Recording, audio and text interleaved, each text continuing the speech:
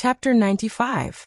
Originally, the Jiao family members weren't sure if they should leave their cat outside like Sahara, but Ruaning said that if the cat was obedient, it would be fine to sneak it in.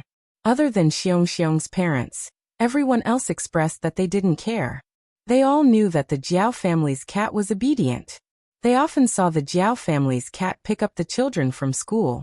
They also heard that Lord Zeng really liked this cat and brought it out for a walk.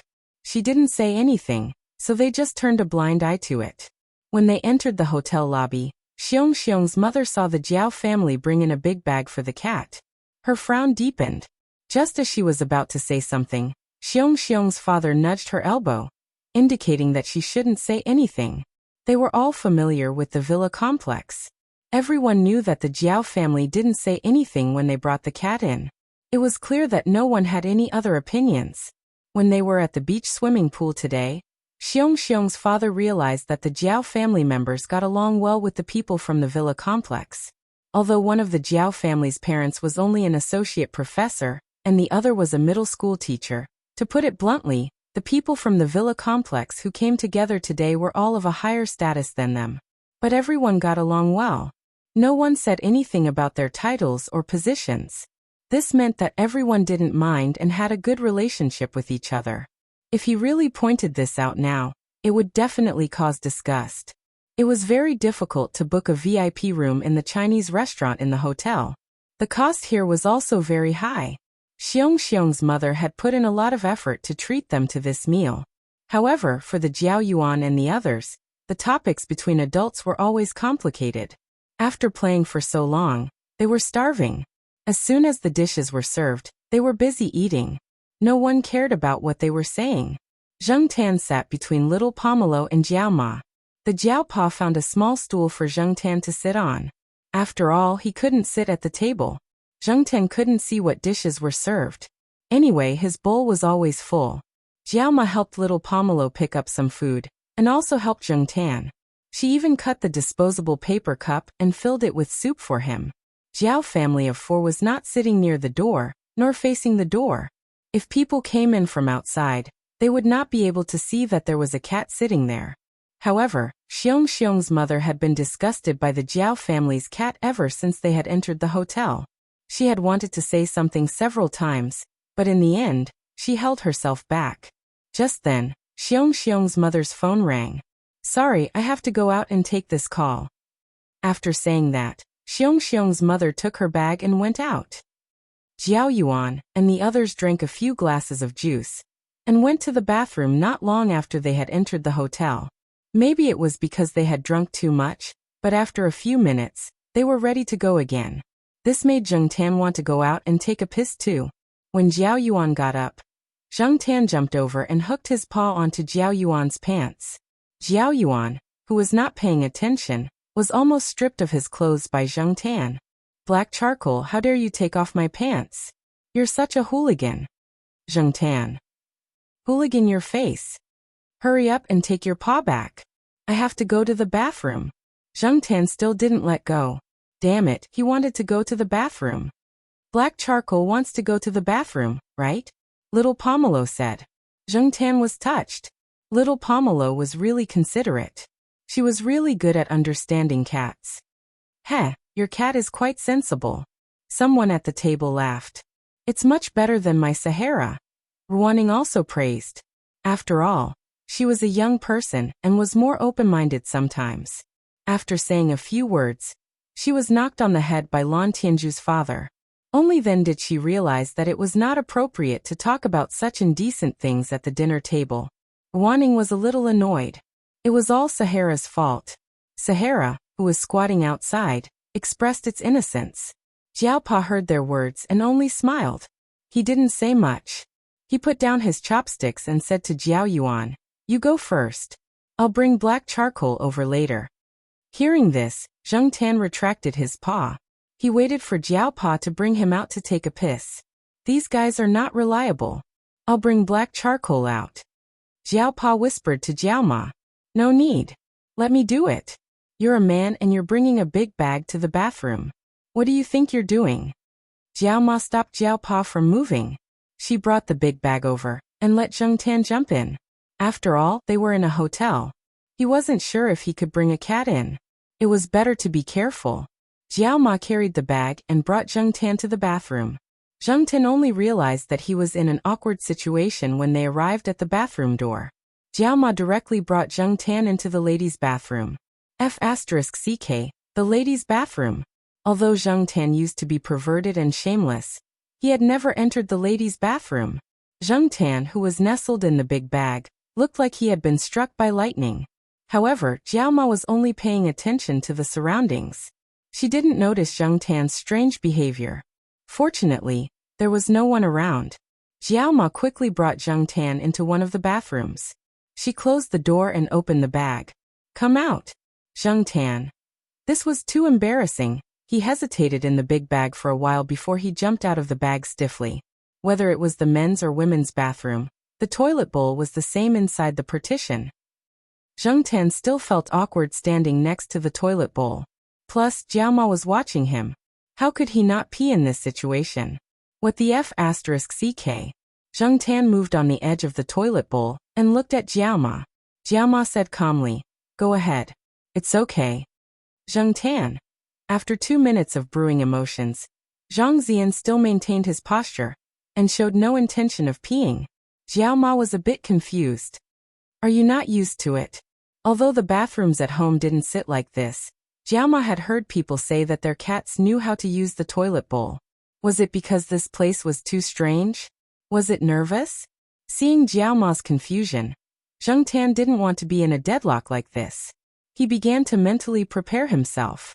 Right now he was a cat, not a person. It was like those little boys in kindergarten who went to the ladies' bathroom with their mothers. Even if they were seen, no one would say anything.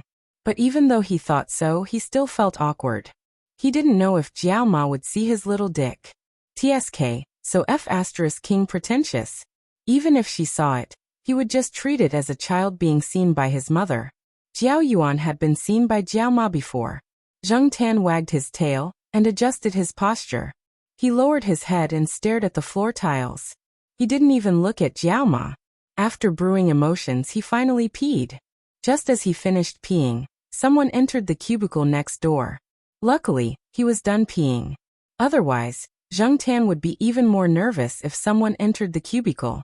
Jiao Ma took out a wet tissue and wiped Zheng Tan's paws. She put it in her bag and went to the sink to wash her hands.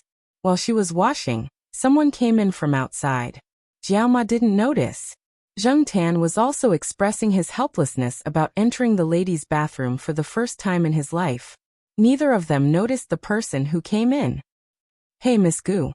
Jiao Ma looked at the mirror and saw that the person who just came in was Zhao Le. "It's you, Miss Zhao. How many times have I told you? Just call me Lulu. Why did Miss Gu bring black charcoal in? Do you want to pee?"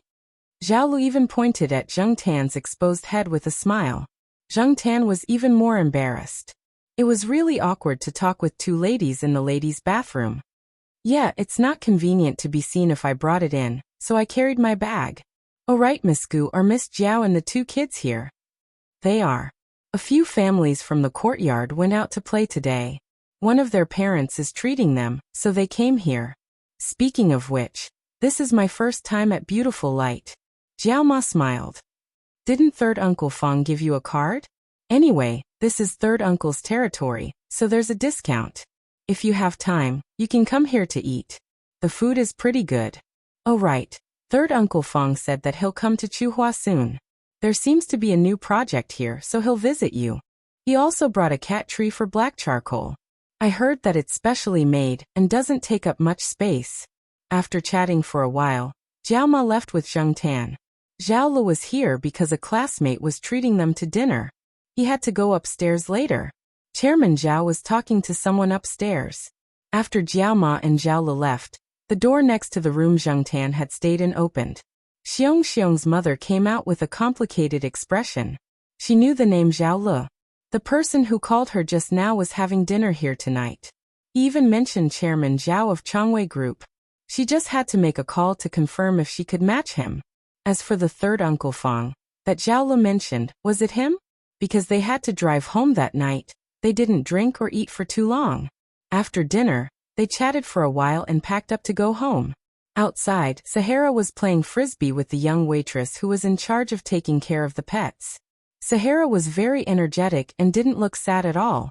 Even when she was leaving, Ruaning dragged her away. Before she left, she called out to the waitress reluctantly. The few cars lined up and headed towards Tsinghua University again. In the car, the two kids who were full and tired from playing were a little sleepy. Jiaoma was a little absent-minded. After holding it in for a while, Jiaoma finally said, "Why do I feel that Xiong's mother is a little strange tonight?" "Yeah." Jiaopa, who was driving, replied with one word, meaning that he knew. She seemed to be a little strange after she went out to make a phone call. Before she left, she even smiled at Black Charcoal. "Yeah. Tell me, what do you think she meant? Why are you thinking so much? No matter what her attitude towards Black Charcoal is, she's still a good person. She even helped you transfer to the affiliated high school." "I'm not saying that she's not a good person. I just feel that her change in attitude is a little strange." "Forget it, I can't guess what people like them are thinking." Jiaoma took out a thin jacket and covered the two kids in the car seat. She looked at Zheng Tan, who was sleeping in the car seat. "I still think our Black Charcoal is the best. Look at Ruan Ying's dog, it can even betray her." Jiaopa smiled. "Our Black Charcoal is a fortune cat." "Is there a black fortune cat? Who said that there can't be a pure black fortune cat?" When he got home that night, before he pulled out the key, he heard the phone in the bedroom ring. Jiaopa quickly went in to pick up the phone. "Hello, Dad. Why are you calling me at this time?" "No, my phone is still on." Father Jiao took out his phone and looked at it, then said with certainty, "Did you get the wrong number?" Jiaopa asked. The other side repeated the phone number again. "You missed the 0. How can there be Alzheimer's? How can you remember such a long phone number? If Alzheimer's is really like this, who knows how many people would want to get it? Tell me, why are you calling?" Jiaoma ran the bathwater for the kids. When she came out, she saw Jiaopa hanging up the phone.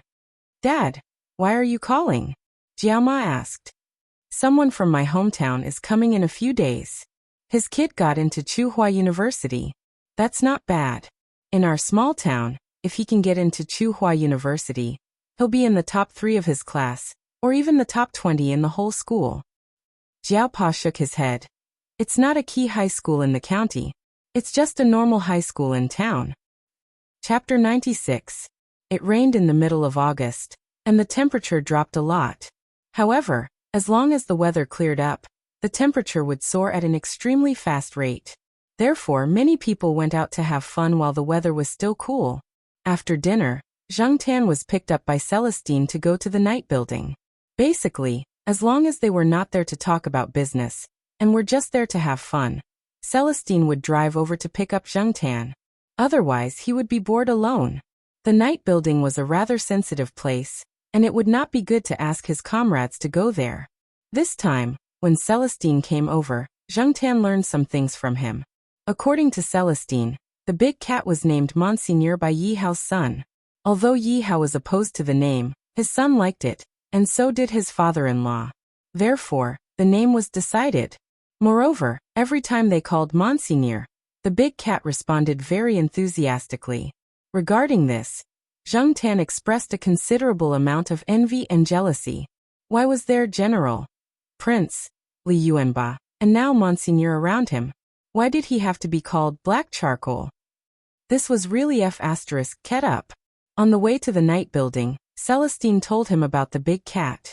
He heard that after the Monseigneur stayed at the villa for a period of time, he was asked to go over by Master Tang VII.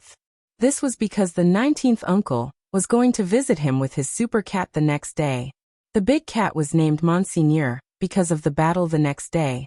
Celestine did not know the specific details. He was in the company at that time, so he only knew that the Monseigneur returned triumphantly in the end. The whole process took less than a minute. It was an overwhelming victory. Master Tang VII could not stop smiling during that time. The 2 gray parrots he fed no longer plucked their feathers. After spending some time with the Monseigneur, their relationship became quite good. Sometimes, Master Tang VII would let the 2 gray parrots out for no reason. They would just jump around the Monseigneur. The Monseigneur would not bite them and let them play around. When Master Tang VII called Yi Hao, this was what he said. "This cat is good. Stay." Yi Hao was helpless. He was surrounded by masters. There was no need for Yi Hao to do anything. Master Tang VII had already prepared some certificates. If someone asked, he could even take out a certificate of a super cat, imported from abroad. He even had a clear introduction of the cat's birth. In any case, the big cat had now found a place to stay. It was truly living under the sun, and could feel the sun without fear.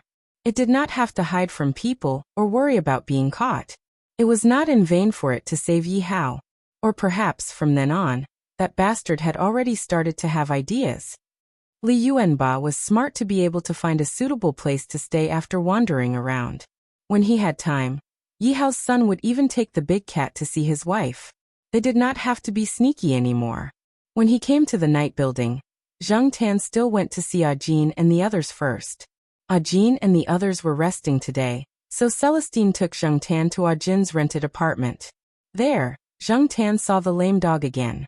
Compared to the last time he saw it, it was much healthier. Its fur also had some luster. When it heard someone coming, it barked twice. When it saw Zhang Tan and Celestine, it wagged its tail and walked to Ajin's side to lie down. Now, Ajin and the others had also learned a lot of things that they had not come into contact with before. They knew how to live a better life here. Every place and place had its own rules of survival. As long as they grasped them, they would be able to live more smoothly. After the experience of serving dishes and watching the resident singers and bands, they would be arranged to perform in the North District in September. It was not a long time, but it was a good start. The 5 of them cherished it very much and rehearsed whenever they had time. Ajin named their band New Boy. Zhang Tan thought that the name was really awesome. The abbreviation was NB. Not only that, Ajin also made a team emblem, which was a pattern of a black cat. Ajin felt that they could persist until today and get through that hurdle all because of this cat. Therefore, the team emblem was unanimously approved by the 5 people in the team. After seeing Ajin and the others, they came to Celestine's private room in the night building. Celestine also invited Ajin and the other 4 to come together. This time, Zhang Tan did not sing, but watched a live concert. Today, a famous foreign band came to the East Palace of the night building. In fact, in many cases, it was possible to find real good music in this kind of night venue. Even if Zhang Tan did not know much about music, his performance skills were really amazing. Only when Celestine brought Zhang Tan over could Ajin and the others be called to listen to the performance. Every time Celestine brought Zhang Tan over, Ranchi was basically nowhere to be seen. That guy now had a desire to avoid cats. Ever since he met Zhang Tan and Monseigneur, Ranchi felt that all the cats in the world were somewhat abnormal. For this reason, Ranchi was often laughed at by Leopard and the others, saying that he was neurotic. The night venue in the East Palace would last until after midnight. The specific time was determined by the situation. Zhang Tan did not go back tonight. He lay on the sofa and slept through the night. Celestine wanted to sleep on the sofa, but was kicked down by Zhang Tan. Zhang Tan had always occupied the entire sofa by himself. The next day, after breakfast, Celestine sent Zhang Tan back to the East Courtyard. Like the previous few times, Celestine did not go upstairs. If he went, the 2 children would roll their eyes. It was better not to go, so he drove the car to the courtyard, opened the window, and let Zhang Tan jump out. Then he drove away. When he got home, Zhang Tan found that the door was open. There were guests. Looking into the living room, he saw 2 strangers sitting on the sofa. One was middle-aged, the other was younger, and they were both dressed plainly. The middle-aged man was talking to the Jiao Pa. The young man sitting next to him was silent. He lowered his head and only occasionally answered the Jiao Pa's questions. When the Jiao Pa spoke to them, he had a slight accent. This was also to take care of them. Speaking in a dialect was more intimate. Jiao Ma placed the washed grapes on the coffee table. Then, she went to Jiao Yuan's room to supervise Jiao Yuan in writing English words. Many children in junior high school would attend English cram school this summer. However, with Jiao Ma and little Pomelo in the Jiao family, Jiao Yuan did not need to attend any cram school at all. He had been playing too much during the summer break. Now he was cooped up at home every day to study English. Sometimes he would have simple conversations with little Pomelo. Jiao Wei was staring at his fingernails, deep in thought. After the grapes were placed in front of him, he was about to take 2 grapes to eat. However, when he looked up, he saw the black cat at the entrance, craning its neck to look at him. His hand froze. The Jiaopa noticed Jiao Wei's abnormality and followed his gaze to the door. "Black charcoal, you're back," the Jiaopa said. Zheng Tan wagged its tail slowly and walked directly to little Pomelo's room. Since there were grapes here, little Pomelo must have grapes too. "My cat is called Black Charcoal. Someone took him out to play last night. He just came back." The Jiaopa introduced him to them. Zheng Tan was in little Pomelo's room, eating grapes while listening to the conversation in the living room. Although it was difficult to understand because of the dialect, he could roughly understand the conversation. The 2 men were from Jiaopa's hometown. Although their surnames were Jiao, they were not directly related to Jiaopa. Most of the people living in their hometown had the same surname. The middle-aged man had a good relationship with Jiaopa when he was young. He was only a few years older than Jiaopa. He stopped studying after he finished junior high school and got married earlier than Jiao Yuan. Therefore, his child was 5 or 6 years older than Jiaopa. If Zheng Tan had not listened to their conversation, he would not have thought that the middle-aged man was only a few years older than Jiaopa. He looked like he was in his 40s and had a lot of white hair. Zheng Tan did not expect that the middle-aged man was only in his 40s. The young man named Jiao Wei was the one that Jiaopa and Jiaoma had talked about a while ago. He had been admitted to Tsinghua University from an ordinary high school in town. It was said that the school in town had even awarded him 20,000 yuan to pay for his university fees. That way, he would not need to take out a student loan.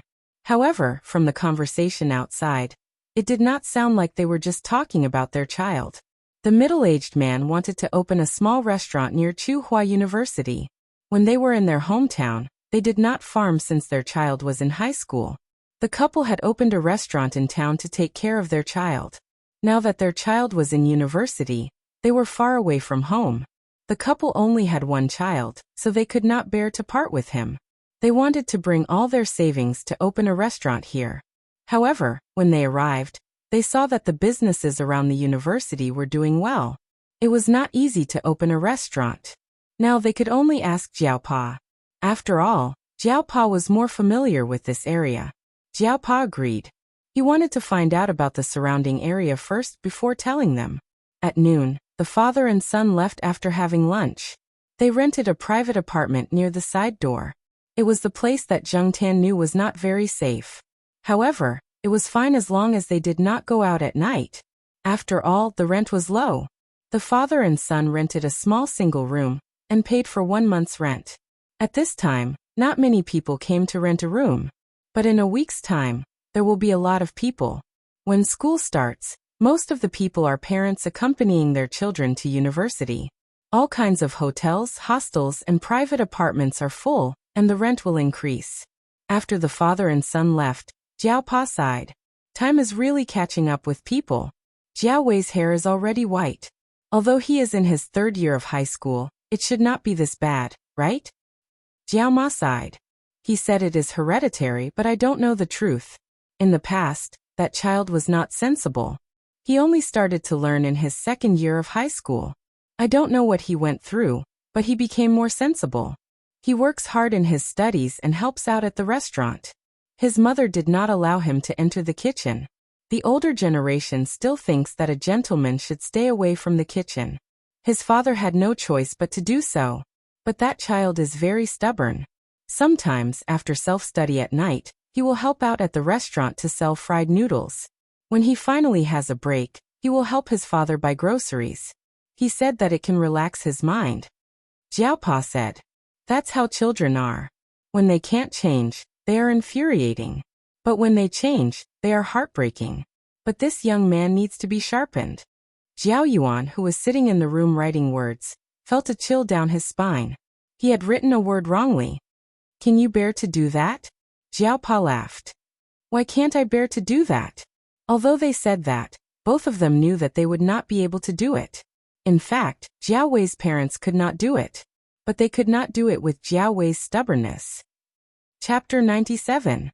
For the next few days, Jiao Pa had been asking around about the shops and businesses outside.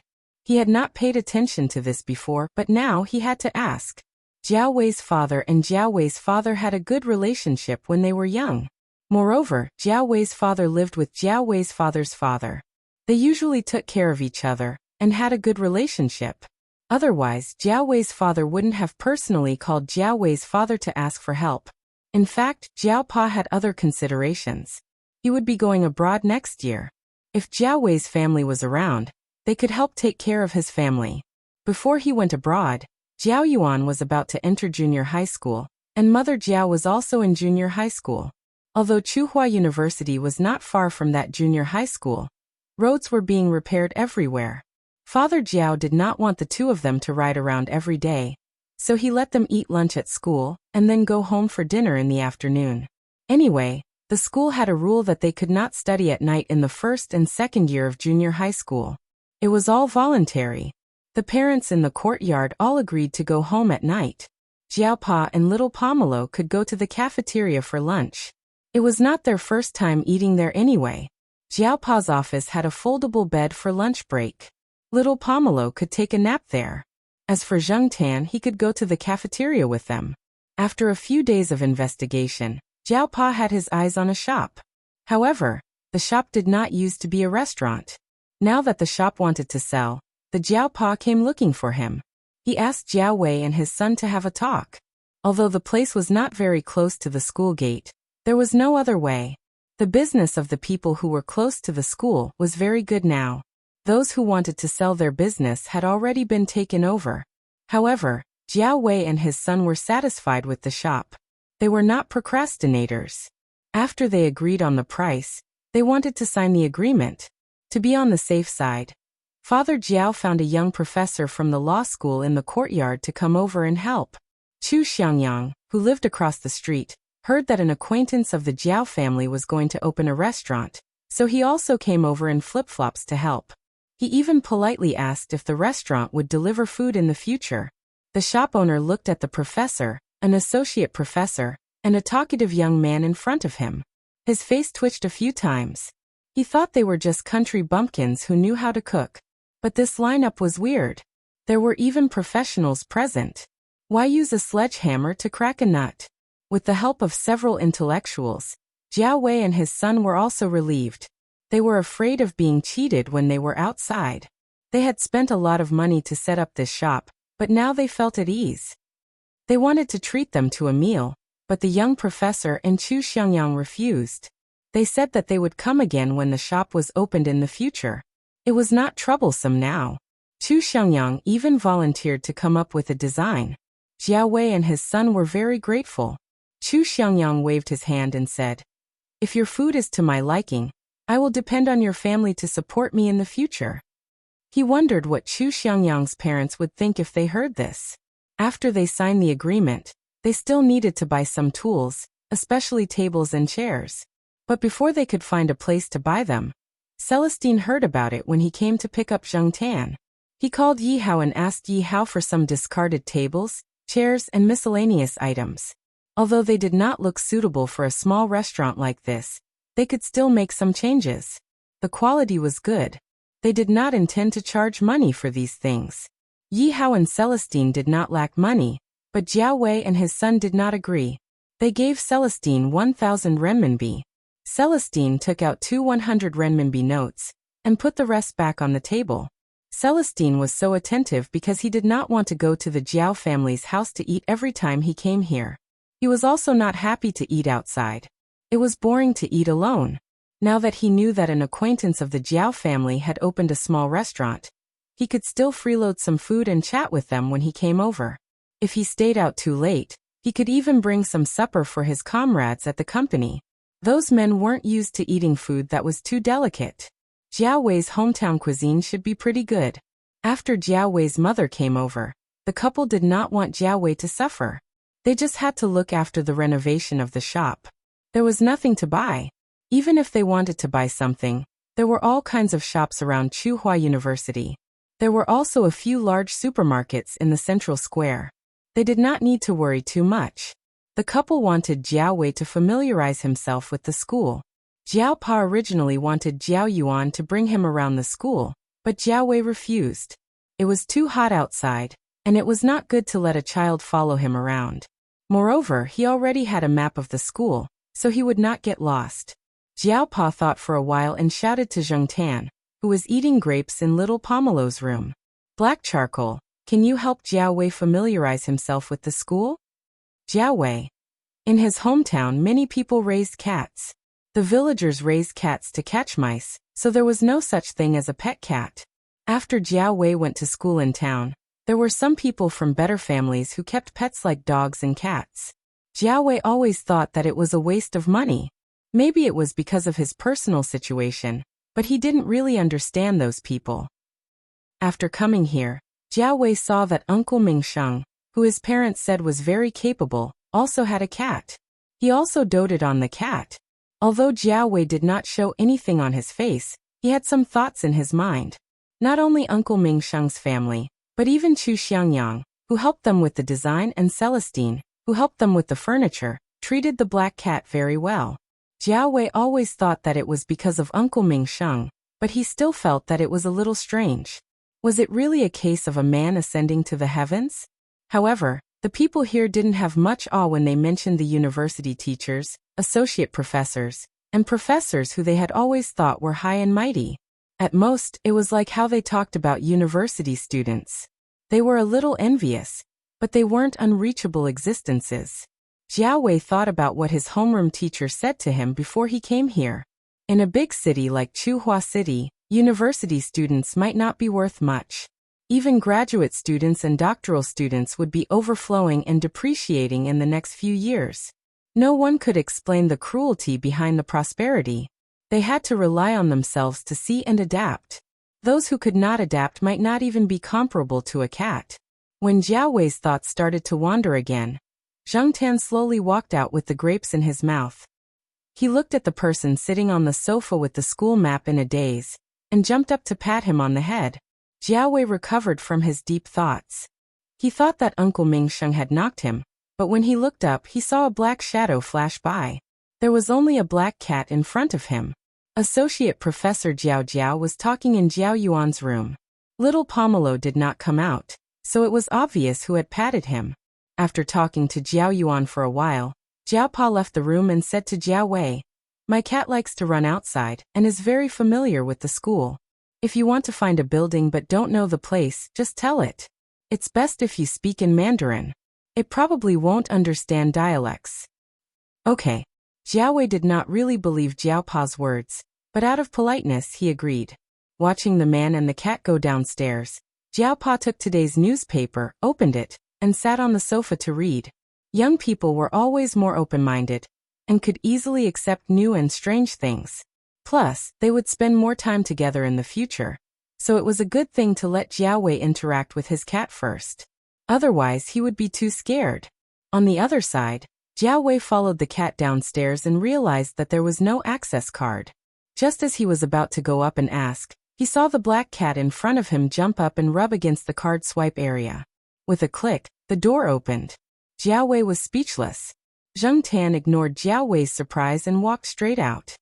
It was around 3 o'clock in the afternoon, and the sun was still shining brightly. However, there were trees planted on the side of the road, so it was cooler to walk in the shade. The giant sycamore trees blocked the sunlight that shone on the road, leaving only a few scattered light spots. Gusts of wind blew, and the light spots on the road flickered as the branches swayed. Jiao Wei looked at the road in front of him, and took a deep breath. Just this road alone was many times higher than their school principal. How high could they fly? They had to fly to find out. Sure enough, Zheng Tan was not in the mood to observe what the man behind him was thinking. He was now thinking about which road to take without being burned by the sun. He heard that black absorbed heat. On the sidewalk, the cat walked in front and the man followed behind. Neither of them had decided on their destination. Zheng Tan looked at the road with shade and walked in that direction. When there was no shade, he suddenly realized that he had arrived at the student dormitory. The student dormitory was divided into several areas. The undergraduate students and graduate students were separated. There was a new area at the back, probably for the freshmen. It was the land near the remote forest. The dormitory had been completed and would be ready for use in September. Zheng Tan was now in the graduate student dormitory area. Zheng Tan moved his ears and suddenly heard a familiar sound. Ignoring Jiao Wei, Zheng Tan climbed up a large sycamore tree and looked for the dormitory where the sound came from. When he was close to the third floor, Zheng Tan found the source of the sound. It was a dormitory on the third floor. The windows were all open in summer, and because of the orientation, there was no sunlight shining in at this time. In Tsinghua University, other than the international students' dormitory, the other dormitories did not have air conditioning installed. It was said that air conditioning would be installed in the doctoral dormitory by the end of this year. As for when it would be the turn of the master's and undergraduate students, it was unknown. The most annoying thing was that there was a F*King electricity restriction. High-power appliances could not be used. They could not use little sun in winter, and they could not rent air conditioners in summer. After the students protested, the restriction on electricity in the master's dormitory would be lifted within 2 years. As for the undergraduate students, they could only continue to endure. The weather in Tsinghua City was so hot that people wanted to die from the heat. During the day in the dormitory, just relying on electric fans would not solve many problems. The master's dormitory was not like the undergraduate students. It was divided into 4 rooms, 6 rooms, 8 rooms, etc. All of the dormitories were 4 rooms with separate bathrooms. There was a desk below and a bed above. At this moment, Zheng Tan saw that in the dormitory, there were 4 male students. They moved the closet to make space, and each of them stayed in an inflatable bathtub filled with water. In the middle of the 4 inflatable bathtubs, there was a small stool. On the stool was a chessboard. The 4 of them were playing aeroplane chess. In the larger inflatable bathtub, Su Chu was in it. He had a towel on his head, one hand holding a piece of watermelon, and the other throwing dice. Haha. My last plane is also entering the finish line. Those who lost, hurry up and bring me the watermelon. Don't miss a piece. Those who don't have it, hurry up and cut the melon. As Su Chu spoke, he picked up a toy yellow duck that was floating in the inflatable bathtub and pinched it twice. It made a beeping sound, and he laughed like an idiot. Zheng Tan. Chapter 98. When Zheng Tan came down from the tree, Jiao Wei looked at him strangely. He probably didn't understand why Zheng Tan would suddenly climb up a tree and look into the dorm. Zheng Tan wagged his tail. He didn't care what Jiao Wei thought. After looking at him, he lay down and yawned. There was no shade further ahead. Many of the dorms were built later, so the greenery around them wasn't as good as the old dorms. Most of the trees were small camphor trees. The sycamore trees weren't very tall either. Even if they were tall, they weren't luxuriant enough to block the sun. Also, Jiao Pa only asked Zheng Tan to lead the way. As for where to go, the choice was still up to Jiao Wei. However, that guy didn't say anything for a long time, so Zheng Tan was more casual. After walking for so long, it was time to take a break. Jiao Wei saw that the cat didn't continue walking. He wiped the sweat off his forehead. It wouldn't hurt to rest for a while. There was an on-campus supermarket downstairs. After walking for so long, he was a bit thirsty. Jiao Wei folded the campus map in his hand and walked towards the supermarket. After 2 steps, he stopped and looked back. He was hesitating if he should say something to the cat and ask it to stay where it was. But before he could say anything, he saw the cat running towards the supermarket. Zheng Tan saw Jiao Wei walking towards the supermarket and knew what he was going to do, so he rushed over. He was a bit thirsty too. Besides, he didn't lead the way for nothing. He had to get something in return. Since the cat ran towards the supermarket, Jiao Wei had no choice but to follow it. At this time, there weren't many students in the supermarket. There were only a few waitresses chatting there. A few student couples were sitting at the milk tea stall, enjoying the air conditioning. There was no sign at the entrance that said pets were not allowed. Jiao Wei didn't know if he would be scolded if he brought the cat in, but it wasn't up to him to decide. The cat had already entered the supermarket.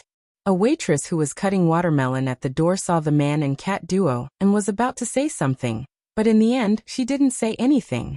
Sometimes some students would bring their pet dogs in. As long as they didn't cause any bad effects, no one would say anything. As for cats, it was the first time they saw someone bring them in. Seeing the cat's cat tag hanging on its neck, it looked quite proper. The staff in the supermarket looked at it and continued with their work. Some of them were bored and kept looking at it. This made Jiawei feel a lot of pressure. Jiawei went inside and took a bottle of mineral water from the fridge. There was nothing else he wanted to buy. He had always been thrifty. He looked at the cat next to him. This cat seemed to be quite sensible. It didn't use a leash, didn't run around on the shelves, and didn't pick up random things.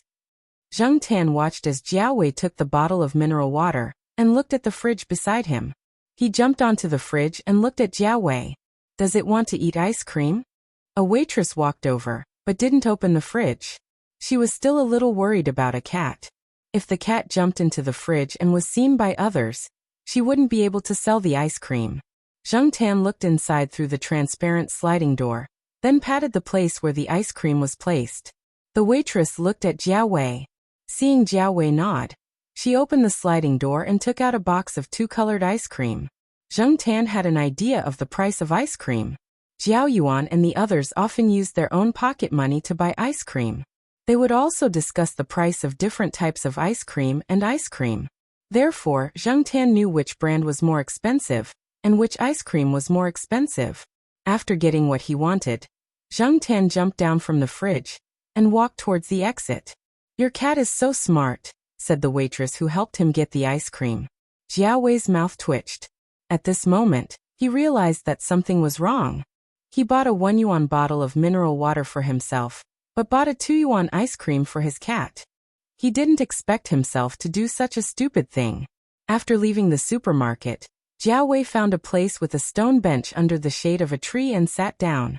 He put the ice cream on the stone table, but didn't open the lid. He just wanted to see what the cat was going to do.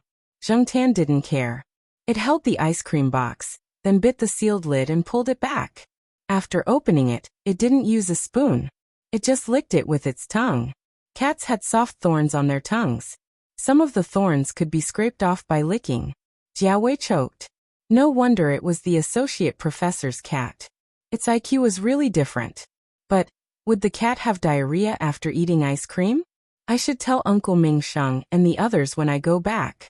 Opening the campus map, Jiawei could find the undergraduate dormitory area. It wasn't far from here. Every dormitory was marked with a building number, so it wasn't hard to find. When the semester started, he just had to find out which building he would be assigned to. Tsinghua University was really big. It was far beyond Jiawei's imagination. In the past, he had only heard about the university from others. Only after experiencing it for himself did he feel that it was more real and stronger. After resting for a while, Jiawei tried to say a few words to Zheng Tan with an awkward accent. Zheng Tan followed Jiawei's instructions and took him to see the buildings and teaching areas. On the way back, Zheng Tan took Jiawei to some small paths. When they passed by Old Man Land's small flower garden, the big iron gate of the flower garden was open. Zheng Tan stuck his head in and looked inside. Old Man Lan was wearing a straw hat and busying himself. Old Man Lan was about to get up and drink some water, but when he looked up, he saw Zheng Tan sticking his head in the door. The black fur on his body was too eye-catching. "What are you looking at, little bastard?" Zheng Tan tugged at her ears. What kind of professor was this? She kept calling him little bastard and little bastard. He turned his head and looked at Jiawei behind him. As expected, Jiawei looked very awkward. In fact, Old Man Lan was only a little more open with people he was familiar with. He was more formal with students and people he was not familiar with. Zheng Tan walked 2 steps inside and saw Jiawei still standing outside the door. He looked at him and wagged his tail, indicating for him to follow. Old Man Lan thought Zheng Tan had come out for a walk again. When he saw this, he asked, "Who's outside?" Jiawei braced himself and walked in. He looked in the direction of the voice. "Hello, sorry to disturb you." Old Man Lan frowned. "Who are you?" Jiawei walked over and explained his background and his relationship with Jiao Pa. Jiawei didn't meet Old Man Lan on the 3rd floor when they went to the Jiao family's place. So, this was the first time they met. "Oh, a guest from the Jiao family. You're early." It's not time for registration yet. Old Man Lon said and took out a straw fruit platter. I just washed horse milk. It's okay, I brought water. Just eat it. Old Man Lon glared at him. Then he plucked a few fruits and handed them to Zheng Tan. Jiao Wei. Why was cats treated better than humans? Jiao Wei sat down on a small stool. He ate 2 fruits and stopped. He was a little restrained. But then he gradually relaxed a little as Old Man Lon asked him questions. He didn't interact much with others before. One reason was because he was nervous in a completely unfamiliar environment. The other reason was because of his dialect. No matter how ambitious he was when he left the small town, it was his first time traveling so far away. It was his first time coming to such a big city. It was his first time being surrounded by people who didn't speak the dialect of his hometown. There was no sense of familiarity. When he got off the train, he still felt a little inferior. Moreover, when he asked for directions, when people heard his accent, they looked at him differently. However, the old man in front of him also spoke with a dialect accent. Although everyone's dialect was different, it still reduced Jiao Wei's nervousness by a lot. Having taught for so many years and taught countless students, Old Man Lon understood the psychology of these new students. Talk more. You'll get used to it. There are plenty of students like you who would dare to look down on others. Teachers who taught middle school had to take a Mandarin test, but those who taught universities didn't have such a rule. Many old professors had bad accents, but no one dared to laugh at them. They still respected them. Both spoke in dialects, but one was an ordinary student, and the other was an old professor. The treatment was completely different. Zheng Tan was lying on the side, listening to Old Man Lon scolding Jiao Wei with half-truths and half-lies. He ate the fruits in the plate. When Old Man Lon finished speaking, he realized that the milk in the plate had been reduced by half. Foodie. Old Man Lon rolled up the newspaper beside him and knocked Zheng Tan's head. Then he said to Jiao Wei, "Young man, you're strong enough. Come give me a hand. Move the flower pot. Hey, be careful. You can hurt yourself, but don't drop my flowers." When it was almost 5 o'clock, Old Man Lon followed Zheng Tan and Jiao Wei to the eastern courtyard. The old man swung the small shovel in his hand as he talked to Jiao Wei beside him. Jiao Wei was carrying a pot of flowers. It wasn't heavy, so it was easy for him to carry it. The conversation with the old man wasn't as boring as before. Zheng Tan wasn't interested in listening to their conversation. He wanted to go back quickly, but he felt that it wasn't right. He could only walk and stop. At the same time, he complained that the two were walking too slowly. Along the way, they met a few acquaintances from the courtyard who were heading to the school's swimming pool. They greeted Zheng Tan, Old Man Lon, and asked about Jiao Wei. Old Man Lon only said that he was a temporary helper. Jiao Wei was quite surprised. When he first saw the old man, he thought that he was just a gardener. He saw that the old man was dressed quite plainly, similar to the white singlet that he often wore at home. Now he realized that the old man beside him was also a big shot. What puzzled him the most was the cat. It was normal for people to greet Professor Lon, but why did they also call the cat? Does everyone know black charcoal? Jiao Wei asked the question in his heart. Old Man Lon smiled. It's the tyrant of the Eastern District. Who in our courtyard doesn't know it? I heard that a while ago. It brought the cats from the courtyard and fought with the cats from the Western District. Now the cats from the Western District don't dare to come to our courtyard. This was actually a false accusation against Zheng Tan. At that time, it was the cats from the Western District who started the fight. That evening he was playing with De Pang, Huang, and the others in the courtyard. The cats from the Western District came over and were quite fierce. One even climbed over the balcony to steal De Pang's food. Wasn't that asking for trouble? Although he knew that the cats from both sides would fight, he didn't expect them to be so bold as to come to his door. Even the castrated Huang was unhappy. That day they directly beat up the cats from the Western District, and then drove them all the way back to their nest in the Western District. In fact, the cats from the Western District should be glad. That day, the dogs from the courtyard were taken out for a walk, and General wasn't at home. Otherwise, they would have ended up worse. However, it was better for the cats to solve their own problems. Chapter 99.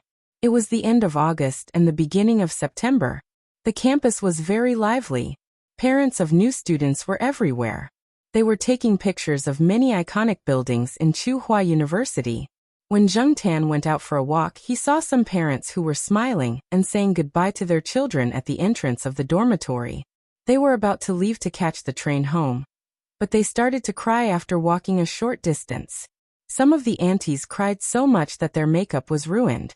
Jiao Pa said that many parents did not send their children to school because they were afraid that they would miss them. Although those parents did not come, they would also cry for a long time in their hometown after sending their children to the train. Zheng Tan did not understand. At least, he had not experienced it himself. When he was in university, he went to school with a few bad friends. The school was not far from where he lived. Moreover, he had a cold relationship with his parents. He did not feel that way at all. As a father, he did not understand the reluctance to part with his children when they grew up. It was a strange feeling. On the Jiao family's side, Jiao Yuan was brought by Jiao Ma to the junior high school with a few other parents. They did not have to look at the class list like the other students because they already knew which class they were in and which class they were in. With the help of a few special parents, the children in the courtyard were all in the same class. They were afraid that they would be bullied there. The children in the junior high school were immature and impulsive. No one knew if there would be a fight, so it was better for them to stick together. Moreover, if there were any problems, the parents would know in advance so that they could ride home with each other. Jiao Yuan and the others were very happy about this. At noon, they stayed at school for lunch. Jiao Ma was busy at school. Now that she had to take care of Jiao Yuan, she did not go home at noon. She took the other children to eat in the staff cafeteria. Compared to the student cafeteria, the food in the staff cafeteria was slightly better. As little Pomelo had skipped a grade, she was in the 4th grade when school started. She knew some of her classmates such as Yulisha and Xia Xian, who lived in the West District's family compound. One of them was the vice class monitor, while the other was the study committee member. They were considered as the big sisters in the class. Since they were familiar with little Pomelo, Father Jiao was not worried that little Pomelo would be bullied because of her young age. At noon, the after-school music started playing in affiliated primary school. Jiao Wei stood at the entrance of the affiliated primary school and looked at the children running out. He was looking for little Pomelo. Every day at noon, he would come over and wait for little Pomelo to go to his restaurant for lunch. Jiao Wei's small restaurant had just opened. Although its location was not as good as other restaurants, there were a lot of people when school started, and there were many returning customers. During this period of time, business had been good, and they had hired a fellow villager to help out. When he was free, Jiao Wei would also go over to help out, but he was always rejected by his mother, who did not want him to be tainted by smoke and smoke. Originally, Jiao Pa and little Pomelo wanted to eat in the cafeteria, but Jiao Wei's parents asked them to eat in a restaurant. After school, there would be a lot of people, and the cafeteria would be crowded. Besides, home-cooked food was always more comfortable. Jiao Pa wanted to pay, but Jiao Wei's parents refused. In the end, under Jiao Pa's persuasion, they only accepted a small amount. Every time Jiao Pa and little Pomelo went to the cafeteria, the portions of the food were big, and the oil use was also of good quality. Jiao Pa was also busy during this period of time, and he did not have much time. Therefore, the task of picking up little Pomelo fell on Jiao Wei's shoulders. Little Pomelo originally said that she could go by herself. She knew the way, and she was already in the 4th grade. There was no need for an adult to follow her. However, Jiao Pa was not at ease, especially now that there were so many people at the school. There were people who stole wallets, phones, bicycles, and so on. Who could be sure that there were no kidnappers? Jiao Wei was not as gloomy as before. He was more relaxed now, and his Mandarin was more standard and natural. The surrounding dialects made him feel more relaxed.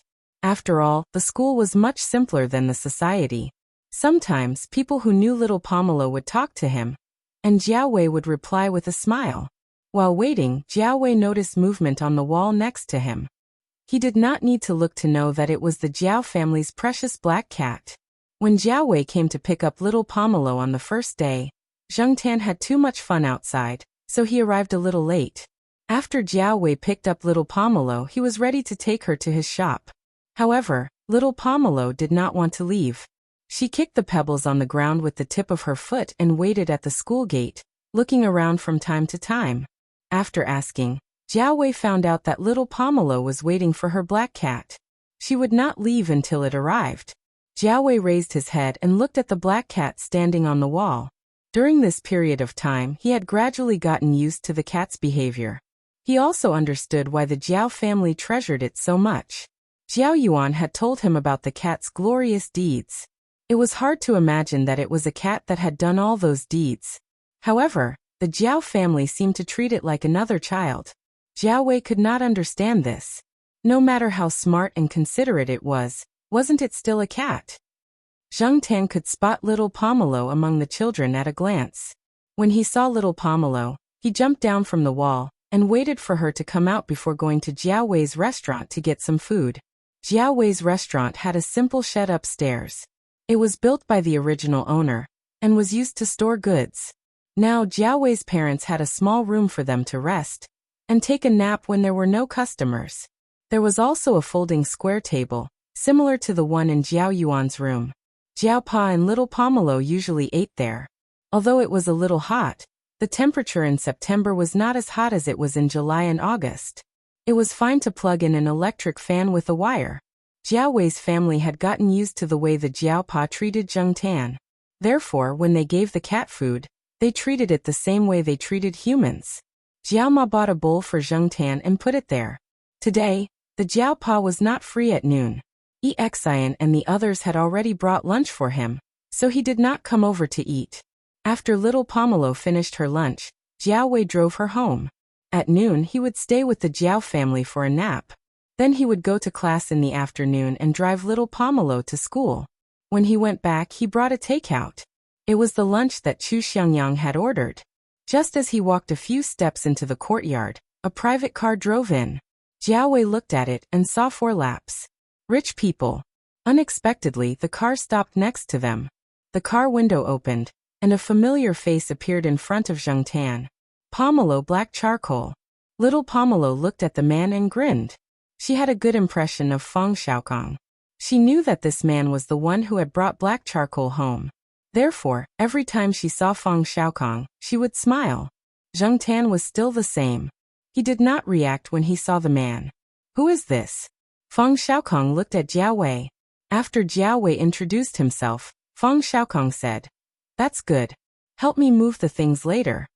After Feng Xiaokong parked the car, Zheng Tan went over to see what Feng Xiaokong was carrying. After getting out of the car, Feng Xiaokong lifted little Pomelo up and hugged her. He had a little daughter himself, and he liked to do this. Little Pomelo did not reject this. After hugging little Pomelo, Feng Xiaokong lifted Zheng Tan, who was about to jump into the car to see what was going on. Zheng Tan stepped on his face. Feng Xiaokong did not mind. He smiled and put Zheng Tan down. "You seem to be heavier." Jiao Wei, who was standing next to them, twitched his face. Of course, this cat was a glutton. How could it not be heavy? It ate a big bowl of food every meal. Feng Xiaokong did not say anything else. He opened the car door. There were 2 big cardboard boxes in the back seat. Zhang Zian could not tell what they were. "These are?" Jiao Wei asked. Feng Xiaokong said proudly, "Cat tree." Jiao Wei was speechless. Little Pomelo helped carry Chu Xiangyang's lunch. Jiao Wei and Feng Xiaokong each carried a cardboard box. Jiao Wei did not know what to say. Cat tree cats again. 2 big cardboard boxes. They were quite heavy. They carried the boxes to the 5th floor. After resting for a while, Chu Xiangyang came back with his lunch. He ate and studied the contents of the boxes. Although little Pomelo wanted to see how the cat tree was installed, Feng Xiaokong would not start work during the afternoon nap. He had to wait until after the afternoon nap. Feng Xiaokong wandered to the balcony and called Jiao Pa. "Hello, Mr. Jiao. This is Feng Xiaokong." Jiao Pa answered the phone in a hurry. He did not see the caller ID. When he heard Feng Xiaokong, he did not react immediately. He paused for a few seconds and said, "Oh, Mr. Feng. Hello. I'm at your house now. I've made a cat tree, and I'm going to install it in the afternoon. Let me tell you first. There was no one in the Jiao family's house in the afternoon. So Feng Xiaokong had to tell the owner that he was going to install a cat tree. Jiao Pa did not object. He was looking forward to Feng Xiaokong's work. Jiao Wei, who was sitting in the living room, was speechless at this seemingly rich man. Here was another man who treated cats better than people.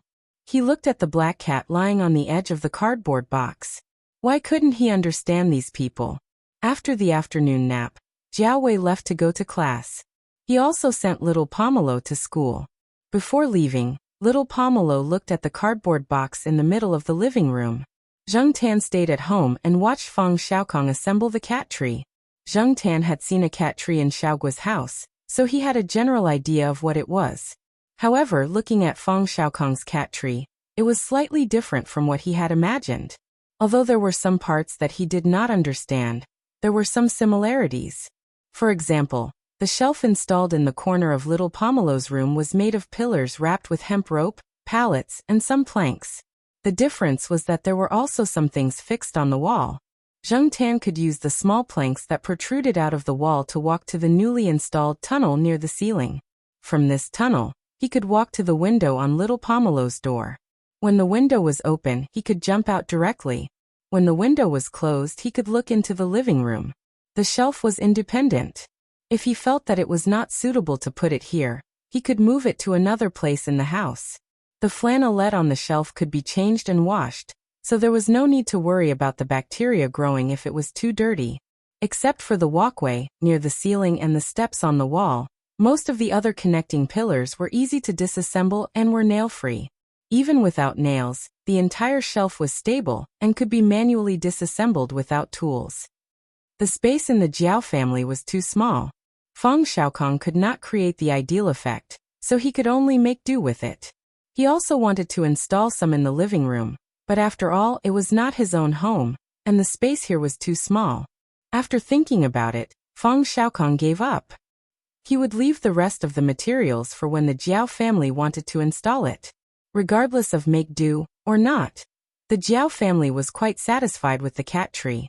Little Pomelo also liked it very much. Anyway, there were not many things in her room, so it was not a big deal to put a cat tree. Moreover, the remaining space was reasonably used during the assembly, so it looked similar to the previous one. It had to be said that Feng Xiaokong did put a lot of thought into this cat tree.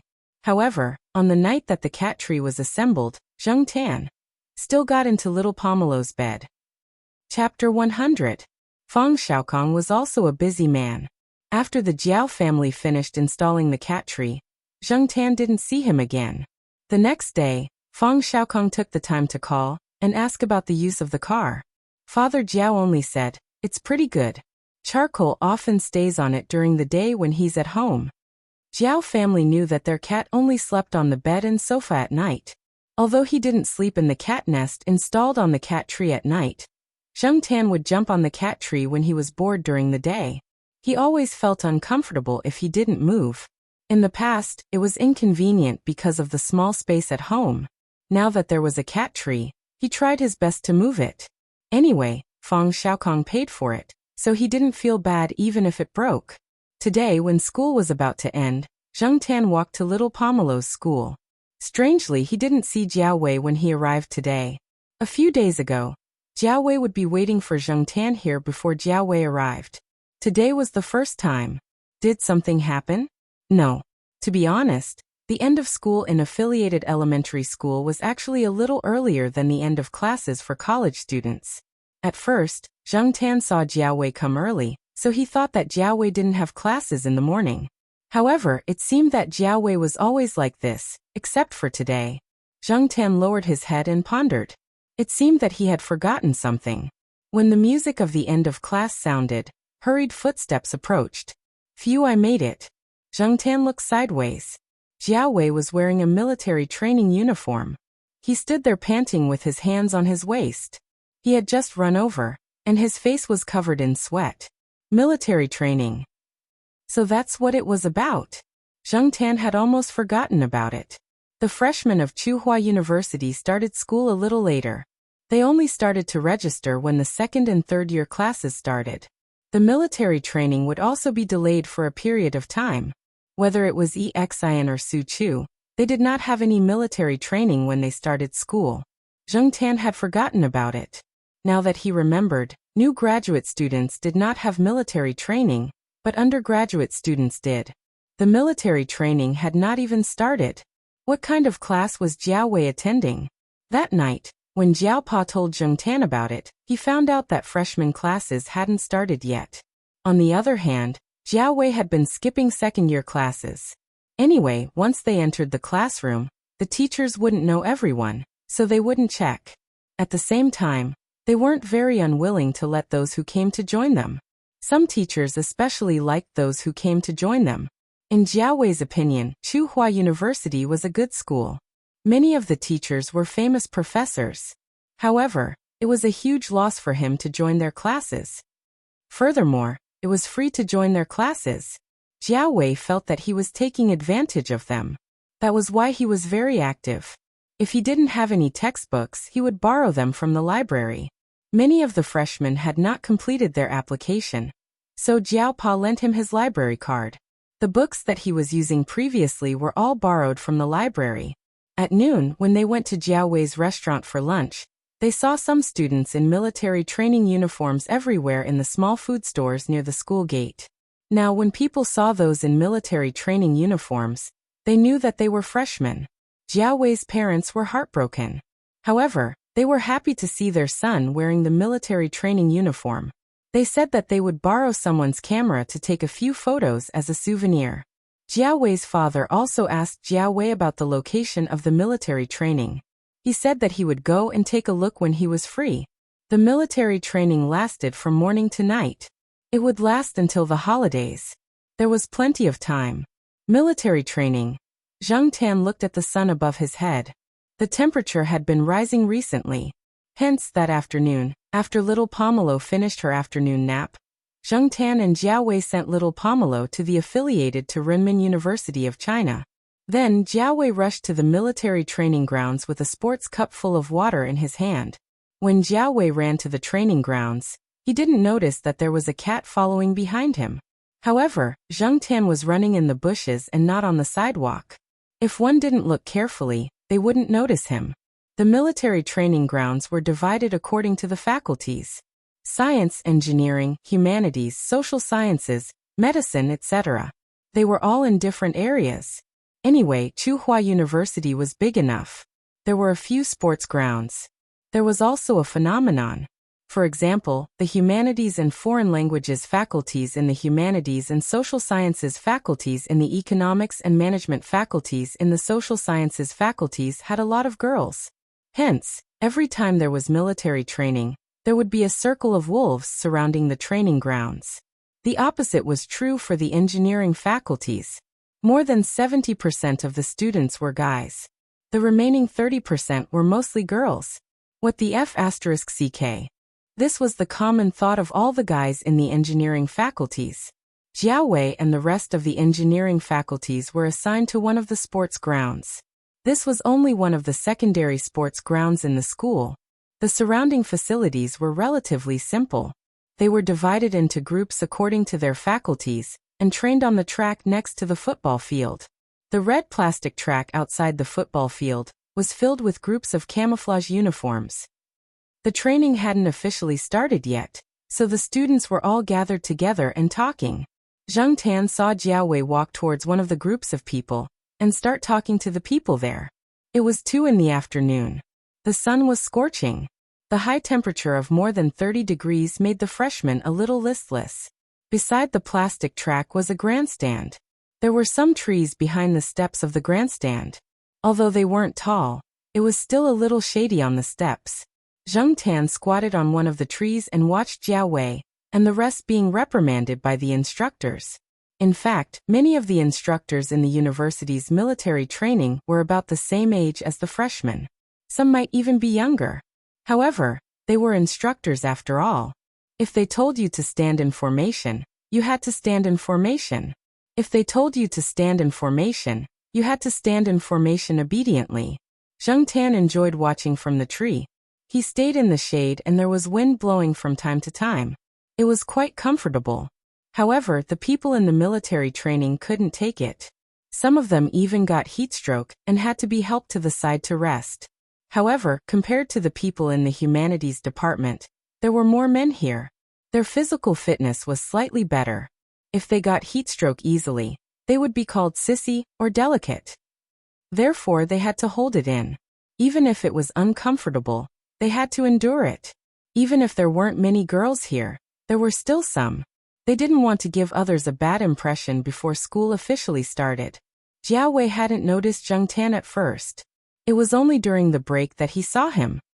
He looked up and saw a familiar-looking black cat lying on a tree not far away. Everyone just thought it was interesting for a moment. After that, they didn't take it to heart. Who hadn't seen a cat before? There was nothing to be surprised about. However, Jiao Wei was different. He had a feeling that the black cat was up to something. The next day, Jiao Wei's premonition came true. The four cats squatted side by side on the top step. There was shade there, and they could look down on the students in the military training. Jiao Wei's eyelids twitched. The four cats that he often saw in the courtyard were all here. They were indeed working together. However, because there were instructors watching from the side, Jiao Wei couldn't keep staring at them. When they were standing in military posture, they couldn't look sideways. Otherwise, they would be punished. The beginning of the military training was basically standing in military posture and marching. Compared to the later stages, it was easier. It was just that standing in military posture was a little uncomfortable. One stand could last for more than 15 minutes, and they couldn't wipe their sweat off. Depang seemed to especially like watching this. It didn't look as lazy as it usually did when it was watching the people in training. Sheriff didn't care. It did whatever the other three cats did. As for Huang, it had its eyes on a little doll hanging on the string of a water cup. The students in the military training, including their instructors, all placed the cups neatly on the steps. Some of them even wrote their names on them, afraid that someone would take the wrong one. The four cats were squatting side by side. Huang had been staring at the cup. Finally, it couldn't help but take 2 tentative steps forward. Seeing that no one came to stop it, it gathered its courage and moved forward. Then it bent its claws and played with the CS doll on the string of the cup. The good thing was that the cup was filled with water, so it wouldn't fall over after being played with twice. One paw wasn't enough. It started to play with the CS doll with both front paws. Sheriff saw that it was having fun, and went over to join in the fun. Sometimes, cats were like that. They wanted to play with everything they saw. If they couldn't move it, they would go up and rub it, moving everything that could move. Finally, the cup with the CS doll fell over. Keep your knees straight, hang your hands naturally, and stick close to the seam of your pants. On the other side, the little instructor looked at the students who were standing in the military posture, and told them what to pay attention to. At the same time, he would randomly choose some students and walk behind them to kick their knees or push the arms of the students that were stuck to the seam of their pants. He wanted to see if they were following the instructions, or just doing some superficial work. Instructor. Instructor. A student in the square formation said with a sad face, "My cup." When standing in the military posture, don't move casually, don't talk casually, and don't look sideways, the instructor said seriously. Instructor. Instructor. Another person whispered. Before you speak, you have to call for a report. If you want to move or talk, you have to call for a report first. The instructor still looked serious. Report. Instructor. Your cup was pushed over. The instructor was speechless. Looking at the place where the cup was placed, the little instructor saw his cup rolling down the steps. The steps of the viewing platform were higher than normal steps, so every time the cup rolled down a step, it made a dong sound. As for the culprit, the cat that looked like a black police officer was raising one of its front paws, tilting its head, and looking at the cup that was rolling away. Then, its gaze landed on a cup next to it. The mouth of the cup was retracted, and the lid was sharp. It looked quite special. Then it stretched out its paw and pushed the sharp lid. Dong, gurgle gurgle gurgle. Another cup rolled down the steps. There was one more person in the square formation with a constipated face. Zheng Tan turned his head. This has nothing to do with me. No matter what, the four cats were quite happy to see the military training of the students. During the day, Zheng Tan watched them bask in the sun until they were about to collapse. At night, he watched them feed mosquitoes, and when they stood in the military posture, they couldn't even scratch the mosquitoes that bit them. They didn't always stare at the same square formation. Sometimes they would watch a square formation in the morning, change to another one in the afternoon, and change to another one at night. Chapter 101. At night, although there was no moonlight and only a few stars could be seen, the military training area was lit up and the surroundings of the field were illuminated clearly. Rest here for 5 minutes. As soon as the instructor finished speaking, the group of people who were standing there in a military posture sat down on the ground like soft mud. Pa! The sound of a mosquito being swatted could be heard. Oh my God in Buddha!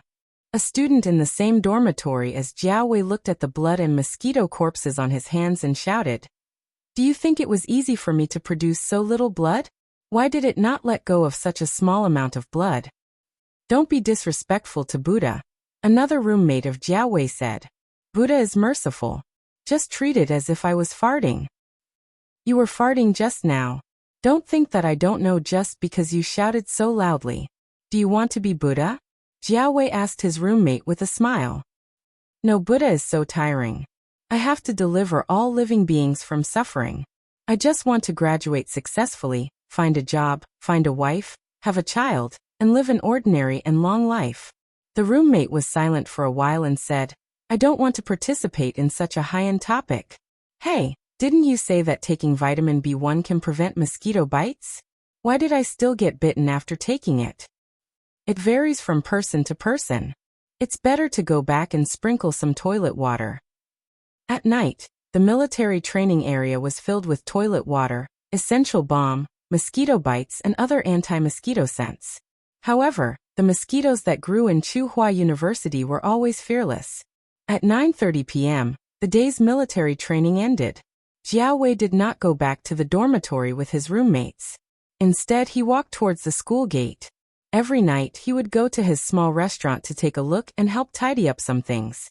He would only go back when the restaurant was closed. When he went back to the dormitory, he would also bring some supper for his roommates.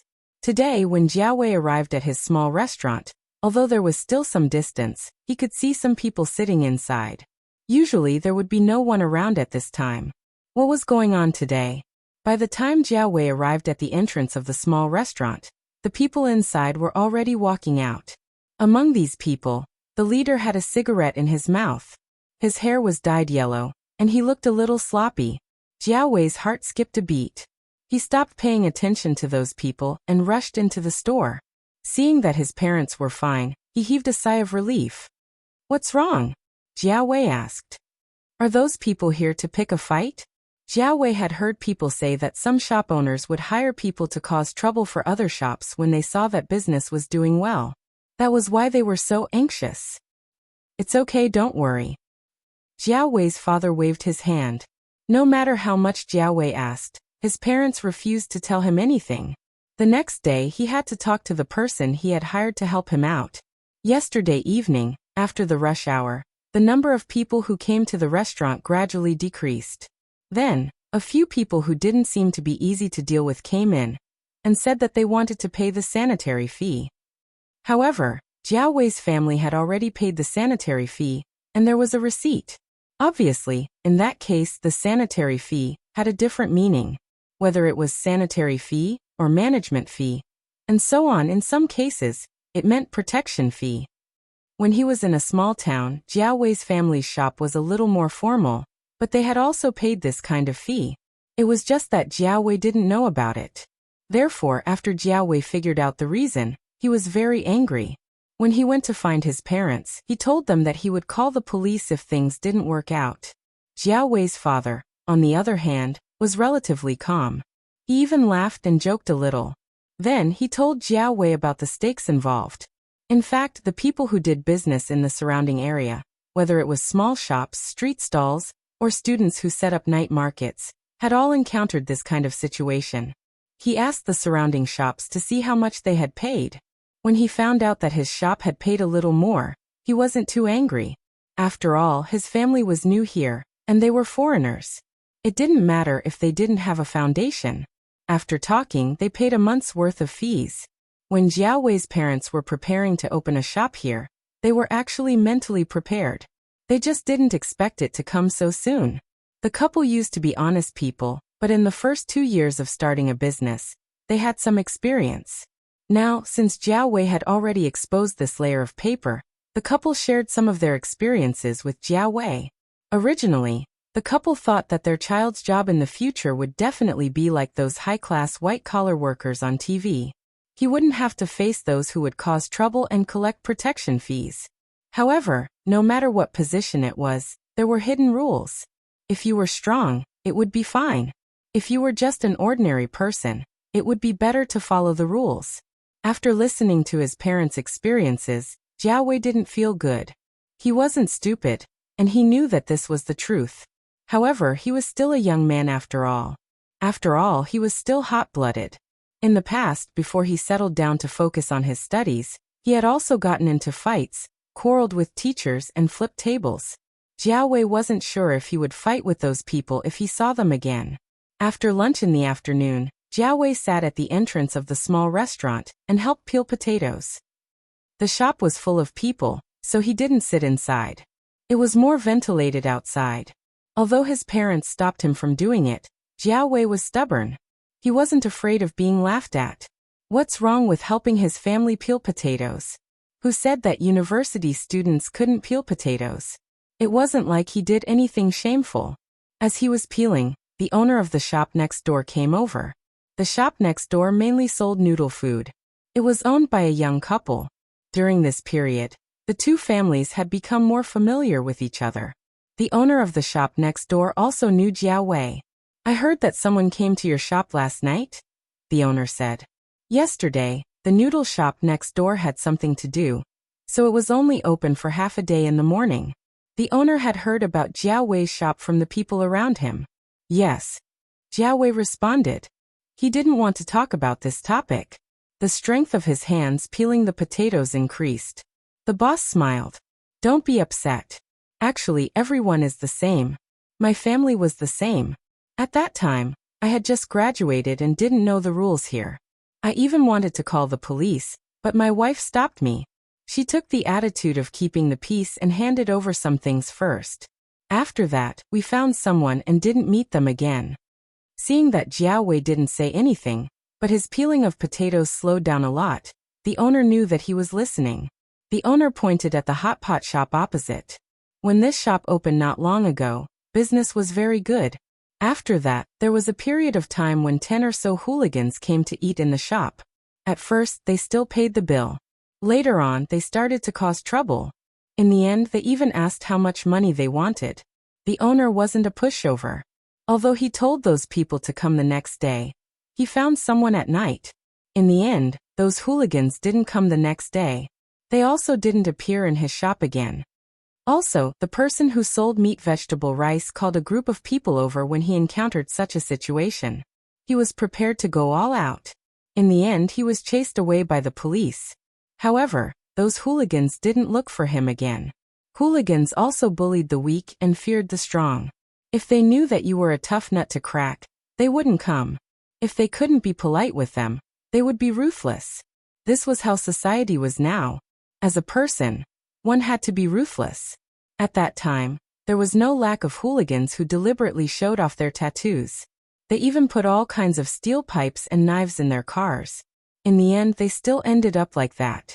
In the past, there was a period of severe crackdown, and those people disappeared for a long time.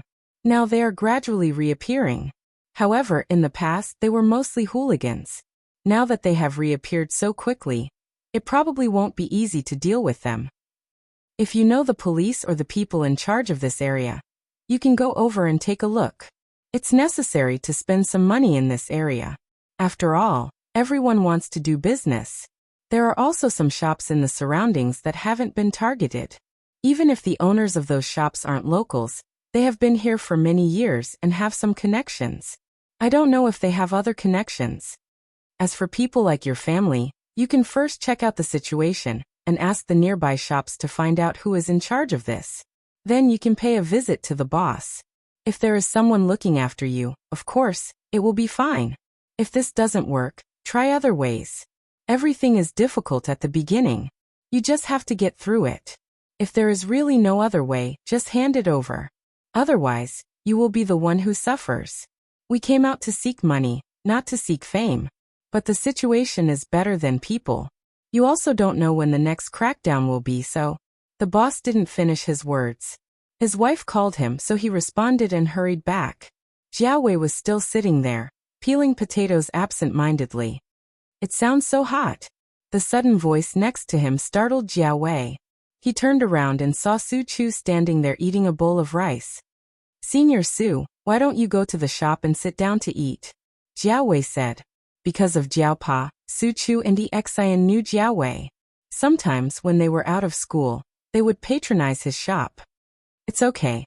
There are a lot of people over there, so I came out to take a breather. I didn't expect to hear those words. If the boss didn't mention it, I wouldn't have known about it. In the past, when my classmates set up street stalls, they didn't mention it. I don't know if it's because they didn't encounter it or because they didn't want to talk about it. Su Chu said incoherently as he stuffed rice into his mouth. But I think that the clubs that are doing well don't need to rely on this method to survive. Those people are probably just small fries. You don't have to give them face. If you want to find someone to fight, count me in. Su Chu's big body was indeed quite oppressive. However, Jiao Wei wouldn't use such an extreme method. He couldn't afford to gamble. His parents were here, and they were old. Jiao Wei didn't want anything to happen to them. Even if he won, what guarantee would he have? Then Senior Su, do you know people in this field?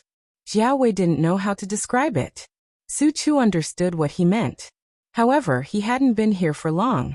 Most of his life was spent in the laboratory, dormitory, and cafeteria. This was the first time he heard of such a thing. I only know my boss. Su Chu said helplessly. Jiao Wei shook his head. Don't bother Uncle Mingsheng. He has already helped us a lot. Besides, he has 2 kids. Oh. Su Chu wiped his mouth. Then his eyes lit up. You know that Celestine guy, right? I know him, but I'm not familiar with him. He came here before the shop opened. After that, he hurriedly ordered takeout and left. Can he do it? I heard a little from my senior. You can give it a try. But if you want to find Celestine, you have to find Uncle Mingsheng. I'm just telling you what I know. As for whether you believe me or not, it's up to you. Okay. Su Chu threw the empty disposable lunchbox into the trash bin and said, if you really want to ask Celestine for help, you don't have to go through my boss.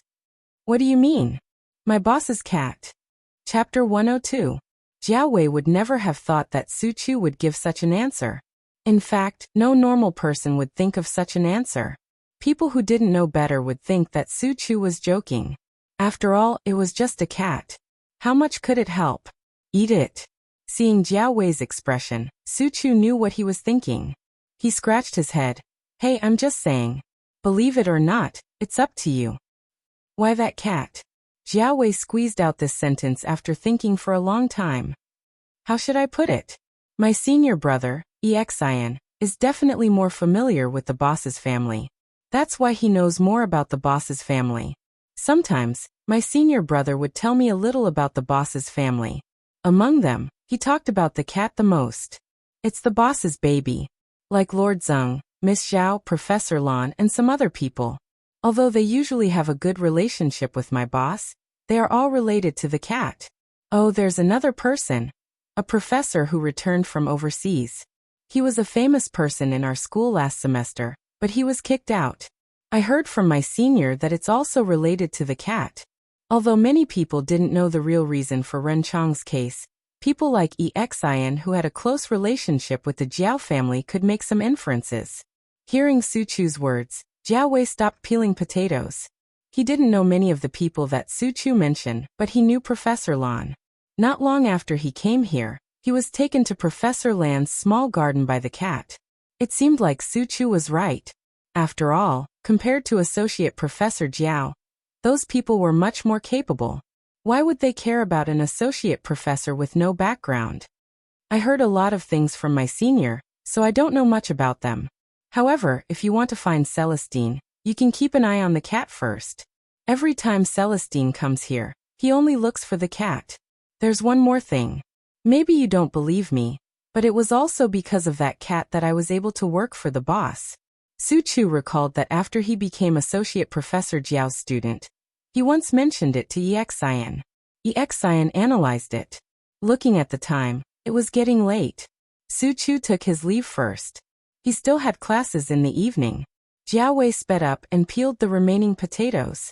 Then he tidied them up and rushed to the military training area. The evening training was about to begin. Jiao Wei had been thinking about Su Chu's words. When he saw the cat the next day, he felt a little awkward. Zheng Tan had no idea what Jiao Wei was thinking. He, Fatty, and the others had recently moved to a different place to watch the military training. The people at Jiao Wei's training ground had started to guard against cats. Every time the cups were placed, there would be a few people sitting there. Once Zheng Tan and the others got close, those people would chase them away. Therefore, Zheng Tan and the others didn't just stay at one training area. Since there were so many places for military training, they would go and watch whenever they found a suitable place. It was quite interesting to see those people make a fool of themselves during training. There were also talent shows, singing and dancing during break time. The girls' performance was better. After school at noon, Zheng Tan and little Pomelo followed Jiao Wei to the small restaurant. They felt that someone was staring at them. When they turned around, they saw Jiao Wei looking away uncomfortably. What was going on? Zheng Tan was puzzled. Did Jiao Wei have something against him and Depang watching the military training? When they arrived at the small restaurant and ate at the folding table, Zheng Tan felt Jiao Wei's gaze from time to time. His appetite became worse. The man and the cat stared at each other for a few seconds. Jiao Wei looked away again. He felt that the cat's gaze was quite strange. It was indescribably strange. It was as if it wasn't a cat's gaze, but a human's. Jiao Wei had heard people say that some cats would express their thoughts. You could tell what they were thinking just by looking at their eyes. Although he couldn't tell what the cat was trying to express from its eyes, Jiao Wei at least knew that the cat wasn't in a good mood. When it was almost 11, the military training was coming to an end. The weather wasn't as bad as before. The pretty boys at the beginning of school were now a few shades darker. If you asked the 3rd and 4th year students what was the craziest thing during the military training, it would most likely be taking photos. When they were at their ugliest and darkest in university, the school took a photo of them, and this photo would be recorded in the system. It would appear on their various cards in the next 4 years, such as library cards, level 4 and 6 cards, and so on. At this time, the one-card system hadn't appeared in Tsinghua University yet. Therefore, a lot of the cards were separated. Every time they went to the library to borrow books, the auntie in charge of borrowing books would stare at the tanned faces on their cards, and then stare at them for a long time. Especially those who were more concerned about their reputation. They would beat their chests and stomp their feet when they talked about their experiences. When this batch of new students were taking photos, Zheng Tan was squatting on a tree not far away, and listening to the complaints of the students. Yawning, Zheng Tan gloated for a while. It was said that a white complexion could cover 100 ugliness. Now that most people were tanned, it wasn't possible to find a few good-looking girls. On the day of the military training review, Zheng Tan, Depang, and the sheriff all went to take a look. Huang wasn't there. He had eaten something bad, and was taken to Shaogua to see a doctor. Even if he was here, Huang wasn't very interested in these things. After the review in the morning, they were sent off to the instructor in the afternoon. Regardless of how they were trained during the military training, under the influence of that kind of atmosphere, there were many people who were red-eyed.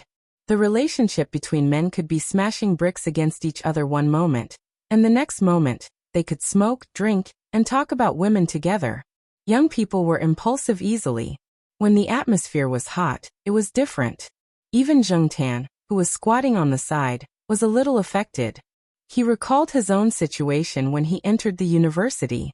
It seemed like he didn't participate in the military training. He spent some money to go to the hospital to write a note, then asked the school leaders to sign it, and left. Now it was a pity.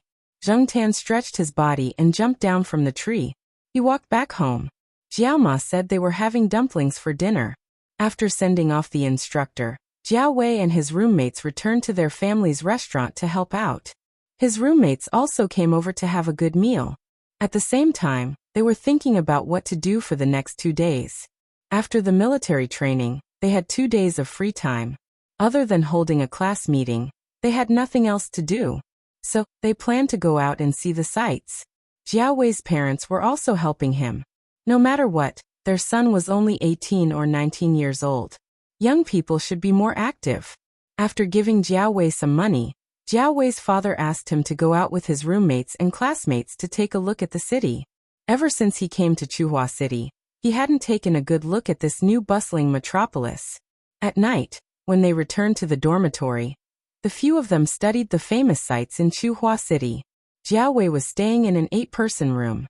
Compared to the 4-person rooms, the accommodation was much cheaper. Initially, his parents did not agree as they were afraid their son would suffer. But Jiao Wei felt that other than sleeping, he did not have much time to stay in the dormitory. There was no need for him to stay in a 4-person room. Furthermore, even if it was an 8-person room, it was still much better than his high school's accommodation. At least his bed would not creak when he climbed up. At night, the few people in the dormitory chatted until late into the night. Although Jiao Wei responded a few times, his mind was still thinking about that matter. Seeing that September was almost over, would those people still come in October? Should he try to find that cat? But what should he say? Should he stand in front of a cat and say, "Hey, do me a favor, and I will give you fish to eat"? Others might think he was crazy. Sigh, this is not good. The next morning, Jiao Wei and his classmates went to the cafeteria for breakfast. Their plan was to go to each scenic spot according to their planned route after breakfast. They had even bought their bus cards and made a list of which bus to take to avoid getting lost. After breakfast, the few of them walked out. Jiao Wei saw a familiar black figure on the path not far from the cafeteria. "You guys go ahead first. Just wait for me at the bus stop. I have something to do and will catch up with you later," Jiao Wei said to his roommates hurriedly. "What's the matter? Do you need help?" "No need, you guys go ahead first." After saying that, Jiao Wei ran towards the path. Zheng Tan was preparing to walk around the forest. He had not been there for a long time. He wanted to climb some trees and exercise. She had eaten too much in the morning, so she didn't run now. She walked slowly in that direction until she heard familiar footsteps. "Black charcoal." "Wait!" Jiao Wei shouted as he ran. He was afraid that the cat would disappear. Zheng Tan stopped and turned his head to look at the person running towards him. He did not know why Jiao Wei stopped him. Yesterday this guy said that he wanted to go out with his classmates. Was he not leaving yet? After Jiao Wei ran over, he looked at the cat in front of him and did not know what to say. Looking around, although there were not many people on the path, there were still some students walking towards them. After thinking about it, Jiao Wei said tentatively, "Let's find a place where there is no one and talk." If he had not been in contact with this cat for a while, and if he had not heard Su Chu's story, Jiao Wei would never talk to a cat like this. Zheng Tan pulled his ear. He did not know what this guy wanted. However, since he was bored, he thought of a suitable place and walked towards it. After 2 steps, he stopped and looked at Jiao Wei, signaling him to follow. Jiao Wei scratched his nose, looked around, and then followed the cat in front of him. They did not walk too far. They came to a small flower bed. It was more secluded and there was no one around. They would not be heard if they spoke. Zheng Tan jumped onto the flower bed and looked at Jiao Wei, waiting for him to continue. Jiao Wei said this and that for a while, then asked, "Can you help me contact Celestine?" "Celestine? Why would he look for that guy?" Zheng Tan looked at Jiao Wei suspiciously. However, speaking of which, Wei Lung had not been here for a while. That fellow had said last time that he did not want to come because he did not want to see the freshman's military training. That would make him miss his military career, so if he wanted to come, he would wait until the military training was over. Looking at the time, the military training was over. Celestine should be coming over in 2 days. "How about this? If Celestine comes to find you next time, can you bring him to my restaurant?" Jiao Wei said hesitantly, then looked at the cat's reaction. Zheng Tan did not know why Jiao Wei was looking for Celestine, but if it was only like this, he could still help. So he raised a hand and looked at Jiao Wei. Jiao Wei did not understand the cat's meaning, so he did not move. "Zheng Tan." Stupid. Walking over, Zheng Tan patted the back of Jiao Wei's hand. This was the way Zheng Tan, Jiao Yuan and little Pomelo were used to. If they agreed, they would pat their paws. That was why they were doing this now. After patting, Zheng Tan jumped off the flower bed and walked towards the forest. Chapter 103. Celestine came the day after Zheng Tan agreed to help. Like before, Celestine first called Jiao Pa to inform him, then went to the eastern courtyard. He looked around and didn't find Zheng Tan, so he pressed the horn rhythmically. Zheng Tan was sleeping on a tree nearby. Hearing the horn, he jumped down from the tree and came to Celestine's car. However, unlike before, Zheng Tan didn't directly jump through the open window this time, but walked outside. Hey Black Charcoal, where are you going? A star is going to the night building tonight. It's a rare opportunity, Celestine said as he drove to catch up with Zhang Xian. Zheng Tan trotted out of the school gate. This time he didn't run directly through the grass, but directly on the sidewalk so that Celestine could see him.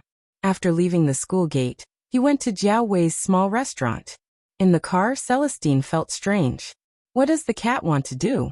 It wasn't easy to drive further into the street, so Celestine parked his car at a place in front of the school gate, then went to Jiao Wei's small restaurant.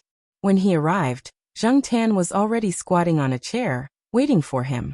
Jiao Wei's parents were already familiar with each other, so they weren't too surprised to see Zheng Tan.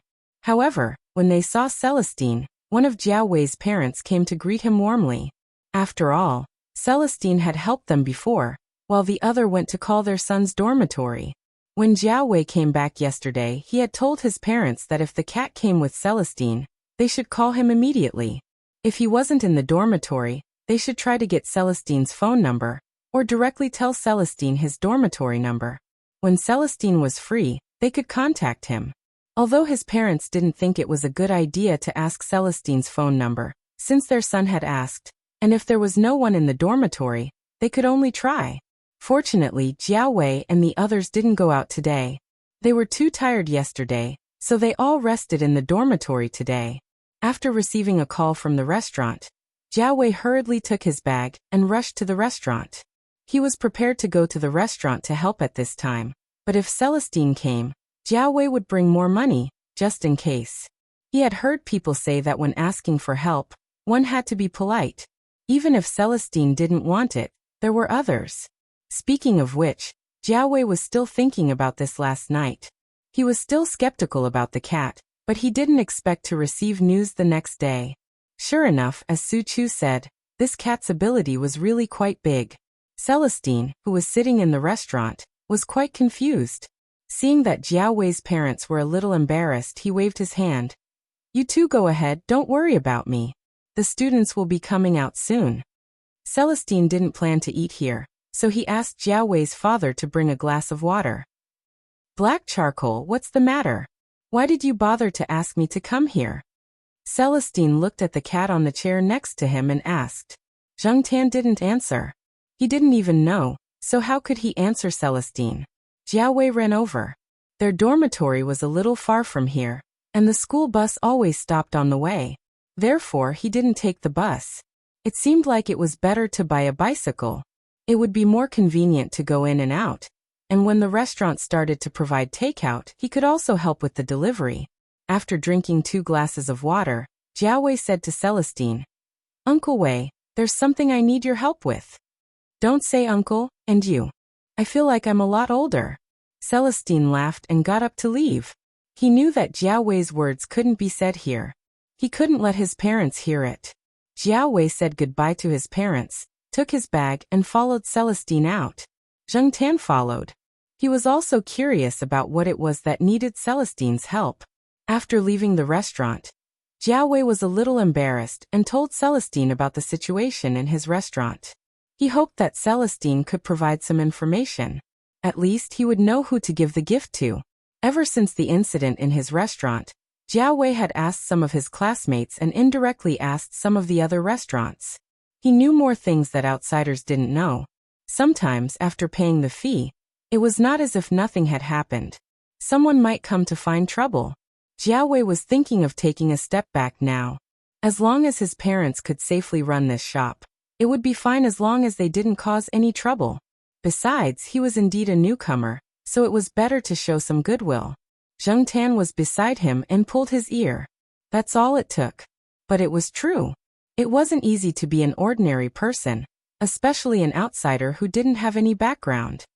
That's the situation. So, I want to ask if you can give me some advice. Jiao Wei was a little nervous. After glancing at Celestine, he lowered his head. His hands that weren't carrying the bag were in his pockets. His palms were sweaty. Celestine didn't bother with the words uncle, and you this time. He shook his head and said, I'm not a local and I don't know much about this place. But Jiao Wei was a little discouraged when he heard Celestine's words. But there was hope when he heard the last sentence. But it's possible to solve the problem, but it's a little overkill. Anyway, you don't have to worry about this. Those people probably won't come next month. If they come again, just call me. Celestine told Jiao Wei his phone number. Jiao Wei quickly took out a piece of paper and wrote it down. Zheng Tan thought that Celestine was probably going to find Senior Walnut or Yi House people. One was white, the other was black. But no matter which side it was a waste of talent. Celestine had a good impression of Jiao Wei. From the few times they met, the young man was a good person. He was ambitious, but that wasn't a bad thing. As long as he had a good heart, it was fine. That Uncle Wei. Jiao Wei didn't know how to express himself. He didn't expect Celestine to take over this matter. Thank you. I'll treat you to a meal when the time comes. Wei Ling knew what Jiao Wei was thinking the moment he heard what Jiao Wei said. Let's not talk about giving gifts and money. How about this? I'll eat at your place for free. Of course. You can go whenever you want. Jiao Wei was happy to be able to solve the problem of his store. Oh yeah, you don't have anything going on today, right? Celestine asked. No. Jiao Wei quickly answered. Although he originally planned to help his family look after the store, he was afraid that Celestine had other things to do, especially things related to his store. Then let's go together. I'll take you out to play today. Young man, why are you always bored in school? Celestine walked to the parking lot as he spoke. Jiao Wei went home and talked to his parents. Then he got into Celestine's car. You can sit in the front passenger seat. Celestine said to Jiao Wei. The back seat is for Black Charcoal. That guy will roll around in the back seat when he's bored. You'll be disliked if you sit there. Don't take up its space. Jiao Wei was speechless. He was not as good as a cat. Black Charcoal, Housie will bring the Monseigneur over today, Celestine said as he drove. That big cat? Zheng Tan thought for a moment. Speaking of which, she hadn't seen that big cat for a while. She heard that after following Yi Hao, that cat was doing quite well. Master Tang the Seventh always showed off outside, showing off in front of everyone. Jiao Wei sat in the front passenger seat obediently, and listened to Celestine talking to the cat in the back seat. Although the cat in the back seat did not reply, Celestine did not stop talking. Jiao Wei did not know anything about the Monseigneur, or the NB band. When they arrived at the night building, Jiao Wei was a little dumbfounded. Yesterday he and his classmates passed by here. When they were on the bus, they saw the night building outside. They discussed it with a few of their roommates and wondered when they would have a chance to go inside. However, they heard that the cost of living there was extraordinarily high. Jiao Wei looked at his casual clothes that did not match the surroundings at all. At first, he felt a little awkward. However, when he saw Celestine, he calmed down a little because Celestine was also wearing casual clothes. Just like before, Celestine did not enter through the front door. Jiao Wei followed the man and the cat in front of him, and entered through a side door. Not long after they entered Celestine's exclusive room, Yi Hao came in with the Monseigneur. After the fall of the one above, Yi Hao did not need to hibernate anymore. He was so busy that no one could see him. Today he happened to be free, so he came to the night building to rest and have a few drinks with Celestine. Zheng Tan looked around. Beside Yi Hao was Leopard. It was the same as usual. He did not see Ranqi. He guessed that Ranqi was now afraid of cats. It was different from the last time he saw it. The big cat now indeed had the demeanor of a Monseigneur. Whether it was a CFH or a so-called super cat, it was still a cat. Cats were originally a little arrogant. In the past, the big cat lived a wandering life, so its fur was not so smooth. Now not only was it smooth and shiny, it was also a little stronger. Its mental state was also good and it was majestic. When it walked in, its tail was raised like a banner, and it was almost labeled tall, rich and handsome. The Monseigneur was quite well behaved beside Yi Hao. After it came in, it squatted by the side and did not wander around. It was not like Zheng Tan, who would lie down on the sofa, jump to the coffee table to eat and drink, and then go to the bathroom. It was a lot of trouble. However, this was the first time that Jiao Wei had seen the Monseigneur. It was also the first time that he had seen such a big cat. Just now he thought it was a dog. But when he looked again, what a big cat. This is the child of Black Charcoal's acquaintance. He is studying at Tsinghua University. Celestine introduced him to Yi Hao. Jiao Wei noticed that when Celestine introduced him, he said Black Charcoal's family, and not Associate Professor Jiao's family. This sentence was worth thinking about. Yi Hao said, "Oh," and did not ask any more questions. Instead, he started chatting with Celestine. Anyway, it was not a confidential topic. He was not afraid that Jiao Wei would hear it. Besides, since he was an acquaintance of Black Charcoal's family and was brought here by Celestine, he would not harm him. "By the way, how's the project going?" Celestine asked. Speaking of this, Yi Hao frowned. "I can't get in touch with him. His secretary always says that he is busy and we need to make an appointment. But there are so many people who want to make an appointment. The queue lasts for more than 10 days. Third Master Feng is very busy every day. It is normal for him to be busy. You are not the only one who receives this kind of treatment." Celestine took the bottle of erguotu, clinked it with Yi Hao's and drank 2 mouthfuls. Yi Hao glanced at the black cat, who was squatting on the side eating peanuts. "Yeah, Third Master Feng even gives the cat a climbing frame when he is busy every day." Pff. Celestine spat out a mouthful of wine. "What? Third Master Feng gave the cat that thing? He personally gave it to him?" "Yeah." This was the information that Yi Hao had found out after much effort. Jiao Wei, who was sitting on the side, lowered his head. The alpaca in his heart began to gallop. It can't be what I think it is, right? It is indeed a relationship that goes through trials and tribulations together. "Howsy, you have to hold on tight to this cat's leg," Celestine said with a smile. He emphasized through trials and tribulations together. Zheng Tan pulled his ears, pretending that he did not understand the meaning of this word. He really did not want to think about those days.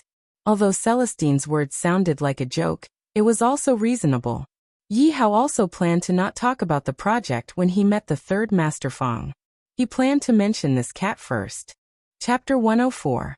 Jiao Wei had never thought of riding on a cat's coattails before. In fact, normal people wouldn't even think of riding on a cat's coattails. But now, Jiao Wei had really encountered it. Jiao Wei didn't know who the 2 people drinking sorghum wine with Celestine in such a high-end place were. He also didn't know the background of the third Uncle Feng they were talking about, but he was sure that the 2 were big shots, and the seemingly unreliable Third Master Feng was obviously of a higher status. Yi Hao only stayed for a while before leaving, and the Monseigneur followed him. Zheng Tan didn't mind, since he wasn't familiar with the big cat, and he was just here to play. When the performance at the East Palace started, Zheng Tan leaned against the open window and looked down. As for Celestine, as usual, he started to fish for information. Previously, he was fishing for information from Ajin, and this time he was fishing for information from Jiao Wei. The topic of conversation was still about the Third Master Feng. Celestine was really curious about the Third Master Feng's thoughts. After coming to Tsinghua City, he actually gave a cat tree to a cat when he was so busy. Unfortunately, Celestine was going to be disappointed this time. Jiao Wei had only met Third Uncle Feng for a short while, and didn't know anything else. Celestine looked at the cat lying there listening to the performance, and sighed. He wanted to help but couldn't even get some information. It wasn't just Yi Hao, but also Tianyuan Genetics. A few partners had already asked Yuan Zi about the Third Master Feng. Celestine originally wanted to help, but unfortunately, he couldn't get any information. As for Associate Professor Jiao, it wasn't suitable for him to fish for information. That would only make people think that he was insatiable. And Associate Professor Jiao had no intention of getting close to them. It was lucky to be able to get close to the third Master Fong, and it was all thanks to the cat. The rest was up to him. Thinking about the fortune cat Yuan Ziyi kept in the office, Celestine wanted to laugh. It was a pure black cat that Yuan Ziyi had specially made. Regardless of whether he was in the scientific research industry or not, as a businessman, he was always particular about this. After taking a sip of wine, Celestine sighed in his heart. It really is a fortune cat. They didn't stay too late today. At around 9 o'clock, Celestine asked someone to drive Zheng Tan and Jiao Wei back to school. The driver had been here many times, and he was familiar with the road. He drove directly from the east gate of Tsinghua University and stopped at the gate of courtyard. Jiao Wei also got out of the car here. Looking at the black cat that jumped out of the car window and ran towards the family building, Jiao Wei felt that it was ridiculous. This cat's life was better than a human's. Who would believe this kind of thing? But if it could really solve the problem at home, he had to believe it. The moon in the night sky was quite bright. It would be Mid-Autumn Festival in 2 days. Jiao Wei looked up at the sky and walked towards the small restaurant. His parents would be worried if he didn't go back to the restaurant. When Zheng Tan returned to the Jiao family, he saw Jiao Yuan opening a box. Mooncakes? Looking at the calendar in the living room, he almost forgot. But unfortunately, Mid-Autumn Festival wasn't a national holiday yet. Jiao Yuan and little Pomelo were still in school. But Zheng Tan looked at the 2 boxes of mooncakes. According to Jiao Ma's style, she wouldn't buy these waste of money. She should have bought some from a cake shop. So it must have been sent by someone else. Whenever it was a holiday, the gift giving would begin. Whether it was in the government, the business world, or the workplace, there were all kinds of gift giving. Even though Mid-Autumn Festival wasn't a national holiday yet, it still gave many people the opportunity and excuse to give gifts. For example, Third Master Fong, Chairman Zhao, and the others were the targets of those people who wanted to send gifts to. The 2 boxes in front of him were sent by Zhao Le last night. There were originally 3 boxes. Jiao Pa took 1 box to the courtyard and gave some to Exian and Su Chu. As they had already eaten dinner, Jiao Ma only allowed Jiao Yuan to eat 1. Jiao Yuan could bring another 1 tomorrow morning. If he felt hungry after 2 classes, he could take it out to eat. Mum, black charcoal also wants some. How many can I give it? Jiao Yuan shouted to Jiao Ma in the room. Each of you can only eat 1. Black charcoal can only eat 1. Black charcoal has gained weight recently. Jiao Ma, who was busy answering the phone, said. She then closed the door and continued to make calls. Little Pomelo opened an egg yolk for Zheng Tan. Zheng Tan was eating it on the sofa, but his ears were perked up. He was listening to the movements in the bedroom. Why was it so secretive when making a phone call? Did she not want the 2 kids to know? Jiao Yuan and little Pomelo could not hear the sound of the phone call, but Zheng Tan could. Although it was not very clear, he could at least catch a few key words. It seemed to be related to the upcoming National Day holiday, and buying a car? Zheng Tan moved his ears and stopped eating the mooncake. He listened carefully to the sounds in the room. Unfortunately, Jiao Yuan was too talkative. Zheng Tan simply put down the mooncake and went to the door. He leaned close to the door and listened carefully. Seeing Zheng Tan's actions, the 2 kids who were eating mooncakes looked at each other. They put down the mooncakes in their hands and tiptoed to the door.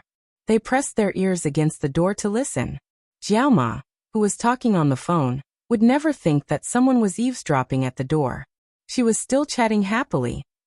When the Jiao Pa came back, he saw the 2 kids standing on both sides of the door with their ears pressed against the door.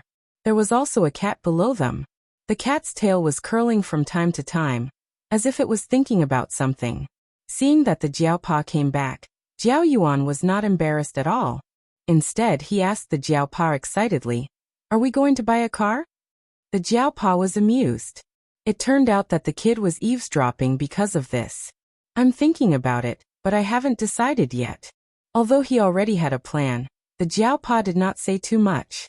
He did not want to disappoint the 2 kids if there were any changes. After all, Jiao Yuan and little Pomelo were still kids. When they heard the Jiao Pa's words, they did not think too much about it. As long as there was a possibility, it was fine. They went back to the sofa and sat down. eating their unfinished mooncakes while watching TV. After eating, take a shower and go to bed.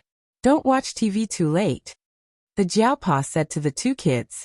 When he passed by Zhengtan, he stretched out his finger and poked Zhengtan's forehead. You too. Go to bed early. Also, exercise more recently. Look at you. You've gained weight. Zhengtan pulled his ears and went to little Pomelo's room to look at himself in the mirror. He didn't gain much weight. Thinking back on his life, it seemed that other than picking up little Pomelo, he only ate, slept, and watched the military training. As for food, he ate 3 meals a day with the Jiao family. He also ate some other food intermittently. Although he was a little picky, he had a wide range of food compared to other cats. Besides, he did not eat much, so there were some signs of him gaining weight. Would he become as fat as Depeng after a while? Regardless of whether he gained weight or not, Zhengtan picked up the running exercise that he had thrown away for a long time the next day. Old Madame Zhai came back after dancing. She was still waving the bright red woolen fan in her hand. When she saw Zhengtan trotting, she shouted, "Yo, Black Charcoal, I haven't seen you running for a long time." An old lady next to old Madame Zhai also said, "That cat looks better than before." The so-called better meant that the cat was fatter. It was just that people here felt that it was better to raise a fatter pet. If the cat was too thin, people would think that you were mistreating your pet. Just like in the courtyard in the Eastern District, Depeng was recognized as the best cat. Most people's first words when they saw Depeng were, "This cat is really well raised." Back then, Depeng's old lady was worried that the cat might have some diseases due to its fatness. She went to check on it. In the end, other than being fatter, there were no major problems. Everyone felt that it was quite strange that the cat could run and jump. No matter what, Zhengtan decided to pick up the running exercise that he had put down for a long time. Anyway, the weather was gradually getting colder. It would not be as hot as it was in the summer. Recently, there were more people in the school square. The clubs were recruiting new members, so it was more lively. The members of the Roller Skating Association were in a formation, skating in circles around the school's main road. Some words were tied to their arms, which could be used to form publicity slogans. The equipment was also neat. When the group of people skated in front of them, it looked quite cool. It also satisfied some people's desire to show off. Therefore, many new students would go to the Roller Skating Association in the square to ask about the situation. There were also members of the Bicycle Association. A group of people rode flashy bicycles. Sometimes they held billboards, sometimes they shouted slogans, and rode around the school. In the square, where the association was, there were some photos. They were all taken during the holidays when they went out to travel by bicycle. There were also some slogans such as "Ride the World on Them," which satisfied some people's desire to go out by bicycle during the National Day holiday. Sometimes you could see some students dressed up like anime characters. They were from the Anime and Manga Association. Chuhua City would sometimes hold some anime and manga fairs, and there would be cosplay. They would also participate, so every year, during the recruitment of new members in anime and manga fairs, you could see those eye-catching cosplayers on campus. Zhengtan saw this when he was running. There were also many clubs that only advertised in the square. Zhengtan stood in the distance and watched for a while. There were people in costumes, dancing skirts, and even people in martial arts and taekwondo costumes. Those were all very popular clubs. Zhengtan had not participated in such activities when he was in university. At that time, he did not seem to pay attention to these things. Most of the time, he was not in school. He only learned about many activities that he would encounter in university after coming here. Zhengtan also saw Jiao Wei. It was not that Zhengtan's eyesight was too good. He just glanced at some of the more unpopular clubs on the periphery. There were not many people there. There was only Jiao Wei in one of the clubs. However, because of the angle, Zhengtan could not see what club it was, and he was not very interested. After jogging for a while, when he passed by the Institute of Biological Sciences, he ran to the tree in front of Jiao Pa's office window to take a look. There was no one in the office. Xian and Su Chu were not there either. They were probably busy with experiments. Zhengtan did not stay for long. He returned to the east courtyard and was about to go home to sleep for a while. He did not expect to see Third Master Fong's car parked downstairs. At this moment, Third Master Fong was leaning against the car door and taking out his phone. When he saw Zheng Tan, Third Master Fong was very happy. "Hey, I was just about to call your cat father. There's no one in your house. Help me open the door." Third Master Fong put away his phone again. Zheng Tan looked at him suspiciously. Didn't Celestine and Yi Hao say that this guy was very busy every day? Why did he have time to come here now? He jumped up and swiped his card. He took the key from Depeng's house. After he came back from wandering, Zheng Tan felt that it was too troublesome to hide the key in the tree. So he hid it in a place on Depeng's balcony. Anyway, Depeng usually squatted on the balcony to look after the house. If Depeng went to visit relatives, Zheng Tan would hide the key in the tree. The Third Master Fong was not too surprised that Zheng Tan could open the door by himself. He had already known about it from Jiao Pa. When he was wandering, he even knew that this cat could turn on the hot water and use the hairdryer by himself. This time, Third Master Fong brought a few boxes of hardcover mooncakes. He was going back to Beijing for the Mid-Autumn Festival, but there were too many people who gave him gifts. He could not eat them all. After he gave some to his subordinates, Third Master Fong sent some to the Jiao family. After he sent them, he would drive back to Beijing. After the Third Master Fong put down the boxes, he called the Jiao Pa. After the call, Third Master Fong said to Zheng Tan, who was lying lazily on the sofa, "Your cat father seems to be buying a car." Although he did not say, "I heard some people talking over there." Chapter 105. After the Third Master Fong left, Zheng Tan leaned on the balcony and stared downstairs. When a car drove in, he craned his neck to take a look. When little Pomelo and the others finished school, Zheng Tan did not see the car he expected. He had no choice but to go to the affiliated to Renmin University of China to pick up the kids. At noon, the Jiao Pa had already called the people at the small restaurant to tell them that he would not be coming over for lunch. Zheng Tan guessed that the Jiao Pa was probably still busy with the car. However, it was hard for Associate Professor Jiao to go out to look for cars during working hours. He probably left the work at hand to Exian or Su Chu. Although he did not see the Jiao Pa in the morning, Zheng Tan did not go out in the afternoon. He climbed a few trees in the courtyard to play for a while. Then he found a tree and lay down on it to sleep. It was almost 5 o'clock when he finally saw the Jiao Pa come back. However, he walked into the courtyard alone. Zheng Tan looked behind the Jiao Pa and did not see the car. He looked at the Jiao Pa in confusion. Where was the car? Unfortunately, the Jiao Pa did not answer his questions. Zheng Tan decided to eavesdrop tonight. Usually after the two kids went to bed, the Jiao Pa and Jiao Ma would talk about something. After dinner, Zheng Tan accompanied the two kids to watch TV until 9 o'clock. When the two kids went to bed, he jumped out of bed and prepared to eavesdrop. The lights in little Pomelo's room were off, but little Pomelo was still awake. When she heard Zheng Tan's movements, little Pomelo took out a small flashlight from under her pillow.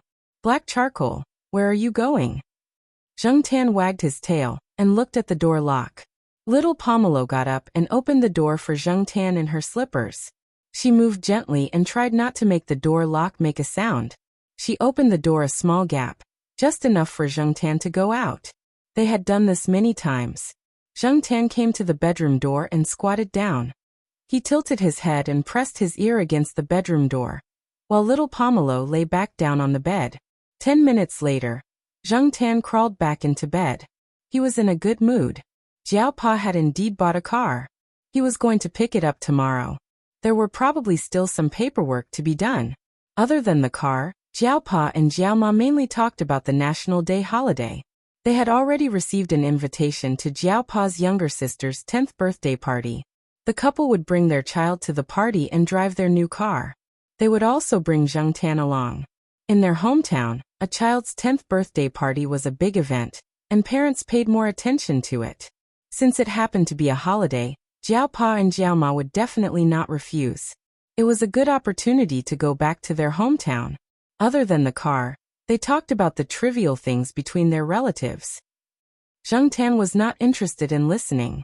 After he heard the news he wanted, he went back happily. However, because of this, Zheng Tan missed the key part of the Jiao Pa and Jiao Ma's discussion.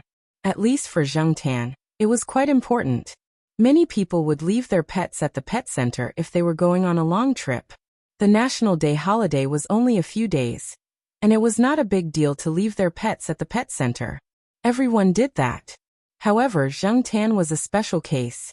Jiao Ma did not want to leave Zheng Tan alone in the pet center.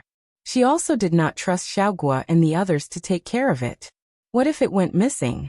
Therefore, it was better to take care of it herself. After all, her cat was very obedient. However, there was another issue that was troublesome. Jiao Pa's sister lived in the city of their hometown. It was a private room with 3 floors. It was quite spacious, and there would probably be more guests. Although the banquet was in a hotel, other than the banquet, some relatives and friends would also rest at home. There were many people and there were many children. Naughty children who did not know anything and were very destructive were the nemesis of pets. Therefore, Jiao Ma was a little worried that there would be a conflict. Although her cat had not scratched people, what if some naughty child annoyed her cat and got scratched? Would there be a fight? It's okay. They have a pet dog and a cat. They get along well with the children. Besides, there are adults watching over them. Our cat is smart. There won't be any conflict, Jiao Pa said. I'm still worried. Let black charcoal follow little Pomelo. I'll just say hello to the people over there. The next day, Jiao Pa finally drove the car back before dinner. It was a silver gray, very ordinary family car. It was not as impressive as Yuan Ziyi's car, nor was it as impressive as Third Master Feng's car. However, Zheng Tan and the 2 children were very happy. No matter how high-end the car was, it was still someone else's car. It was like a magnificent palace, but it was not your home. It did not feel like your home. As the boss, Yuan Ziyi definitely needed a good car to show his face. Third Master Feng was even more so. For Laps was already a low-key car among all the cars he owned. However, for the Jiao family, such an ordinary family car was enough. Zheng Tan knew that although Jiao Pa had less money now, he did not have much to spend. The reason why he was in a hurry to buy a car was that it was more convenient to drive his own car when he went back to his hometown. Also, he wanted to let Jiao Ma familiarize herself with the car as soon as possible. When he went abroad, Jiao Ma would be able to use the car here. She would not need to ride an electric scooter to go anywhere. It was dangerous to take 2 children and a cat with her. If she drove, it would save her a lot of trouble. It was also more convenient on rainy days. If Zheng Tan was asked to evaluate this car in the past, he probably would not like it. However, Zheng Tan was very happy now. After jumping in through the window, he began to look left and right.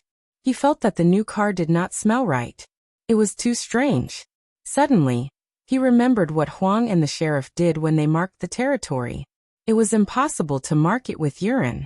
If that was the case, Zheng Tan would not be able to get in the car in the future. In addition to the urine mark, there was also the smell of rubbing. Cats had scent-secreting glands near their whiskers and ears. By rubbing and rubbing, they spread their smell to the surrounding objects. Therefore, Zheng Tan learned from Huang and rubbed on the car seat and other places. Then he sniffed. It did not seem to work. He rubbed again and rubbed again. People would feel more at ease in an environment with familiar smells. Even if there were always smelly socks or a bucket of unwashed clothes in the room, as long as he could tolerate it and get used to it, it would be fine. If he was suddenly put into a very clean room without any other smells, he would feel uncomfortable for a while. Not knowing the smell after smelling it for a long time, physiologically speaking, it was a type of olfactory adaptation. However, on the other hand, it also showed a philosophical problem of my territory, my smelly. Therefore, Zheng Tan rubbed on the car very intensely and felt at ease. The Jiao Pa looked at his cat rubbing around in the car. He thought about it and decided to let him do as he pleased. Other than his family, no other family would let their pets rub around in a new car. The interior of the car was not decorated with anything else, so it was rather monotonous. When he bought the car, he received a pendant that was said to have been blessed. The Jiao Pa always felt that it was an eyesore, so he took it off. When he went back to his hometown, he would ask the old lady to get another one done. The Jiao Pa did not believe that other people would give similar things as gifts. However, after the Jiao Yuan and little Pomelo came back, the car changed. The Jiao Ma also embroidered a peace pendant. Little Pomelo and Jiao Yuan also put a few dolls in the car. It looked a little livelier. After rubbing around in the car, Zheng Tan felt that it was about time, so he rolled around in the car seat before getting out. Because of the car, Zheng Tan was especially looking forward to going on a trip on the 11th. No matter where he went, it would be a new experience. Because there would be a lot of people traveling on the first day of the holiday, the Jiaopa decided to set off on the 30th of September. Because they had started preparing a few days in advance, they did not feel rushed when they set off. After the two kids finished school, the Jiao Ma and Jiaopa came back. They had dinner and set off at 7 o'clock. Their destination this time was Xingyang, where their hometown was.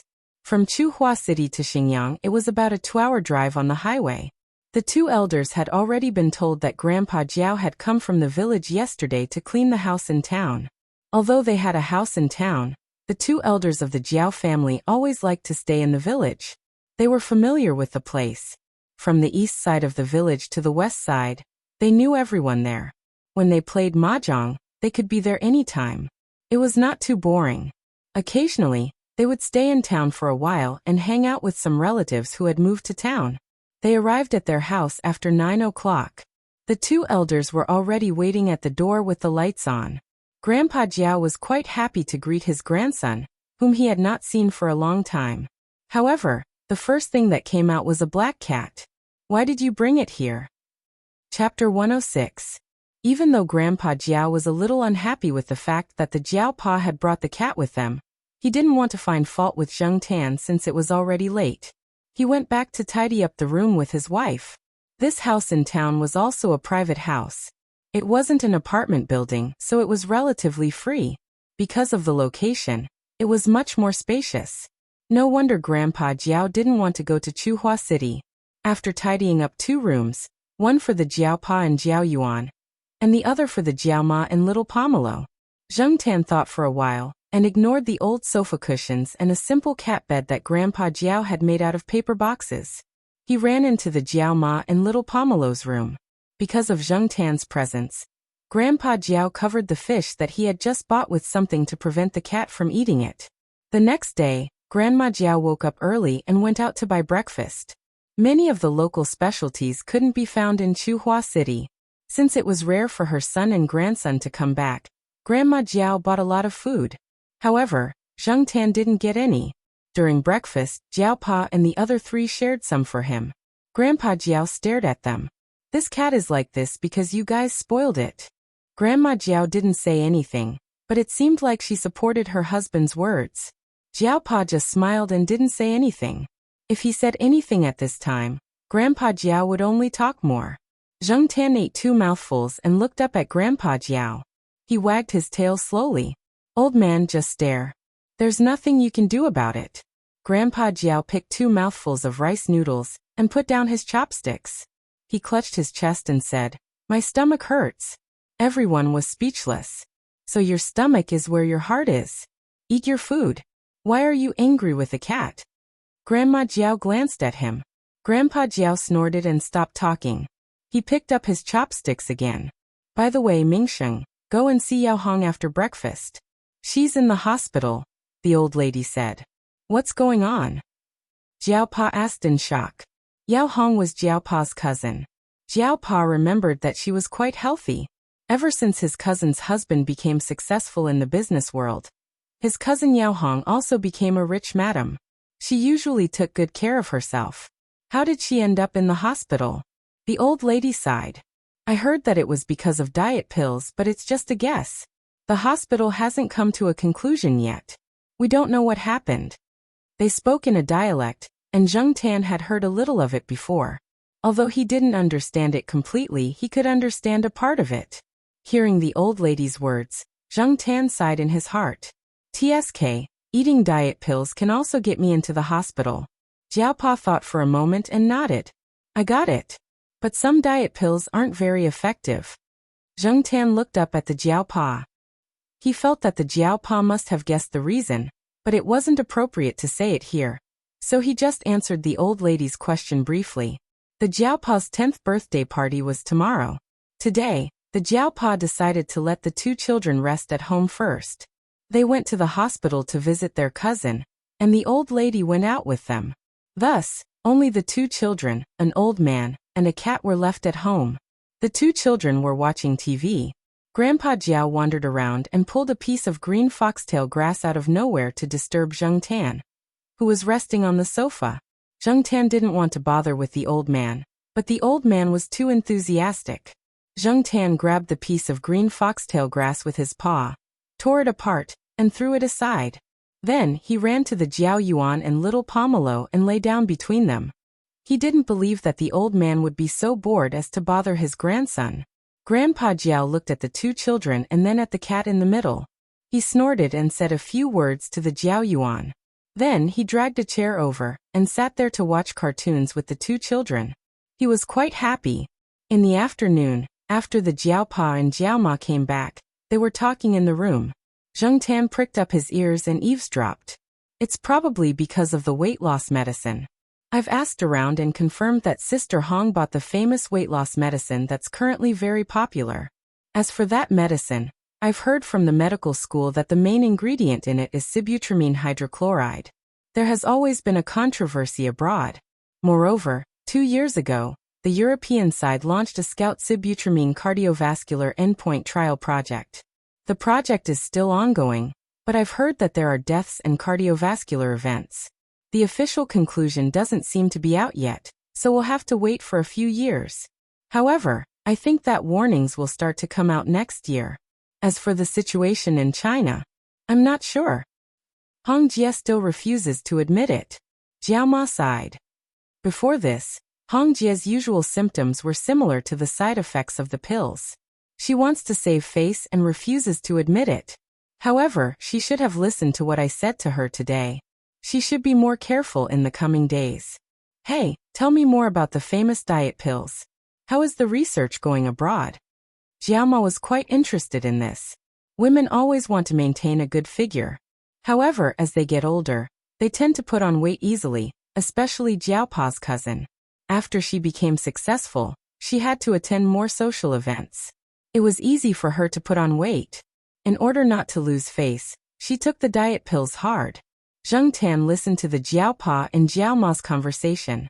Zheng Tan remembered that the diet pills they were talking about were really popular for a long time. Many celebrities were endorsing the pills. However, after a few years, he didn't hear about it anymore. He didn't know what happened. Now, it seems that the pills were banned just like what Jiaopa had predicted. Zheng Tan listened for a while with the mentality of listening to a story and gossip. He was quite interested in this. However, Zheng Tan's good mood was hit to the bottom at night.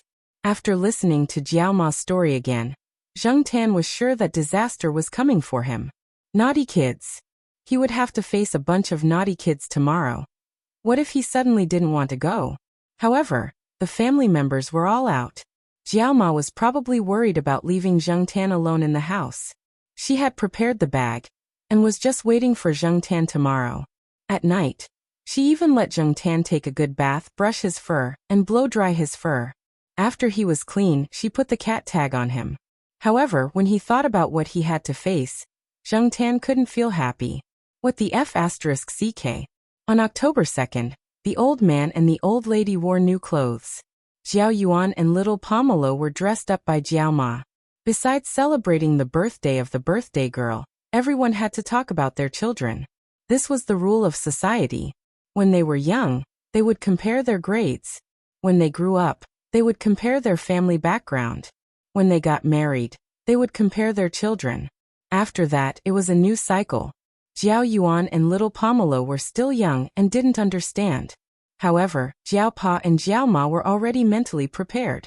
Therefore, they bought new clothes for the two children in advance and dressed them up appropriately. They even prepared some speeches for the social events. As for Zheng Tan, he was squatting inside the bag that Mama Jiao was carrying. His ears were pulled back into the shape of an airplane, and his face was filled with displeasure. At this time, the space in the car was much smaller. Jiaoma sat in the front passenger seat. The old couple and Jiao Yuan sat in the back seat. Little Pomelo was in the old lady's arms. Zheng Tan seemed a little nervous when he saw little Pomelo's expression. Well, they were not familiar with each other. If they were from the Gu family, they would know a few people. However, now they were all from the Jiao family. However, this also saved them a lot of trouble. Many people from the Gu family knew that little Pomelo was thrown back to China by her mother. After that, she was alone abroad and didn't care about the children. Because of this, those aunties would nag for a long time. Therefore, it was good that they didn't meet the Gu family. More than 20 minutes later, the Jiaopa's car stopped in front of a 3-story residential house. There were already several cars parked there. There were many people around. Jiaoma got out of the car first with the 2 children. The Jiaopa parked the car in a hotel not far away. Anyway, the birthday party would be held there. The parking lot there was big, and it was not as crowded as here. Moreover, when there were more children, accidents like car accidents often happened. Therefore, in order to avoid damage the new car, the Jiaopa drove it away. Jiaoma carried her bag in one hand, and held little Pomelo's hand in the other. As for Jiao Yuan, he knew many people around. Even if they hadn't seen each other for more than a year, they would be familiar with each other after playing with each other for a while. They were all teenagers. The Jiaoma couldn't keep an eye on him all the time. Anyway, the Jiao Yuan didn't like to play with those children in kindergarten. Little Pomelo was a little reserved. She pursed her lips and didn't talk much. When the Jiaoma greeted others, she would occasionally ask her to greet others. The traditional greeting was too complicated. Little Pomelo probably couldn't understand it. Little Pomelo also didn't understand a lot of the dialects here. She had been exposed to Mandarin and English since she was young. However, with the Jiaoma by her side, she didn't have to worry too much. Hey, why did you bring the cat here? An auntie looked at Zheng Tan in the Jiaoma's bag and laughed. This is our family's treasure. We don't feel safe leaving it in Chuhua City, so we brought it here. It is very obedient and won't run around. The Jiaoma said to the person. There was a 7 or 8-year-old child standing next to the auntie. He looked at the cat's head in the bag and bit his finger. Then he slowly moved over and reached out his hand to pull Zheng Tan's beard. Zheng Tan retracted his head back into the bag. After going upstairs, the Jiaoma came to a room. There were some children in the room. Most of them were girls. The boys were running around outside and couldn't stay idle. After the Jiaoma introduced the children, she asked little Pomelo to stay here and watch some DVDs with the children. The Jiaoma still had to greet some people. There was a girl in her teens. She was probably in junior high school. She was responsible for taking care of the children. She smiled and gave little Pomelo a cushion for her to sit on. She also handed her a glass of juice. The floor of the room was covered with foam mats. The others took the mats and sat directly on the floor. Next to them, there was a little kid crawling on the foam mats. He probably didn't know how to walk yet, but he crawled with strength. Moreover, he was drooling as he crawled. Zheng Tan came out of the bag and sat next to little Pomelo. At first, a few children came over to disturb Zheng Tan, but gradually, everyone went to watch the DVDs. Zheng Tan was closing his eyes and taking a nap when he suddenly felt a smell of milk approaching. He opened his eyes and saw the little kid sitting and staring at him. He even called out, "Ah," twice. His words were very vague, so Zheng Tan couldn't make out what he was saying. "On my ass." Zheng Tan pulled his ear. "Ka ka ka." The little kid laughed a few times and began to speak vaguely again. He was laughing and drooling as he crawled over. Seeing the little kid crawling over, Zheng Tan felt a headache. He got up and walked away. The little kid was addicted to following him. He was crawling with vigor. Chapter 107. There was a window next to the cabinet. Zheng Tan looked out from the window and saw Jiao Yuan and a few other kids around his age playing and running around. Looking at the room, the contrast was stark. It had to be said that girls were quieter than boys. At least the girls in this room were quite quiet. As for the only boy, who was not even a year old, Zheng Tan directly ignored him and let him drool and mumble to himself. But not long after, an old lady came in and took the little boy away. She was probably his grandmother. Without the noise of the little boy, Zheng Tan did not jump down from the cabinet. He just squatted on the cabinet and hoped that time would pass faster. Little Pomelo was no longer worried when she saw Zheng Tan squatting on top of the cupboard. She started to watch the rented cartoon with the other girls. Those were the kind that girls liked to watch. Zheng Tan could not focus on it, and could only squat on the cabinet and take a nap. According to the customs of this place, there were 2 banquets for the 10th birthday, one in the afternoon and one in the evening. Actually, it was the 10th birthday banquet. According to the time of birth, it was only 9 years old. But this was the custom. Zheng Tan was too lazy to bother about it. Now he was thinking little Pomelo seemed to be almost 9 years old. When the time came, would there be a 10th birthday banquet in Chuhua City? But little Pomelo's irresponsible mother was always abroad. And, when the time came, he would go to 3rd Master Feng's Shaoguang Hotel to celebrate little Pomelo's birthday. Finally, at noon, the Jiao Ma came to take little Pomelo away. Zheng Tan jumped back into the bag, and was carried away by the Jiao Ma. The hotel was not far away. The group walked directly there. This time, Zheng Tan didn't enter the hotel. He stayed in the Jiao Pa's car. Little Pomelo wanted to take Zheng Tan to the hotel, but when the Jiao Pa asked Zheng Tan to choose, Zheng Tan jumped into the car. He looked around and saw that there were a lot of children going in with the Jiao Yuan. He did not want to squeeze in there. At that time, there would be a lot of people at the table, and there would be a lot of naughty children around. They would be surrounded by people they did not know. It was better to wait until the Jiao Pa and the others had eaten before bringing food over. Although it was a little boring to stay in the car, it was still better than going over there to face the brats and all kinds of strangers. It was too noisy there. When he woke up, the Jiao Pa had already brought a bowl over. After delivering the food, the Jiao Pa immediately turned back. There were still people who wanted to talk to him. Zheng Tan was not used to the hotel's food. Fortunately, it was still warm, as if it had just been reheated. He forced himself to eat to fill his stomach. When he heard that the children would be going to the amusement park later, Zheng Tan decided to stay in the car. Anyway, with the current amusement facilities and the condition of this small place, there was probably nothing fun to do. He was an adult and had no interest in playing with the children. After eating, Zheng Tan stayed in the back seat for a while. He felt a little bored and wanted to stretch his body. He put his paws on the car window and stretched. When he stretched halfway and looked out the window, he saw a large group of naughty children coming out of the hotel entrance. They were walking towards him. There were boys and girls, ranging from 3-year-olds to children about the same age as the Jiao Yuan. A group of people were walking towards him. A few of the children were holding balloons in their hands. They used the balloons to hit their parents who were hugging them. The parents were happy and smiled as they put their faces forward for the balloons to hit. Zheng Tan felt a pain in his bones. When he saw these naughty children, he felt that his cat life was bleak. Because there were too many children going to the amusement park, everyone split up. Those who had cars each took a few children. In the end, the extra children were all chartered to go to the amusement park. As a result, there were 2 children in the Jiao Pa's car that he did not know. One of them sat in the front passenger seat. Jiao Ma sat in the back with little Pomelo in her arms. There was also Jiao Yuan, and another boy around 10 years old that Zheng Tan did not know.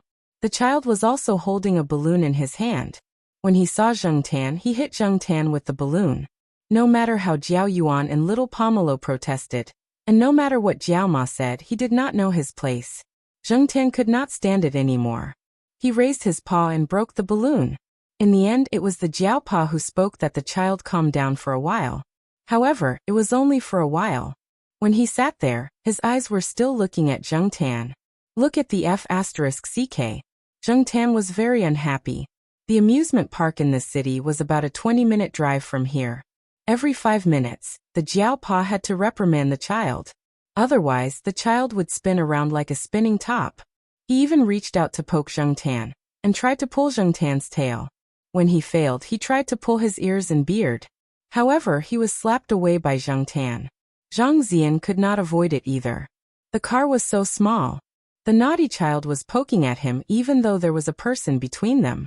Zheng Tan could not run in front and interfere with the Jiao Pa's driving. Besides, there was another child in front. Who knew if the one in front would be more difficult to deal with? The Jiao Yuan wanted to beat the child, but he was stopped by the Jiao Ma. If he really beat the child until he cried, they would quarrel again. However, the child was really disobedient. Therefore, the Jiaopa had to warn him every few minutes. Other than the Jiaopa, the child did not listen to anyone. He probably knew that no one else would dare to do anything to him. Zheng Tan suddenly missed Chuhua City. He really wished that time would pass faster. Finally, when they arrived at the amusement park, the naughty child's attention was diverted. He opened the car door and rushed out. Black Charcoal, do you want to come with us? The Jiaopa asked after parking the car in the parking lot. Zheng Tan lay on the back seat and did not move. He lowered his ears and ignored Zhang Zian. Okay, you stay here. There is a cat litter box here. If you need to pee, you can use it. The Jiaopa dragged out a simple cat litter box the size of a shoebox and put it on the ground. Then he left. There was water and some snacks in the car. Now there was even a toilet. The Jiaopa was not afraid that something would happen to Zheng Tan. The car window was closed, but not tightly. There was a small gap. There was no need to worry that someone would break into the car. After all, Zheng Tan was guarding the car. Zheng Tan looked out of the car window. The facilities in the amusement park were as Zheng Tan imagined. They were simple and monotonous. There was no need to think about roller coasters. However, there were similar rides that were enough to entertain the child. Zheng Tan was bored lying on the car seat. He could not sleep. He had not gone out for 2 days. This place was too strange. Zheng Tan was not familiar with the surroundings. Even if he wanted to go out for a walk, the Jiaopa would not allow him to. Therefore, he simply did simple exercises like eating, and sleeping. Unable to sleep, Zheng Tan stood up and looked at the scenery outside the car window. There were no tall buildings around the amusement park. This small city was not developed. Compared to Chuhua City, it was far behind, not to mention Nanxing City, which was further south. This was the so-called urban area. The Jiaopa's hometown was still in the countryside. According to the Jiaopa's plan, he was going there to take a look in November. However, he did not know the exact date. However, for Zheng Tan, it was fine as long as he did not have to face those naughty children. While thinking, Zheng Tan saw a woman in her 40s pass by the car window with a child in her arms. Her footsteps were hurried. Zheng Tan noticed her not because of the person, but because of the child in her arms. Although the child was covered with a coat, because of the close distance, the woman looked back when she passed by, and the coat slipped down, allowing Zheng Tan to see the child's face. Wasn't this the little kid who followed him in the morning? Zheng Tan still remembered the clothes with the little bear pattern. However, the little kid seemed to be in a deep sleep with his eyes closed. After the woman looked back, she pulled the coat that slipped down and covered the child again. Then, she carried the child and walked forward. Not far ahead, there was a motorbike. A man wearing sunglasses rode on it and said something to the woman. Then he raised his hand and lifted the coat that covered the little kid to take a look. Zheng Tan felt that this person was checking if the little kid had a little dick. Then, the man in sunglasses left with the woman. Zheng Tan did not know who the child was, nor did he know who the Jiaopa's relatives were. Originally, he did not want to pay attention to it. Besides, even if he was a little suspicious, he could not go out now. However, in less than 5 minutes, people ran out of the amusement park. The few adults who were with the Jiaopa earlier looked anxious and asked the people around them. Zheng Tan suddenly felt that something was wrong.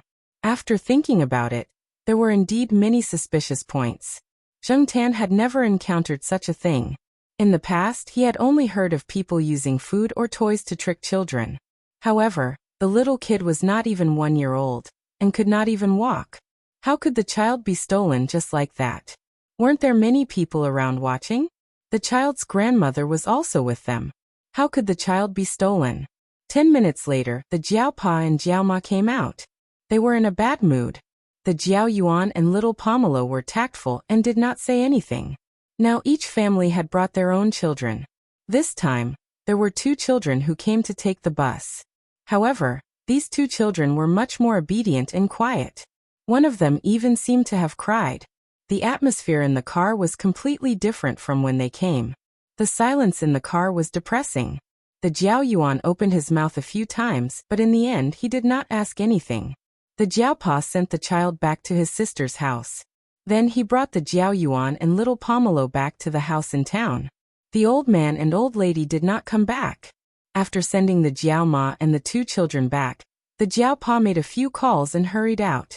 Before the Jiao Pa left, Zheng Tan overheard the conversation between the Jiao Pa and the Jiao Ma in the room. Usually human traffickers would cheat in A, hide in B, and sell in C. If they did not find the child as soon as possible, the traffickers would probably kidnap the child elsewhere. That would make it even harder to find the child. Therefore, the Jiao Pa and the others were seizing the time to look for the child. The child was the second child of the Jiao Pa's cousin. Their first child was a girl. It was not easy for them to have a son, and they usually treasured him. But this time, the child's father was busy with business, and his mother was hospitalized. They did not have time to take care of the child. There was a nanny at home, but when they went out, the child's grandmother would take care of the child. Originally, the old woman just wanted to take the child out to play. She did not expect that something like this would happen. Now everyone was going crazy. Those who had connections were looking for connections, and those who had channels were looking for channels. The Jiao Pa did not have much time. In this small city that had not yet developed, there were not many places with surveillance cameras. It was not easy to find the child. Zheng Tan remembered his experience of being kidnapped by a cat trafficker. He felt that the child was quite pitiful. The child did not know anything, and was not like Zheng Tan who could save himself. Moreover, he was probably drugged. Just like those pet cats, no matter how expensive they were only worth a few dozen yuan if they were made into dishes. Zheng Tan had heard that kidnapped children were sold cheaply for a few thousand yuan. They were treated like treasures at home. In the hands of the traffickers, they were only worth that much. Chapter 108. That night, the Jiao Pa came back very late, and the two old people were also brought back by the Jiao Pa. Compared to their energetic state in the morning, the two old people were not in good spirits. If not for the fact that they were usually healthy, Zheng Tan suspected that they would have collapsed. After all, no family would have a good time if something like this happened. Also, based on the two old people's experience, they probably knew what would happen to the child if he fell into the hands of the human traffickers. That night, many people were destined to lose sleep. Not only did they lose sleep, but the adults were also discussing the matter.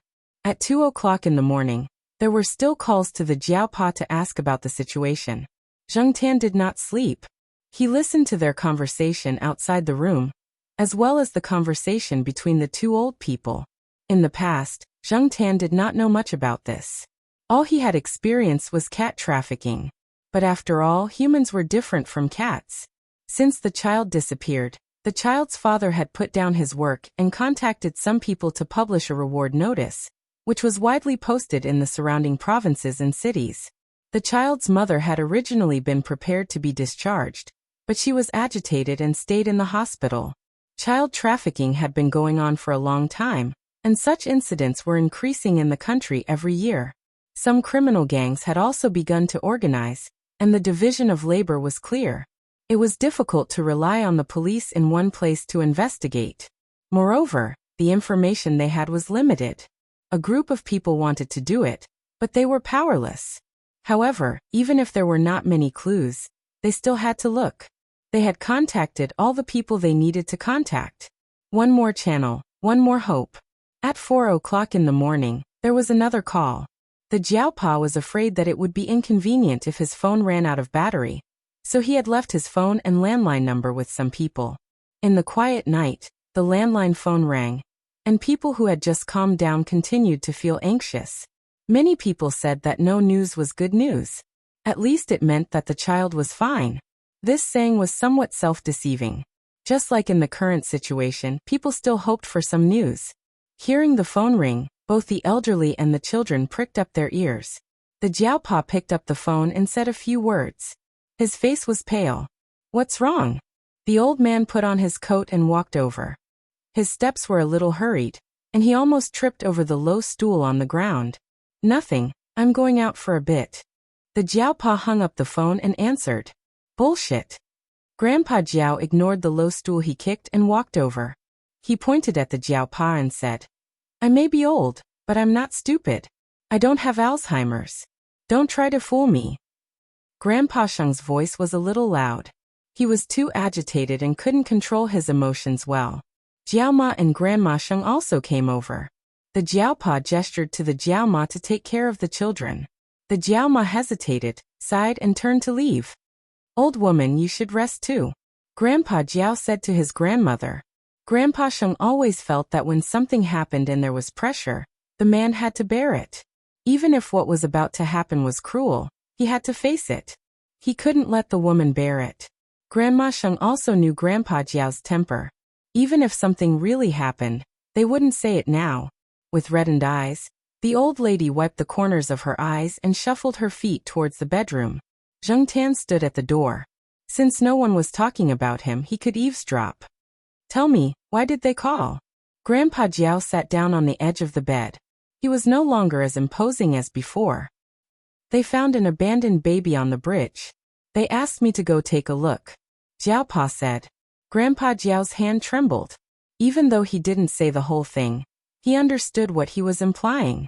Since the people on the bridge asked the Jiaopa to go take a look, it couldn't be a baby girl.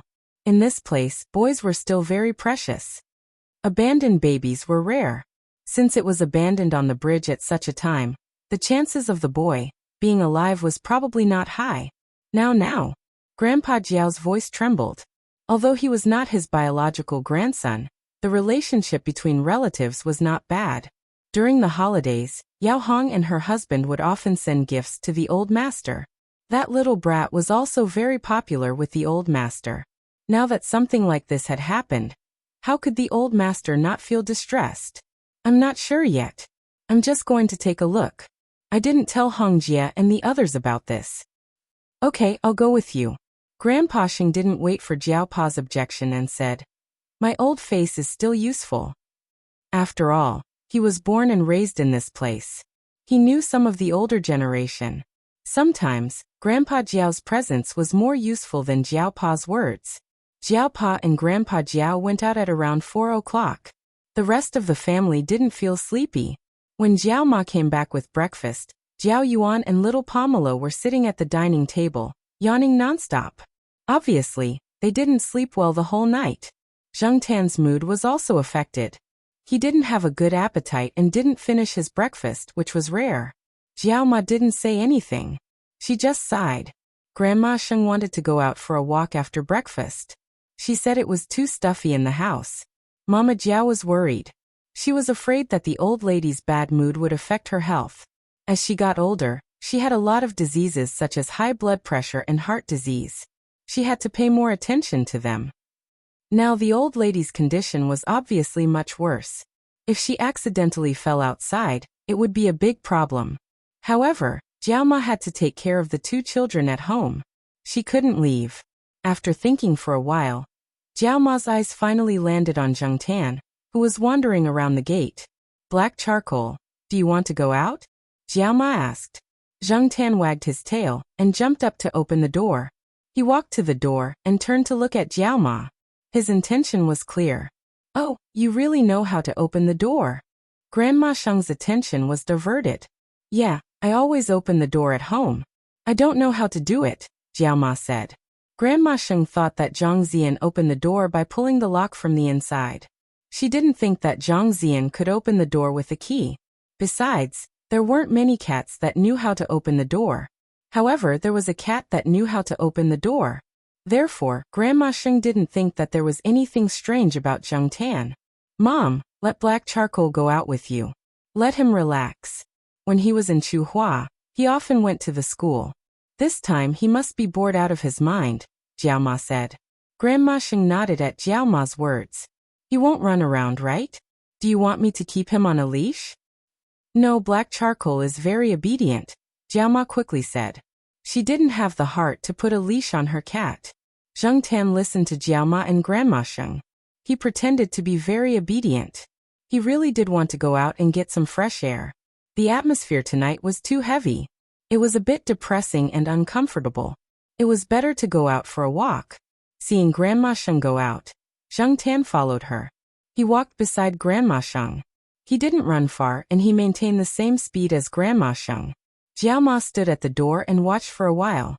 When Grandma Sheng and Zheng Tan were far away, she went back into the house and closed the door. Zheng Tan walked with Grandma Sheng while paying attention to the scenery around him. He had been here for 2 days, but he hadn't properly observed the terrain here.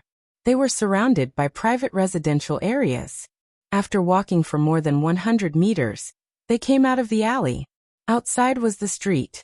It was more lively there. Although this area wasn't the center of the city, there were signs that a new district was going to be built. The old factories had been knocked down and were preparing to build commercial buildings. Some areas had been fenced off. When Grandma Sheng walked out of the alley, she suddenly remembered that a cat was following her.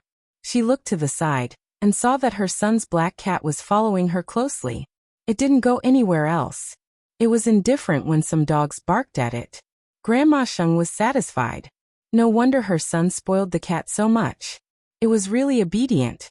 Grandma Sheng planned to walk along the street for a while after leaving the alley. Zheng Tan didn't care. He wouldn't get lost if he followed Grandma Sheng. As they walked, they passed by a small store. Grandma Sheng went to buy some fruit candies. She wanted to bring them back for Jiao Yuan and the others. Are you taking your cat out for a walk? The shop owner looked curiously at the black cat standing by the old lady's feet. Grandma Sheng forced a smile. Yes, it's my son's cat. He's accompanying me for a walk. The small store owner didn't say much. He weighed the candies and gave Grandma Sheng the change. Grandma Sheng took the fruit candies and walked back with Zheng Tan. Zheng Tan was about to follow when he suddenly saw a familiar figure. A small 3-wheeled motorcycle slowly drove down the street and stopped by the side of the road. The driver got out and walked to the small store to buy cigarettes. Passenger tricycles like this could be seen in many places in the city. They were much cheaper than taxis. Many people would choose to ride them to save money. Zheng Tan looked at the driver. He wasn't wearing sunglasses, and his clothes were different. However, Zheng Tan felt that this person was very similar to the motorcyclist from yesterday. Black charcoal, let's go back. Grandma Sheng saw that the cat stopped and didn't follow, so she called out to it. Zheng Tan looked back at Grandma Sheng and continued to stare at the 3-wheeled motorcycle driver who was walking back after buying cigarettes. His gaze landed on the driver's gloves. They were black leather gloves, similar to the motorcyclist from yesterday. When the motorcyclist got on the 3-wheeled motorcycle and shrugged, Zheng Tan was even more certain. The motorcyclist from yesterday also shrugged before he started driving. It was probably a personal habit. Anyway, Zheng Tan didn't see Celestine shrugging when he was riding a motorcycle. Grandma Sheng saw that Zheng Tan didn't pay attention to her. She called out again, but the cat ran away directly. Black charcoal. Come back quickly. Grandma Sheng was anxious. She knew that her son's family treasured this cat. If they lost it, the 2 children would definitely cry when they got back. Didn't they say that cats don't run around? What was going on now? Unfortunately, Grandma Sheng's legs weren't strong enough. After running for 2 steps, she stopped to catch her breath. She was still carrying a bag of things in her hand. The shop owner sat in the shop and watched the black cat run away without caring about Grandma Sheng's calls. He shook his head and whispered, "It's better to bring the dog out for a walk. The cat won't follow you obediently." Zheng Tan kept running forward. The 3-wheeled motorcycle had already started moving. However, due to the construction in front, there were some small stones on the road. The 3-wheeled motorcycle didn't go very fast. When the motorcycle turned a corner, Zheng Tan jumped in through the open window. The driver only felt the motorcycle shake a little. He looked in the rearview mirror and didn't find anything unusual. He attributed the cause to the stones on the road. He cursed, F***ck the road, and continued to drive the 3-wheeled motorcycle away. Because there were many construction sites there, the surrounding area was surrounded. It also obstructed some people's view. Plus, the 3-wheeled motorcycle just happened to turn a corner, so no one saw Zheng Tan jump into the 3-wheeled motorcycle. Zheng Tan was afraid that other passengers would come on the motorcycle. If that happened, even if he hid under the seat, the passengers would be able to see him as long as they looked down. Fortunately, the driver didn't seem to have any intention of picking up passengers. He just kept driving. Zheng Tan looked out from the gap in the curtain. The road behind was a little off. The surroundings seemed to have been planned. There were many old buildings with the word demolished painted on them, but no construction had started. After driving for a while, Zheng Tan suddenly thought, what if I got the wrong person? Chapter 109.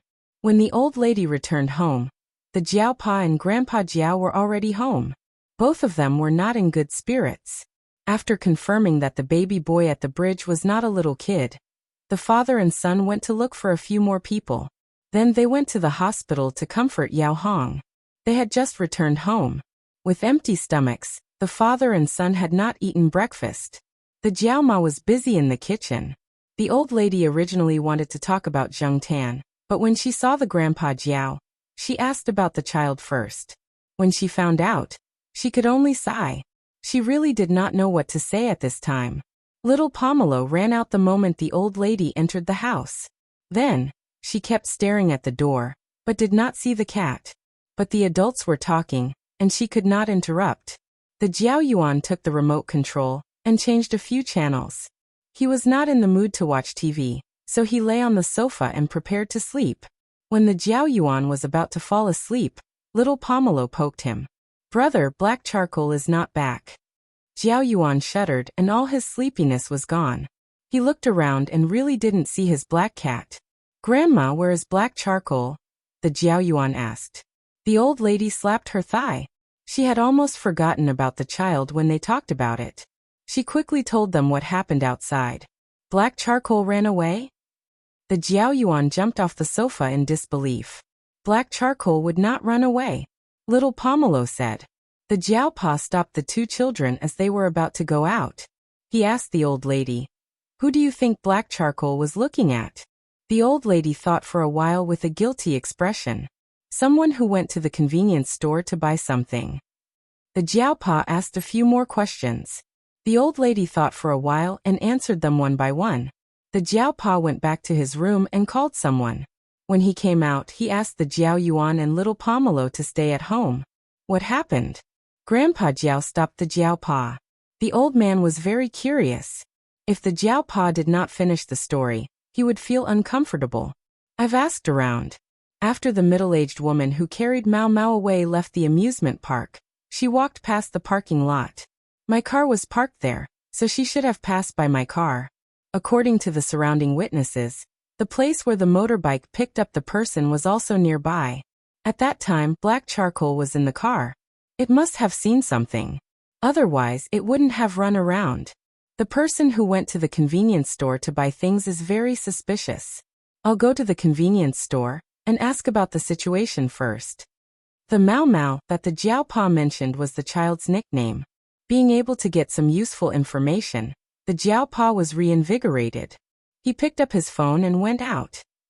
No matter how the Jiao Pa and the police investigation went, Zheng Tan, who was in the little three-wheeled motorcycle, felt that he had been too impulsive. He had not been fully sure yet, but he had already jumped in. There was no turning back now. He did not know where the car would go. When the car reached the suburbs, there were some houses. However, these houses did not look shabby. They were all 2 or 3 stories high. The little three-wheeled motorcycle drove along a dirt road and stopped in front of a house. After the three-wheeled motorcycle stopped, the driver did not look at the seats inside. He took out his keys and opened the door. Zheng Tan looked around through the gap in the curtains. When he saw that there was no one around, he lifted the curtains and jumped out. He hid behind a tree. There were a lot of weeds around here. It was very suitable for hiding. Zheng Tan looked at the 2-story building with white tiles in front of him. It was similar to the houses around it. There was nothing special about it. However, the windows and doors were tightly shut. The windows on the 2nd floor were one-way glass. It was impossible to see what was inside from the outside. Zheng Tan hid in the grass behind the tree for a while. In the end, he found a tree and jumped up. He lay on a branch and looked at the building through the gaps in the leaves. The surroundings were very quiet. There were not many residents in the area. Occasionally, he saw a few people loitering outside. While Zheng Tan was observing the small building, she learned from the conversations of the passers-by that this area was going to undergo urban development. Those who had land had received quite a sum of compensation and were preparing to move away. Some spent their days looking for a place to live, while others decided to move to other places. This was why there were not many people around. Just as Zheng Tan was about to fall asleep, the window on the second floor of the building was pulled open. A middle-aged woman was splashing water outside. It was that person. Zheng Tan was shocked. He felt that this trip was worth it. After the middle-aged woman finished splashing water, she closed the window again. Zheng Tan walked around the two-story building. It was really difficult to find a way in. This building did not have a backyard. He could not climb over the wall. The windows on the first floor were also tightly shut. The only two windows that were open were installed with anti-theft nets. Zheng Tan could not squeeze in at all. Thus, he could only enter from the second floor. It would be better if he had a phone. He could directly send an anonymous message to the Jiao Pa. Unfortunately, he could not find a phone nearby. If he called Zheng Tan, he could not speak. He could not tell others the address. It was better to do it himself. At least, he had to make sure that the little brat was still here.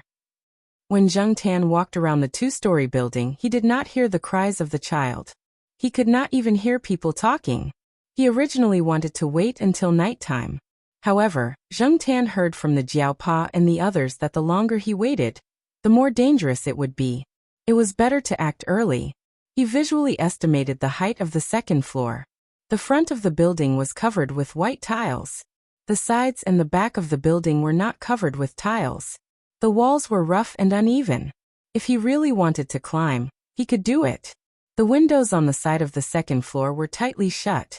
There was an open window at the back. It was just an ordinary window. When there was no one around, Zheng Tan tested the wall. After making sure that his claws could use the rough surface of the wall to climb up, he began to move. Zheng Tan felt that he was now like Spider-Man, walking along the wall. However, if the wall was smooth, it would be more difficult. When he came to the open window at the back, Zheng Tan listened to the movements inside. After making sure that there was no one around the window, he climbed in through the small window. It looked like a utility room. There were a few cardboard boxes. It seemed that no one had cleaned it for a while. There was a layer of dust on the cardboard boxes. The door was closed, but the good thing was that the door lock seemed to be broken. It was only closed, and Zheng Tan could open it slightly with her claws. Carefully squeezing out through the crack in the door, Zheng Tan listened. He did not hear anyone around. He went to the room in front. It was not big. There was only one bed. There were a few pieces of clothes that belonged to a middle-aged woman on the bed. There were no baby products. Strange. Where was she?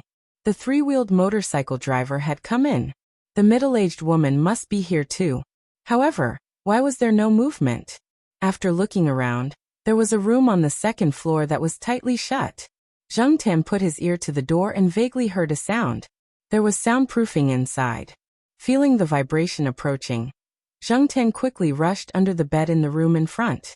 The next moment, the tightly shut door opened. Zheng Tan heard a conversation inside. There was a woman's voice and two men's voices. The woman was definitely the middle-aged woman. One of the men was the three-wheeled motorcycle driver, and the other sounded slightly older. Zheng Tan listened to them talk about big goods, little goods, and so on. They also talked about treating illnesses. The middle-aged woman was complaining about something, and the three of them were arguing. After listening for a long time, Zheng Tan realized that the so-called big goods were actually boys and little goods were girls. This should be a jargon. However, when he heard people being compared to goods, Zheng Tan felt very uncomfortable. Was human life so cheap? They originally had 3 children, 2 boys and 1 girl. However, one of the boys was sick when they were shipped here. They did not want to treat the boy's illness. Other than the problem of money, they did not want to be too troublesome and expose themselves. Therefore, they just threw the boy on the bridge. Zheng Tan guessed that it was probably the baby that Jiao Pa and Grandpa Jiao rushed over to see at 4 o'clock in the morning. There was also a girl who seemed to have been fed an overdose of sleeping pills. She was a little slow and probably stupid. Zheng Tan thought of those people who use tranquilizer guns to shoot dogs. They did not care about the dose that different dogs could withstand. They just shot them directly and many dogs would die immediately. As for humans, there was also a great risk, especially for children. The slightest carelessness was related to life. Even if the child was lucky, the child's brain development and intelligence would be seriously damaged. Not to mention such a small baby. The three of them were arguing about these two things. The man with the old voice said that he had already contacted someone to pick up the goods. However, there were two problems in a row. It was the other two people's carelessness. It was their fault and they lost 40,000 yuan. Zheng Tan did not know how they contacted the buyer. The price for a boy was 30,000 yuan, and the price for a girl was 10,000 yuan. The person said that this was a rare high price, but it was ruined. Now there was only a boy left. Otherwise, they could have earned another 40,000 yuan. $40,000 for 2 lives, and they were children who couldn't even speak. Zheng Tan felt that these people were king inhumane. However, at the same time, Zheng Tan was also glad. The remaining boy was probably the Mao little brat that the Jiaopa and the others were anxiously looking for. The old man's very good-looking baby boy that was just brought over yesterday could indeed match Mao. Since he had found the place and the person, how could he contact the Jiaopa and the others? Zheng Tan was troubled. The door of the room was tightly shut. The middle-aged woman and the 3-wheeled motorcycle driver came out. The old man was still inside. He did not know what he was doing. Perhaps he was contacting the buyer or negotiating the price. The 3-wheeled motorcycle driver smoked a cigarette and went downstairs. The middle-aged woman came into the room, opened the drawer, and took out a box. Zheng Tan heard the sound and guessed that it was jewelry. After a while, when the middle-aged woman left and went downstairs, Zheng Tan listened to the movements around him. He came out from under the bed and looked at the layout of the room again. It would be difficult for him to deal with 3 people alone.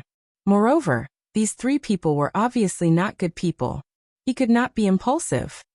After rummaging through the drawer and the small bag hanging at the side, Zheng Tan found a box of medicine. Zheng Tan shook his beard and narrowed his eyes. Diet medicine? Looking at the teapot on the side, Zheng Tan took out the medicine. Chapter 110.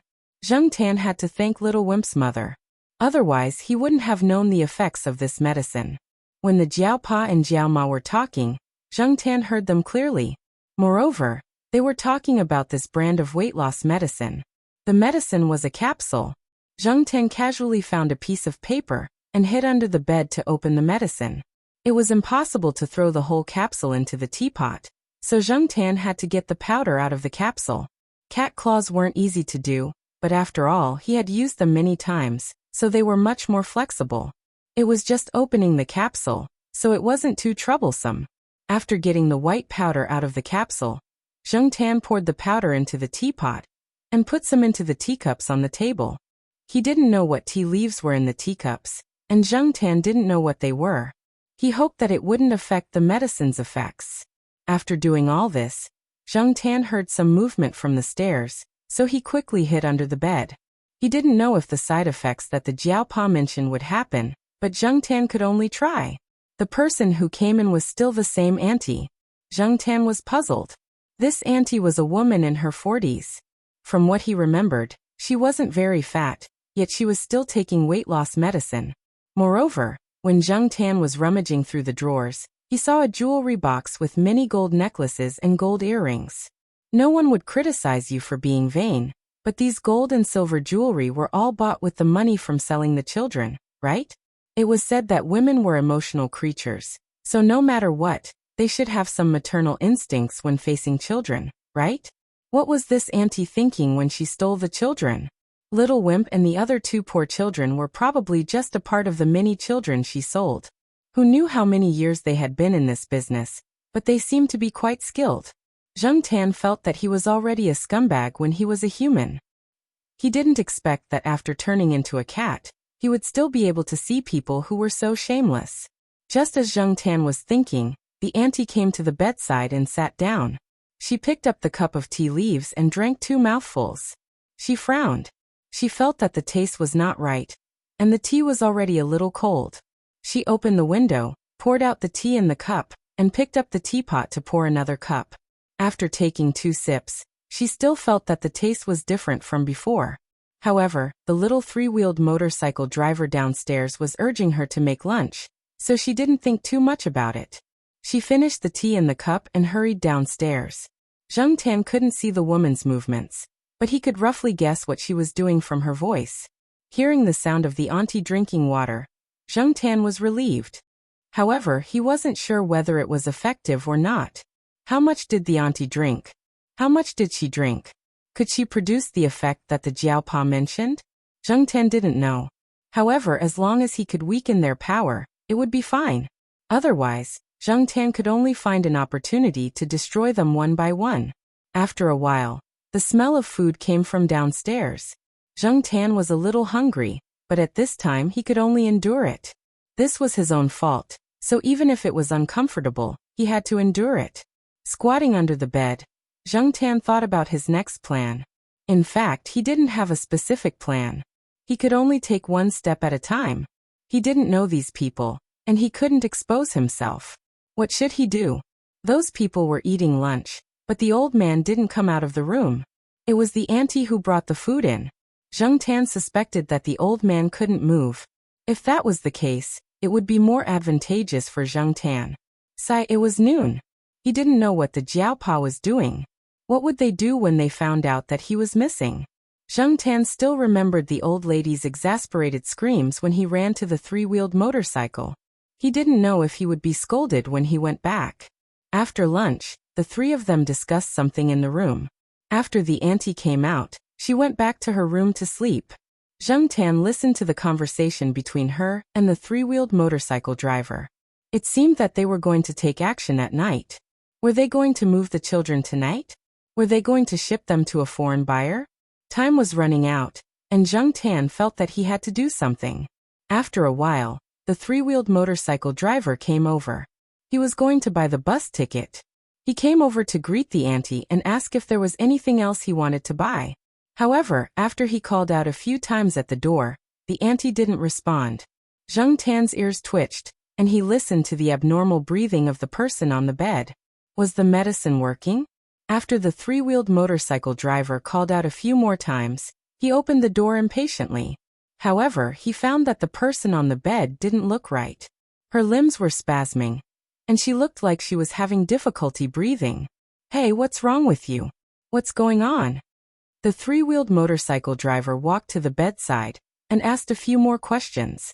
There was still no response. The person on the bed had a very high body temperature. Coupled with the symptoms, the three-wheeled motorcycle driver was scared. He quickly ran to the closed door and knocked on it. Uncle Hook, open the door. Something's wrong. When the old man opened the door, his voice was filled with anxiety. What's wrong? What's wrong? The three-wheeled motorcycle driver pointed at the person on the bed. She seems to be sick. Uncle, is it epilepsy? After listening to the three-wheeled motorcycle driver, the old man calmed down a lot. As long as no one came to investigate, it wasn't a big deal. Bad luck. Something went wrong at the crucial moment. The old man scolded. Uncle Hook, do you have any medicine? We can't let her stay like this forever.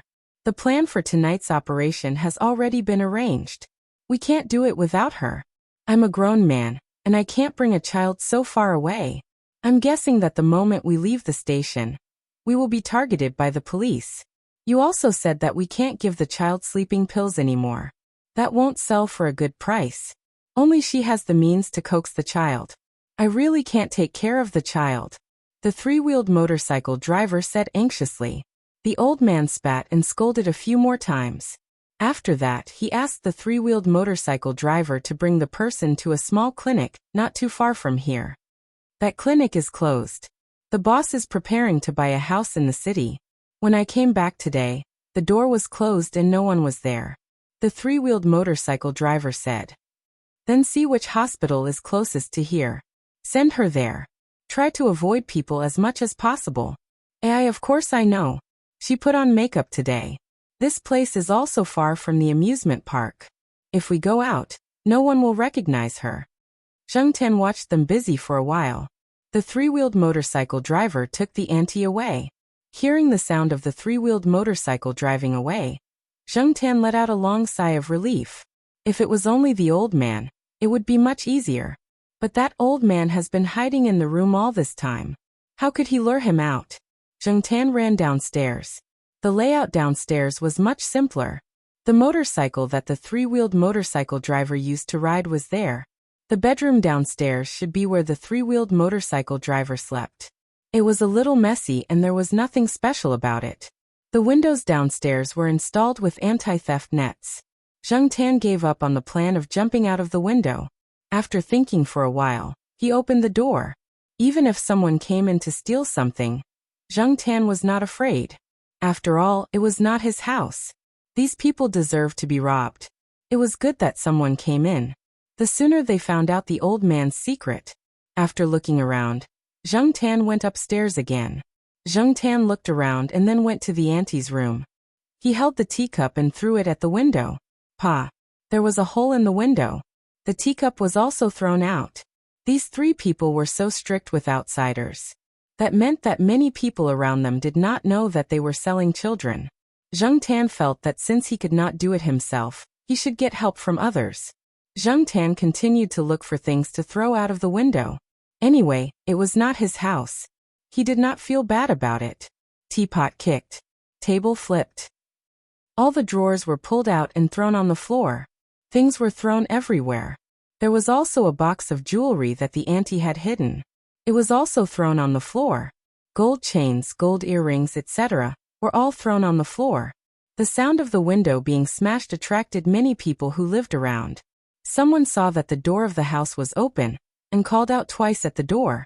No one answered, but no one came in. Recently, many families had quarreled over the distribution of land compensation. There were also people who were injured because of this. The people around thought that it was probably because of this, so no one wanted to get involved. Besides, they were not familiar with this family. They just stood at the door and watched, talking among themselves. The old man inside actually heard the noise outside. He opened the thick curtains a little and looked outside. After hesitating for a while, he still did not open the door. He called the other two people, but they did not pick up. The old man had a bad feeling.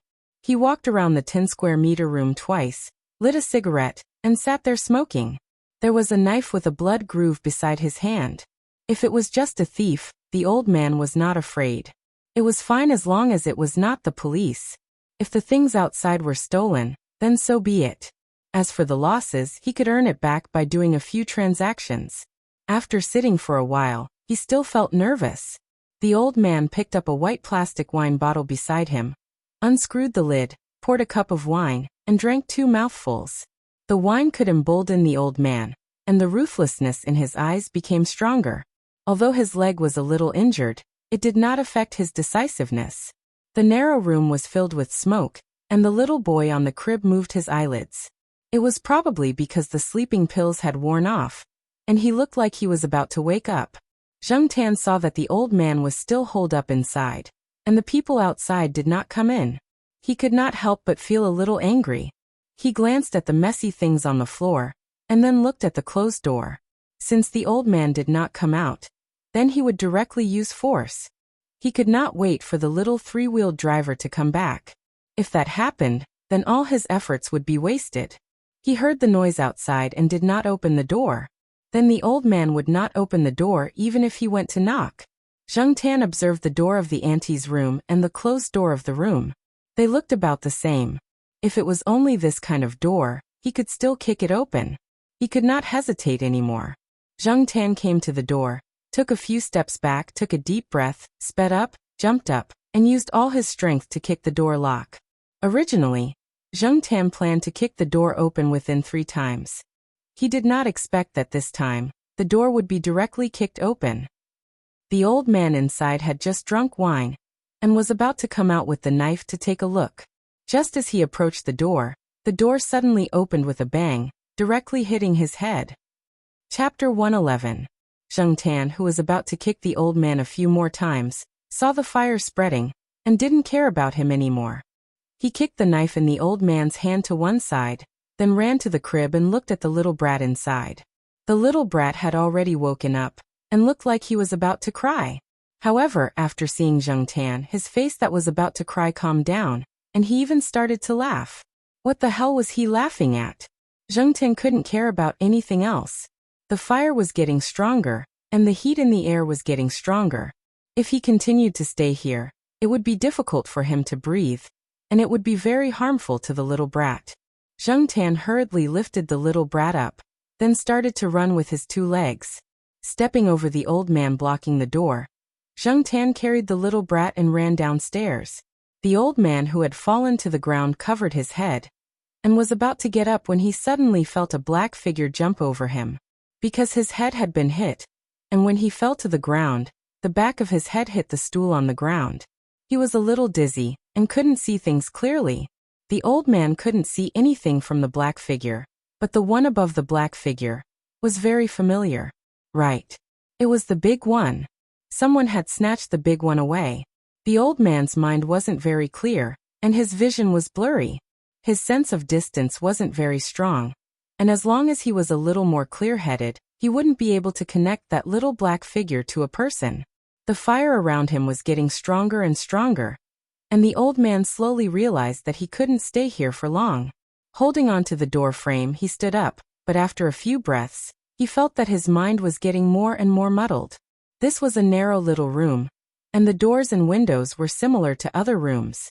The only special thing was that the windows were covered with thick curtains, and the walls and door were covered with sound-absorbing cotton. This was to prevent the conversation inside from leaking out, or the cries of the baby from leaking out. Perhaps some could be heard outside the door, but outside the building it was fine as long as the people outside couldn't hear. The requirements weren't high, so they kept the original wooden door. This was also the reason why Zheng Tan was able to succeed with a kick. Of course, there was also a coincidence that even Zheng Tan didn't expect. No matter what, Zheng Tan wanted to quickly carry Little Wimp out and settle the matter. But when he reached the staircase on the first floor, Zheng Tan stopped in his tracks. He had almost forgotten that there were still some onlookers standing outside the entrance of this small building. He couldn't just carry the little brat out like this. Zheng Tan placed Little Wimp on the ground floor of the first floor. Seeing that Little Wimp was still looking at him, he laughed so hard that saliva was coming out of his mouth. Zheng Tan raised his hand and poked him. He hoped to poke this little brat until he cried. As long as he cried, the people outside would come in, right? Unfortunately, the little brat laughed even more happily. Zheng Tan. Left with no choice, Zheng Tan walked behind Little Wimp and pushed him outside. Little Wimp thought that Zheng Tan was playing with him, so he was pushed forward while lying on the ground. He didn't even know that his sleeves were dirty. "Hey, is there a child inside?" a resident said as he looked inside. "Looks like it. It looks like he's crawling out." The first floor was a little dark.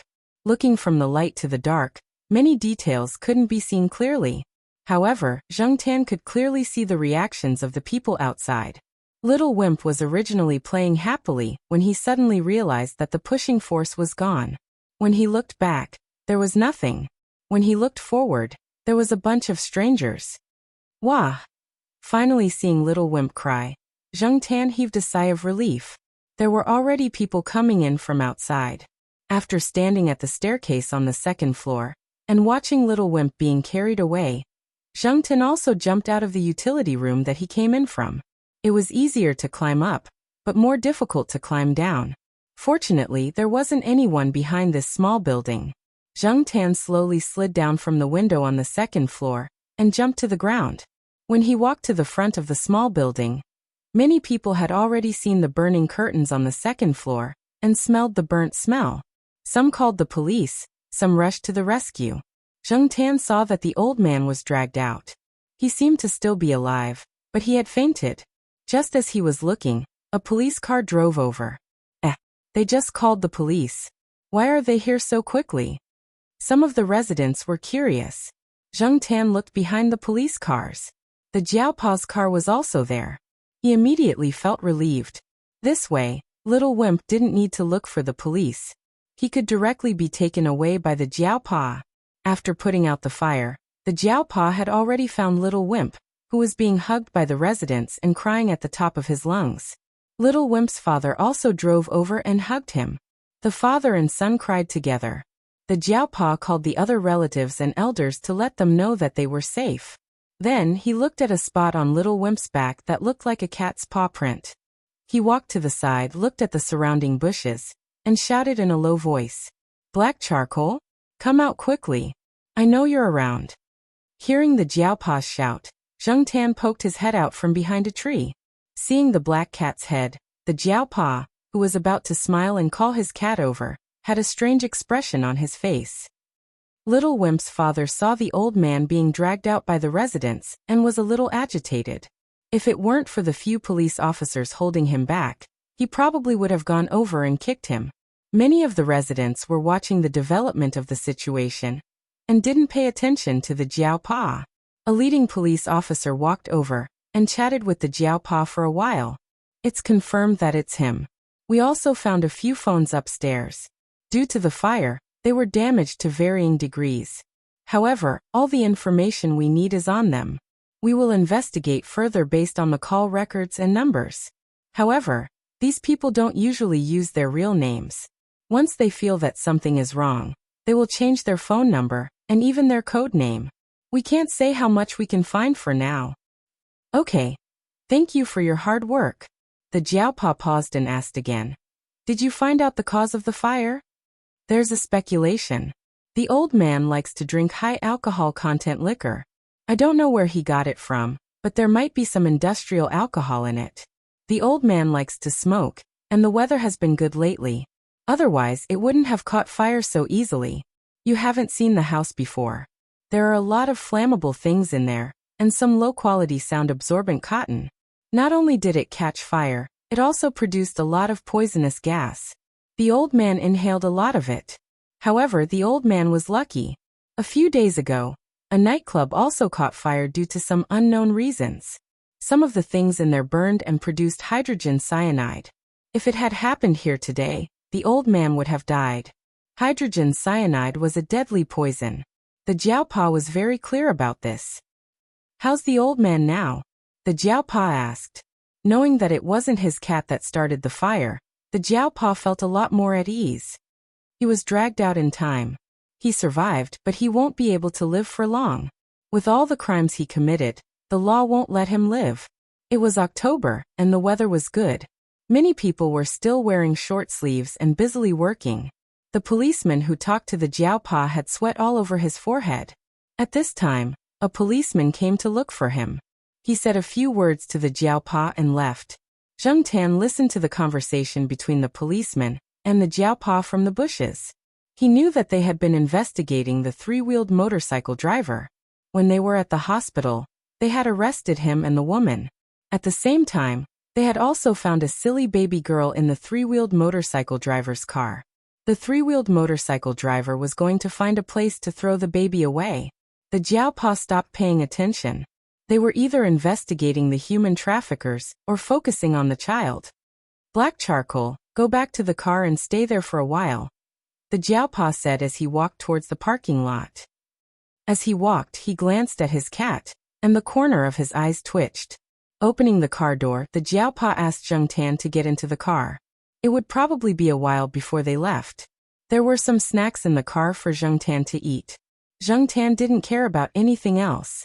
After getting into the car, he grabbed the snacks and opened them to eat.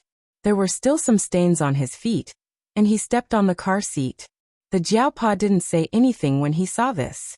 He lifted Zheng Tan up and checked. The Jiaopa didn't find any injuries on his cat. He was walking and running normally, and his appetite was still very good. "Black charcoal, thank you for your hard work," the Jiaopa said in the end. He really had to thank his cat for this. Otherwise, they wouldn't be investigating the three-wheeled motorcycle. The Jiaopa glanced at his cat again, sighed, closed the car door, and walked towards the house. Zheng Tan didn't care about what happened there. Moreover, he felt that since the Jiaopa was able to detect some of the things he did, he would definitely help cover up some of the traces.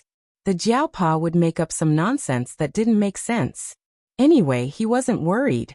He had saved the child, so he just needed to fill his stomach first. After eating and drinking, Zheng Tan didn't do anything else. He leaned against the car window and looked at the crowd outside. There were more and more residents gathering around. There was no lack of people in the world who wanted to see what was going on. Yawning, Zheng Tan leaned against the back seat and closed his eyes to rest. He hadn't slept much since last night. Now that he was relaxed, he felt a little tired. After some time, Zheng Tan heard the car door open. He opened his eyes and saw the Jiaopa coming in.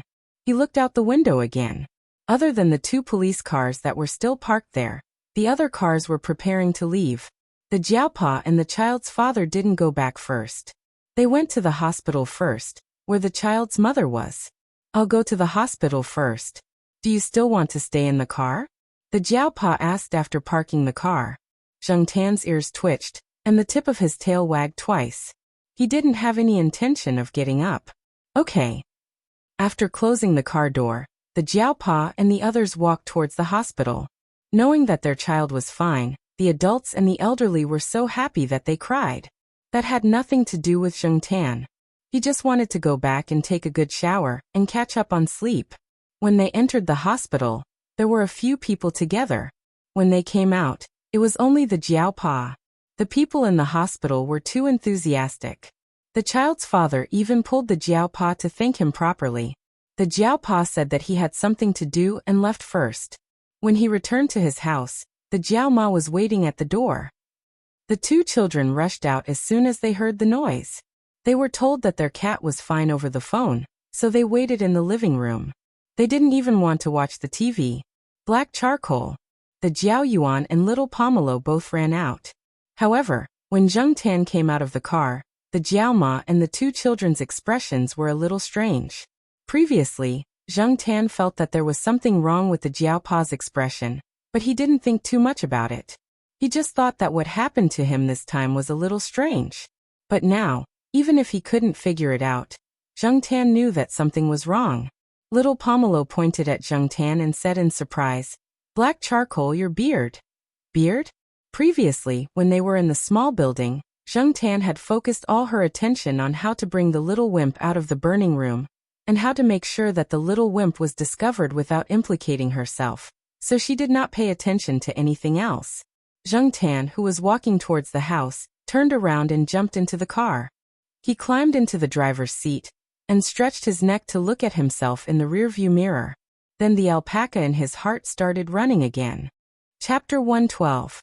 Zheng Tan stared at the rearview mirror for half a minute, and even looked at it from different angles. In the end, he realized that not a single strand of his beard was intact. The originally black, straight, and resilient strands of beard were now King curly. Cats not only had beards on both sides of their mouths, but they also had beards on other parts of their bodies, such as above their eyes, cheeks, and chins. However, people didn't call them beards, and they were easy to overlook.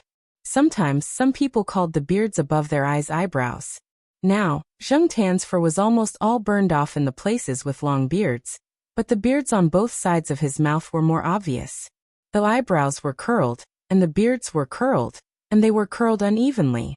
Zheng Tan wanted to smash the rearview mirror. However, considering that this was a new car that the Jiaopa had just bought a few days ago, Zheng Tan endured it. Jumping out of the car, Zheng Tan covered his ears, ignored the others, and walked straight into the house. "Did Black Charcoal get hurt?" asked the Jiaoma. "I think so." The Jiaopa nodded. The Jiaoma decided to comfort her cat and make more delicious food for dinner. Little Pomelo was very anxious when she knew that her cat's beard was burned off. She was relieved when the Jiaopa explained that it would grow back after a while. However, even though he knew that his beard would grow back in the future, Zheng Tan was still in a bad mood. After entering the house, he stayed in the room. Every once in a while, he would jump on the table and look at himself in the mirror. He was in a bad mood when he saw the curled beard. In the end, Zheng Tan made a decision. After looking through a few rooms, he saw a pair of scissors on the old lady's bedside table. Zheng Tan took the scissors and put it in front of little Pomelo, who had been following behind him. "Cut the beard." Little Pomelo looked at the scissors on the floor, and was a little worried. Zheng Tan pushed the scissors closer to little Pomelo, meaning, "Cut it." Instead of cutting off Zheng Tan's beard, little Pomelo first asked the Jiaopa for confirmation. Then, she picked up the scissors and carefully cut off the curly cat's whiskers one by one. The parts that were not burned by the fire were still preserved and had not been cut off. Because the beard was not very regular when it was burned, the length of the curls was also different, so after cutting it, it was obviously long and short, looking very awkward. The roots of a cat's whiskers were covered with nerves, which allowed them to detect slight movements. It was said that they could even feel something as light as a milligram brushing past them. They could even distinguish the airflow and direction of the wind. Because of the importance of whiskers to cats, little Pomelo was very serious. The Jiao Yuan watched from the side, and did not even dare to breathe loudly. He was afraid that if he made any noise, he would disturb little Pomelo and cut off the cat's whiskers. The Jiao Pa, who was sitting on the sofa, actually wanted to say that as long as the roots of the whiskers were not damaged, it did not matter how much was cut off or how little was cut. However, seeing the two children's nervous faces and the obviously depressed cat, the Jiao Pa did not say anything. After cutting the whiskers, little Pomelo and the Jiao Yuan, who was watching from the side, both let out a sigh of relief. Little Pomelo put the curly cat's whiskers in a small plastic bag and put it in a box to keep it. Zheng Tan raised his paw and touched the whiskers. They were obviously much shorter. The shortest whiskers were almost touching the cat's mouth. F***ck, it was not easy to be a hero, but the price was the curly whiskers that were burned. Jumping on the table and looking at the mirror on the table, Zheng Tan tilted his face and looked at himself from a few different angles. He felt that without the whiskers, the cat's aura suddenly changed from mighty and domineering to wretched and funny. It was really frustrating. Don't worry, the whiskers will grow back soon. Little Pomelo comforted him. Zheng Tan wagged his tail. It would definitely grow back, but how long would it take for it to become the same as before? No one could say for sure. It could be a week or two, or more than a month, or even longer. There was no absolute answer. Different cats seemed to have different whiskers growing at different speeds. This was the Jiao Pa's conclusion. The most depressing moment for Zheng Tan was when the Grandpa Jiao came back. Knowing that it was his son's black cat that they were able to find the little brat so quickly, the Grandpa Jiao bought a big fish when he passed by the market to reward the cat. However, when he got home, he found that the whiskers on both sides of the cat's face were short and uneven. The old man was curious and insisted on asking the Jiao Pa why. The Jiao Pa said that there was a fire at the human trafficker's place, and that his cat was burned there. The old man was a little distressed when he heard that, but then he started to laugh. After a day of depression, he was finally able to relax. He laughed very loudly, which made the two children unhappy. It's nothing. Many people in our village have cats. There are many who have their whiskers burned by the stove in the winter. They'll grow back soon. It's okay, but this cat's movements will probably be affected. The old man sat on the sofa and reached out to touch Zheng Tan's whiskers. Zheng Tan turned his head and slapped the old man's hand away. Oh, you're angry. The Grandpa Jiao was not angry when his hand was slapped away. After this incident, the old man felt that this cat was indeed very rare. Hearing his grandson say that his cat was in a bad mood because it had lost its whiskers, the Grandpa Jiao was a little suspicious, but he did not continue to tease it. The old man had never thought about how a cat could be in a bad mood, but after this incident, he knew that this cat was intelligent, so he did not say anything more. The old people believed in some sayings. In the early years in his hometown, people had to respect animals with intelligence, but the old man looked at the cat in front of him and could not bring himself to respect it. No matter how he looked at it, it was funny. He just wanted to tease it. Shaking his head, the old man put his hands behind his back and walked to the kitchen. He saw the old lady cooking fish and was even pointing at it. The old lady chased him out with a spatula. In the end, he went to the living room to watch TV with the children. The little boy's parents called to thank them and said that they wanted to treat the Jiao Pa and the others to a meal. They even wanted to bring the cat.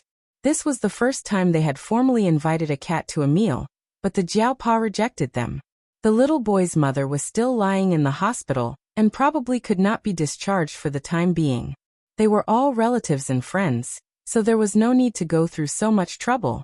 Grandpa Jiao also said that those who were sick should rest, and those who were taking care of the child should take care of the child. He was afraid that this incident would traumatize the child. They had to check if there were any side effects of the sleeping pills. If they wanted to thank him, they would have plenty of opportunities to do so in the future. Since the Grandpa Jiao had said so, the little boy's parents did not insist. They only said that they would have a gathering during the new year, and they would definitely treat them well. In fact, many people only knew that Associate Professor Jiao's cat was responsible for finding the three-wheeled motorcycle driver. As for what happened in the building where the human traffickers were hiding, they did not think that the cat was responsible. They only thought that someone else was involved, which led to the series of events that followed. After all, no one would have thought that a cat could create such trouble for the human traffickers. Even the Jiaopa would not have thought that his cat could carry a child and run downstairs. Since the cat was not involved, there were many suspicious points in the case. The investigation was still ongoing. However, since the cause of the fire could not be found, and the old man was not very clear-headed, they could not get anything out of him. Now their work temporarily shifted from the direction of the fire to the search for the three human traffickers. Human traffickers were involved in a wide range of transactions. For example, the three that were caught this time, there were people above them who were in contact with even more human traffickers who sold children.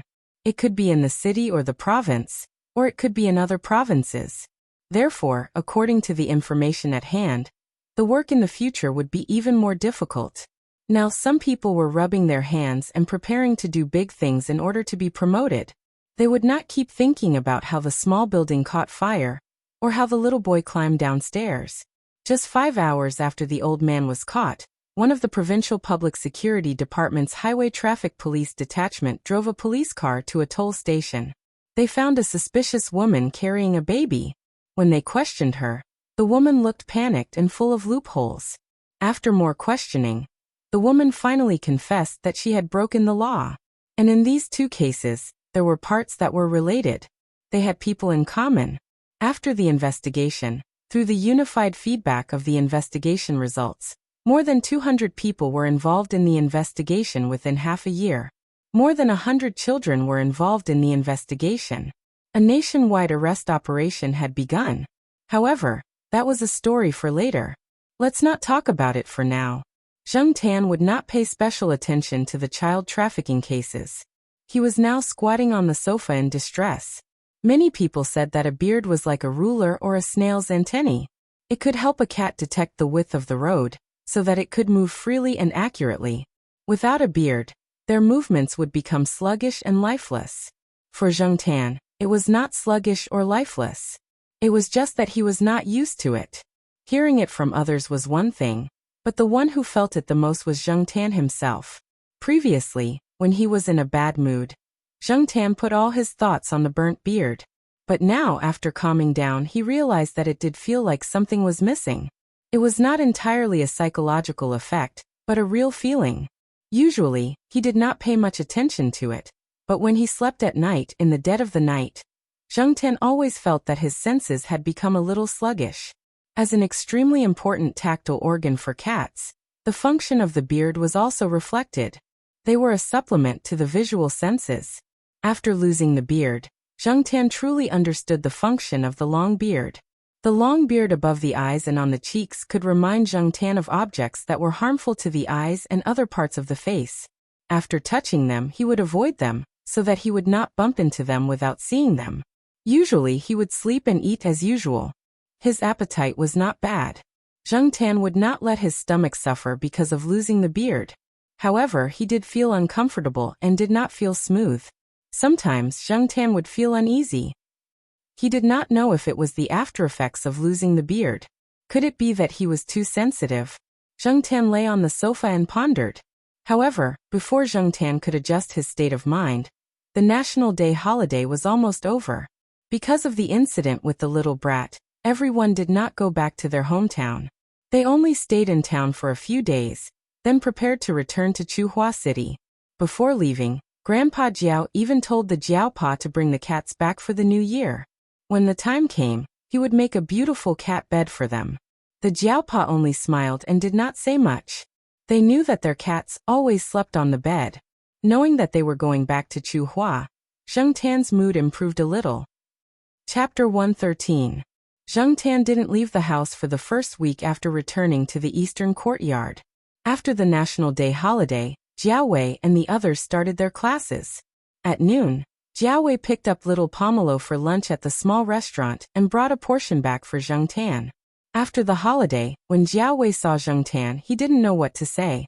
If it was a normal cat, he might have smiled, but facing this black cat, he couldn't smile, and he didn't dare to smile. In the past, he didn't believe that a cat could be so capable, but now, Jiao Wei was shaken.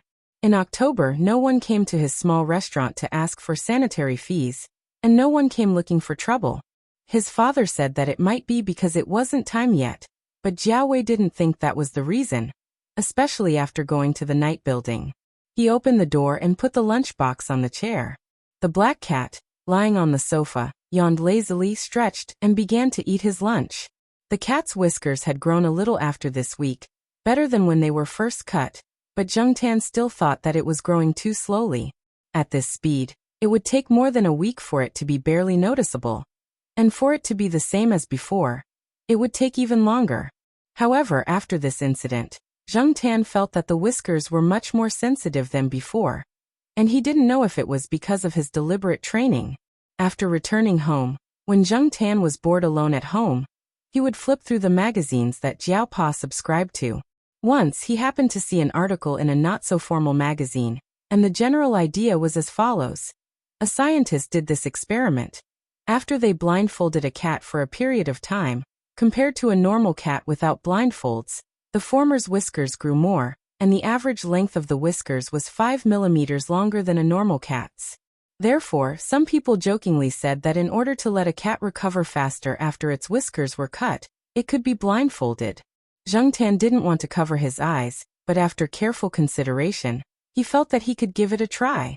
Sometimes, when he was at home, Zhengtan would close his eyes and use his beard's sense of touch to determine what was happening around him, and the objects he came into contact with.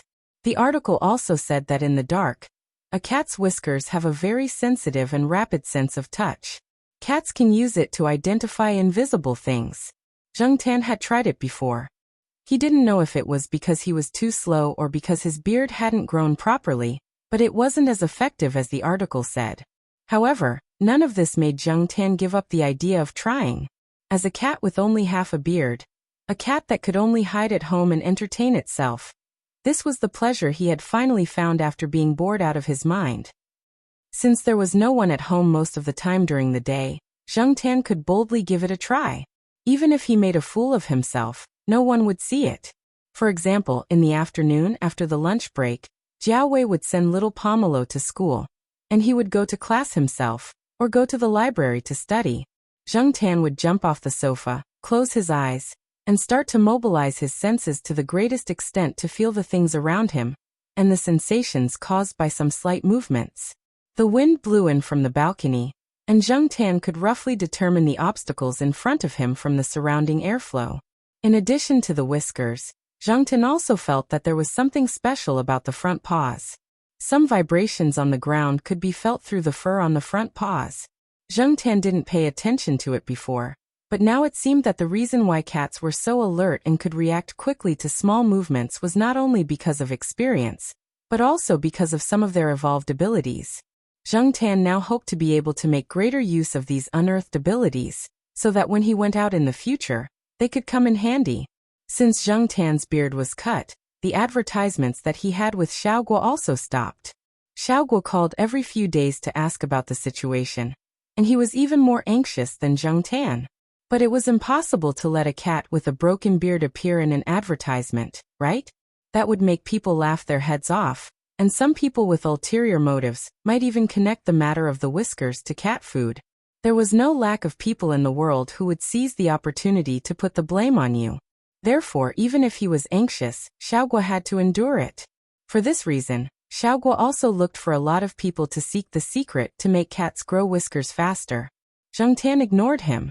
Now that he had just figured out the whisker game, he didn't want to try other uncertain methods. If there was a chance that the whiskers would fall off, it would be useless.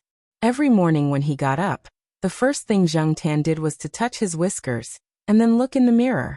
Little Pomelo also measured Zhengtan every day. Every whisker was recorded, and little Pomelo recorded it in a book. Looking at the increase in the number, everyone was very pleased. Knowing that a cat's whiskers would grow was one thing, but really seeing and confirming that it was growing was another thing. After confirming it, There was no need to worry. After playing the whisker game, Zheng Tan went to the balcony, leaned against the pot of orchid, and squinted his eyes to bask in the sun. Clang, clang, clang. The sound of claws stepping on the iron mesh sounded. Zheng Tan moved his ears but ignored it. During the National Day holiday, many people went out, but not General's home. There were too many people going out on National Day, but its owner didn't. Instead, he brought General back to school. However, General spent most of the year playing outside, wandering in various nature reserves. Anyway, it didn't need money to play. Seeing that Zheng Tan ignored it, General stopped for a while. However, Zheng Tan didn't close his eyes for long before he heard the long-lost voice from the balcony on the 4th floor diagonally below. Why are the flowers so red? Why are they so red? Ah, red like a burning fire. Red your ass. Zheng Tan tugged at her ears and turned to leave. As she walked, she glanced downstairs. She was just casually looking, but then she saw a familiar car driving in. F***CK, why did Third Master Fong, this busy guy, come again? Fong Xiaokong had called Jiaopa. He had just driven from Beijing to Chuhua City today. Originally, he had only brought some seafood to the Jiao family. If there was no one at home, he would bring it directly to Associate Professor Jiao's office. However, knowing that the cat was at home, he came directly to the eastern courtyard to take a look. However, on the phone, Associate Professor Jiao's tone was a little strange. This made the Third Master Fong even more interested. He hadn't seen the cat during the holiday. What did it do again?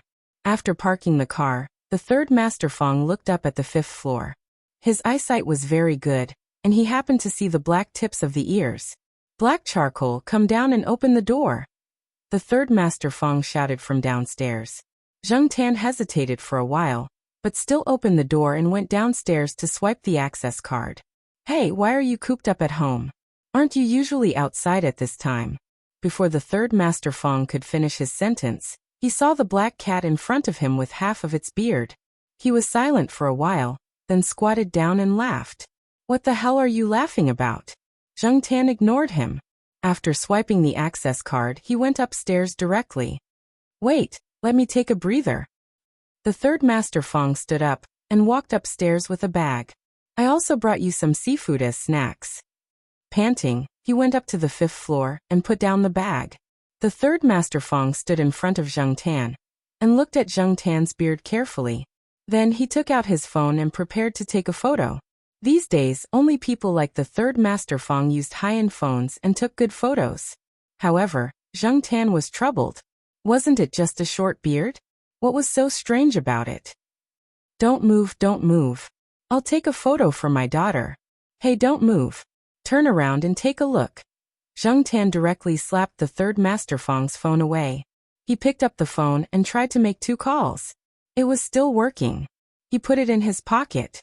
The Third Master Fong took a paper cup from the water dispenser and drank some water. Then he sat on the sofa and rested for a while. He said to Zheng Tan, "Your beard should grow out next month, right?" Without waiting for Zheng Tan to answer, the Third Master Fong continued, "It should grow out. When I was young, I saw a big tabby cat whose beard was curled up. It grew out in 3 weeks. Yours should be about the same." Zheng Tan was speechless. My beard was curled up even more. How about this? I'll take you out to play next month when I have time. There are many people with pets there.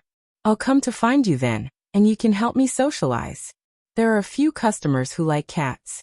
If you're there, the business talks will be smoother. I'll let your cat father know and set a time first. The Third Master Fong's self-answering mode lasted for 2 minutes. Then he took a phone call and left in a hurry. He probably hadn't finished his business in Chuhua City yet. Otherwise, he wouldn't have been running around. Even a big businessman like him had his worries. Socializing was an essential part of his business. Whether he was a small office worker or a big boss with a lot of money, everyone had their own worries behind the halo. After the Third Master Fong left, Zheng Tan looked at the calendar on the wall. His beard should grow back in a month. In the evening, Celestine came over. The National Day holiday had just ended. The second day after the Jiao family came back, Celestine came over. But when he saw that Zheng Tan didn't want to go out with his half-grown beard, He didn't take him out. Today, Celestine didn't have much hope that Jung Tan would go to the night building with him, but he didn't expect that Jung Tan would really want to go out today. When you're in a bad mood, you need to vent. Jung Tan was depressed. Celestine came at the right time. In the car, Celestine looked at the cat in the back seat. Its beard had grown a little, but it was obviously only half grown. He heard that it was in a bad mood recently. Suddenly, Celestine had a bad feeling. In the evening, Yi Hao, Ranchi, and Leopard came to the night building to relax. The night building wasn't the only business in his hands. He was usually busy outside. When he was free, he would come to the night building to listen to the East Palace's performance and relax. Before he came, Yi Hao had received a report from his subordinates and knew that Wei Lung had also come. However, he didn't know that Wei Lung had brought a cat with him because Jung Tan had been nestled in the backpack and no one had seen him. He felt that it was embarrassing to let others see half of his beard. Yi Hao and the other two came to the third floor. At the door of Celestine's private room, they saw Celestine squatting there and smoking. "What's wrong? Why are you squatting here?" Chapter 114. Yi Hao slammed the door shut and looked at Celestine. "Why is it here again?" Celestine got up and stretched his body. "That guy is in a bad mood and came over to vent. But this time he didn't drink. He'll be fine after roaring for an hour or two." "An hour or two? How long have you been here?" Yi Hao asked. Celestine took out his phone and looked at it. "More than 50 minutes. Almost an hour." Yi Hao shook his head and was about to suggest a change of location. He didn't want to keep Celestine waiting here, but before he could say anything, the door opened. This time, there was no magic sound. Jung Tan opened the door himself. After opening the door, he didn't look at the people outside. He ran to the sofa and lay down to rest.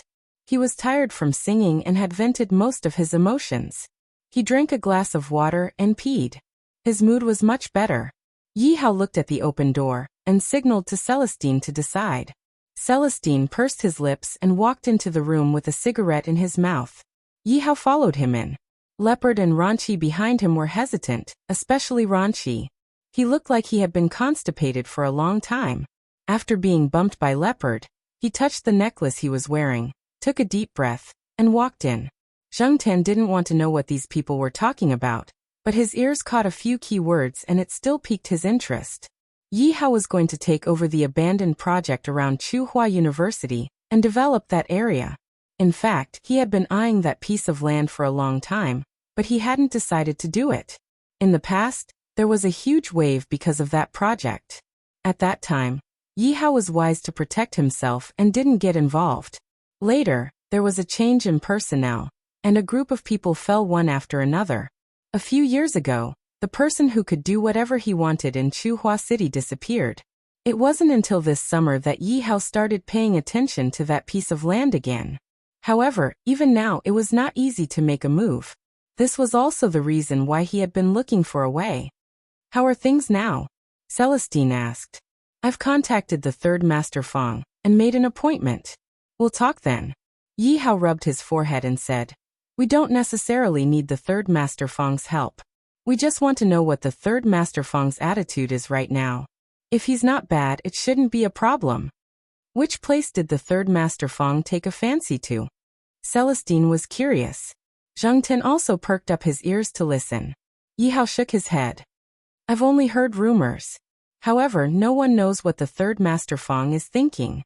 No matter what, it's always good to give him a heads up. Now that the Shaoguang Group's development plans and trends have been made public, we can see that they are coming aggressively. Some of them look very risky, but I believe that the third Master Fong is not the kind of person who does things without confidence."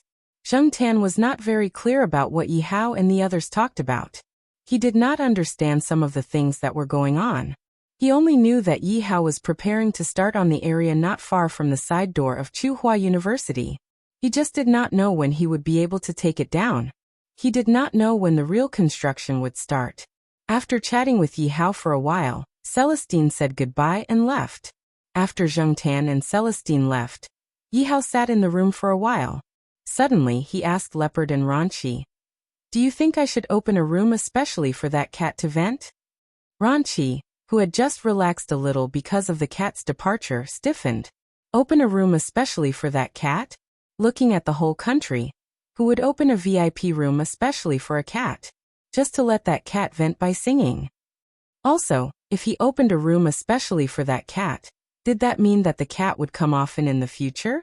Maybe it would even bring some friends? Leopard and Raunchy did not say anything. After Yi Hao smoked 2 cigarettes in a row, he got up and left. It seemed that he already had an idea. However, Leopard and Raunchy did not know what decision Yi Hao had made. On the other hand, on the way back, Zheng Tan suddenly remembered that Yi Hao and the others did not seem to notice the problem with his beard. Was it because of the color of his fur and the light at that time that they did not notice it? It was not until he returned to the Jiao family that Zheng Tan came up with an explanation. Not everyone could tell at first glance that something was wrong with you. If they did not pay enough attention, if they did not care enough, if they did not pay enough attention to you, how could they notice those details? Some people had pets, and they would be able to tell if their pets were in a slightly bad condition. Whether they were active, whether they were walking normally, whether the tip of their nose was moist, whether there were any changes in their habits, etc. But for some people, even if their pets were on the verge of death, they might not be able to tell. It was the same for pets, and it was the same for people. For example, if the Jiao Pa or the 2 children coughed, the Jiao Ma would be able to tell that there was something wrong with the cough. She was afraid that it might be a cold or pharyngitis, and she would quickly take measures to prevent the situation from developing in a worse direction. However, how many people living in the surrounding area would be able to think like that? In Zheng Tan's case, the Jiao family seemed to be able to notice his abnormality immediately. When he thought of this, Zheng Tan had a very strange feeling. He could not tell exactly what it was. When he was still a human, he had never felt this way. Perhaps he did not notice it at that time. After venting the frustration in her heart and figuring out some problems, Zheng Tan no longer cared so much about the bearded man. Now that his beard had grown a lot, everything was slowly getting better. Since he was in a good mood, Zheng Tan began to feel restless again. The weather outside was good. Sometimes, Zheng Tan would see Huang and the others rolling on the grass and basking in the sun. It was impossible not to be envious. Basking in the sun on the balcony was very different from basking in the sun outside. Today, Zheng Tan finally decided to go out for a walk. The beard that had been growing for 2 weeks was much longer than when it was just cut. Although it still looked shorter than when it was in good condition, it was much more pleasing to the eye. Besides, if he went out, people might not notice his beard. Besides, Zheng Tan did not want to care about what those unimportant people thought of him. After swiping the access card and going out of the building, Zheng Tan breathed in the warm afternoon air and felt the warmth of the sun. He was in a good mood. When he came to the grass in the family's courtyard, he saw Huang lying there and basking in the sun again. The sheriff was playing with bugs in the bushes. Depang was squatting by the side, squinting his eyes and twitching his ears from time to time. This guy would only come out to play when the old lady was out.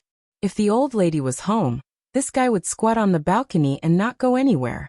Seeing Zheng Tan come over, Huang, who was lying on the grass, rolled on the grass and rubbed his back. Then he stretched out his claws and scratched Zheng Tan's tail. He shook his tail to get away from Huang's claws. Zheng Tan lay on the grass and yawned. Then he played with the grass beside his claws. While he was playing, a person came in from the courtyard gate. That person was probably going to take a shortcut and cross the grass to get to the building. However, when he walked on the grass, he saw the cat over there. Zheng Tan felt that the person looked familiar. After thinking for a long time, she remembered that this was the guy who lived on the first floor of the building closer to the building. He was the one who was having sex with his girlfriend early in the morning without drawing the curtains. Later, Zheng Tan went over to take a look a few times. The curtains were tightly drawn and only opened when there was no one in the room. Originally, Zheng Tan thought that the person would pick up a stone and throw it at him, so he was ready to dodge. He didn't expect that the person would just stand there and change his expression a few times. Then, as if he didn't see anything, he continued to walk. However, he deviated from his route and walked a lot faster to avoid Zheng Tan and the others. What Zheng Tan didn't know was that the person did have the idea of picking up a stone and throwing it at the cat, but he resisted. Later, he asked a few people in the courtyard, and they told him that there were 2 cats and 2 dogs in the east courtyard that he couldn't provoke. The 2 dogs referred to the bull-headed terrier Zhuang and Sanxue, the Sahara dog. The former's fighting strength was ferocious, and everyone in the courtyard knew that. It made a name for itself in catching thieves, and it had a fierce reputation. When it went for a walk, it even fought with some of the dogs in the west courtyard. It was a person that didn't care about life when it was fierce. On the other hand, Sahara dog was a little smart, liked to cause trouble, and was vengeful. If you offended it, it would shit in front of your door, push you from behind when you weren't paying attention, or pull your shoelaces, or pee on your bedding that was exposed to the sun. In short, it was very annoying. However, it had a strong background, and you had to look at its owner before you hit it. As for the 2 cats, they were both in the B family building. One was Fat Pear Blossom, and the other was Black Cat. It wasn't as detailed as the introduction of the 2 dogs. It was very simple, but it gave people endless fanciful thoughts. However, it was precisely because of this that people were even more afraid. Although what the 2 cats and 2 dogs said was a joke, there was truth in it. Therefore, every time that person entered the courtyard, he would avoid the 2 cats and 2 dogs when he saw them. When he walked out of the lawn, that person turned his head to look at the cat that was sunbathing on the lawn. He saw that the black cat was still looking at him. That gaze made people panic, and they felt that if they looked at it a few more times, they would have goosebumps. Shaking his head, that person quickened his pace and left. Zheng Tan didn't know what that person was thinking, and he could only wonder why that person looked at him as if he was looking at a scourge. However, it was only a moment of curiosity, and he threw it to the back of his mind. At around 4 o'clock, Jiao Yuan and the others rode their bicycles back. Because the whole school was cleaning today, they didn't have to be on duty, so they just cleaned up casually and came back. After entering the courtyard, they went to their respective buildings. When they parted ways, Zheng Tan heard them talking about the morning run. It was very strange. Why would that little brat Jiao Yuan decide to go for a morning run? When they were eating dinner that night, Jiao Yuan mentioned it. Only then did Zheng Tan know that the autumn sports meet was about to begin. Unlike the sports meet in primary school, the competition between junior high school students was more intense.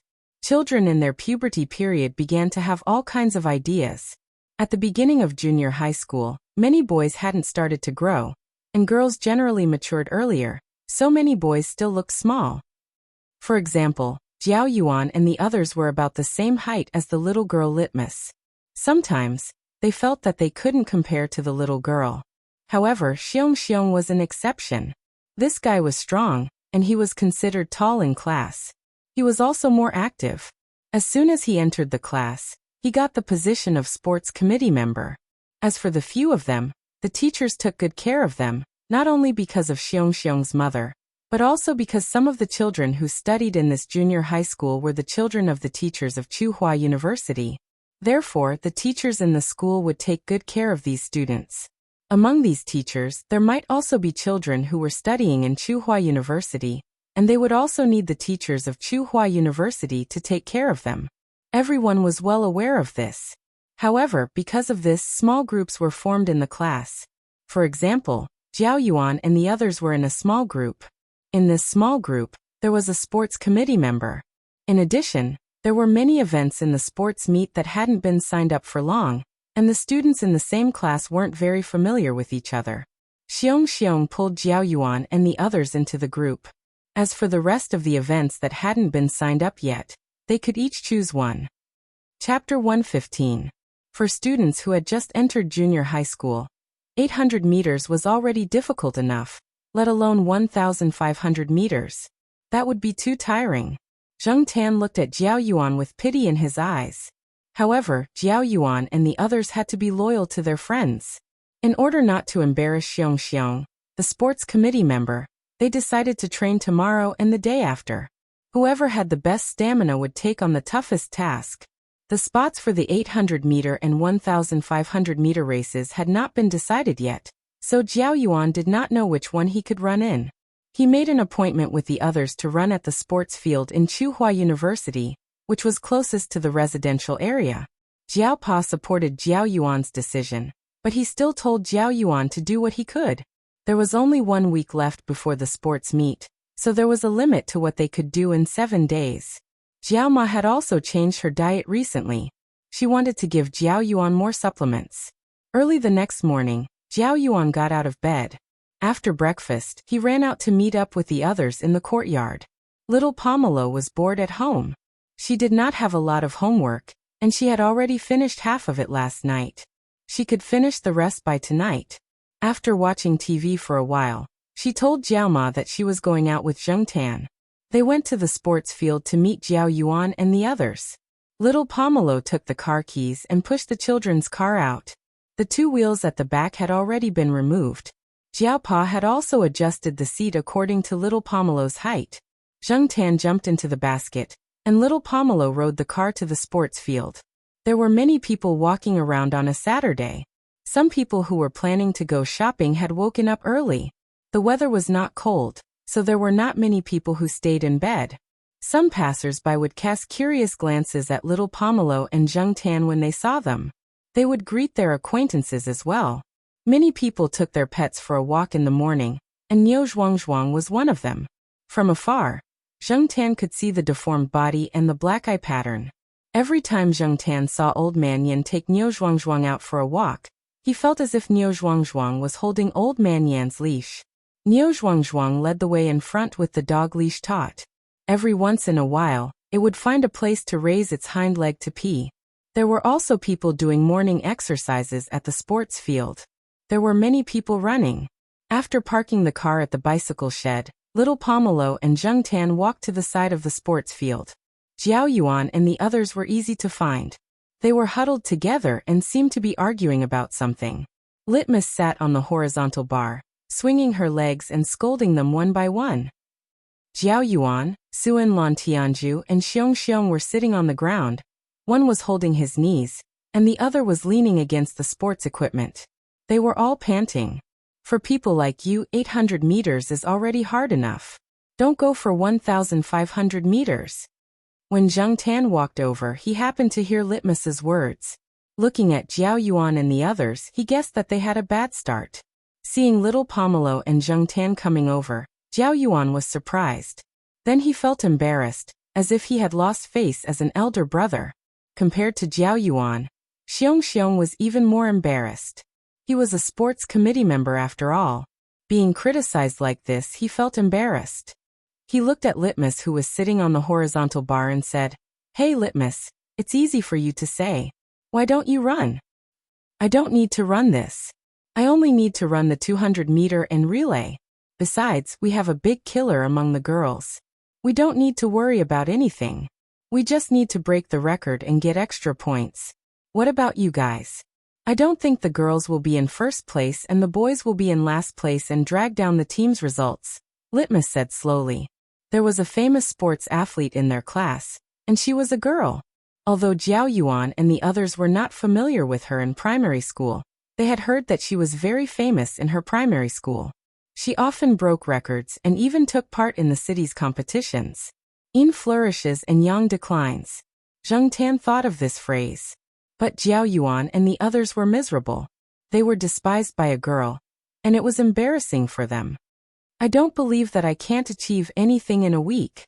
Xiong Xiong waved his fist and showed that he was determined. After pausing for a while, Xiong Xiong said, "Maybe I can also get a good figure while I'm at it." Everyone. Ahem.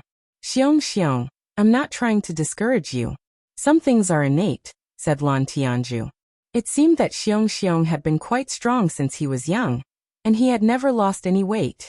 Of course, he was not like those people who were full of fat balls. He was stronger than the average student, and he had signed up for the shot put event. Jiao Yuan took 2 deep breaths and patted the dust off his pants. He said, "Theoretically speaking, it depends on the red and white muscles." The others looked at Jiao Yuan and waited for him to explain. Jiao Yuan was a little proud. He had seen this by chance when he was flipping through the magazine that his father subscribed to. He cleared his throat and continued to explain. Human muscles are divided into red and white muscles. Red muscles are used for endurance, while white muscles are used for absolute strength and explosive power. Literally, one is related to endurance and can be linked to long-distance running, while the other is related to explosive power and can be linked to sprinting. However, human muscle types are innate. That is to say, the number of white and red muscles are innate. Therefore, some people are born with good endurance, and some people are born with explosive power. Therefore, when we train, we can only make these muscles more developed, but we cannot change their type. Many people do aerobic exercise to lose weight. This is because aerobic exercise uses red muscles. The characteristic of red muscles is that it is not easy to develop, and it consumes a lot of energy. That is why you can see those long-distance runners on TV. Almost none of them are fat and strong.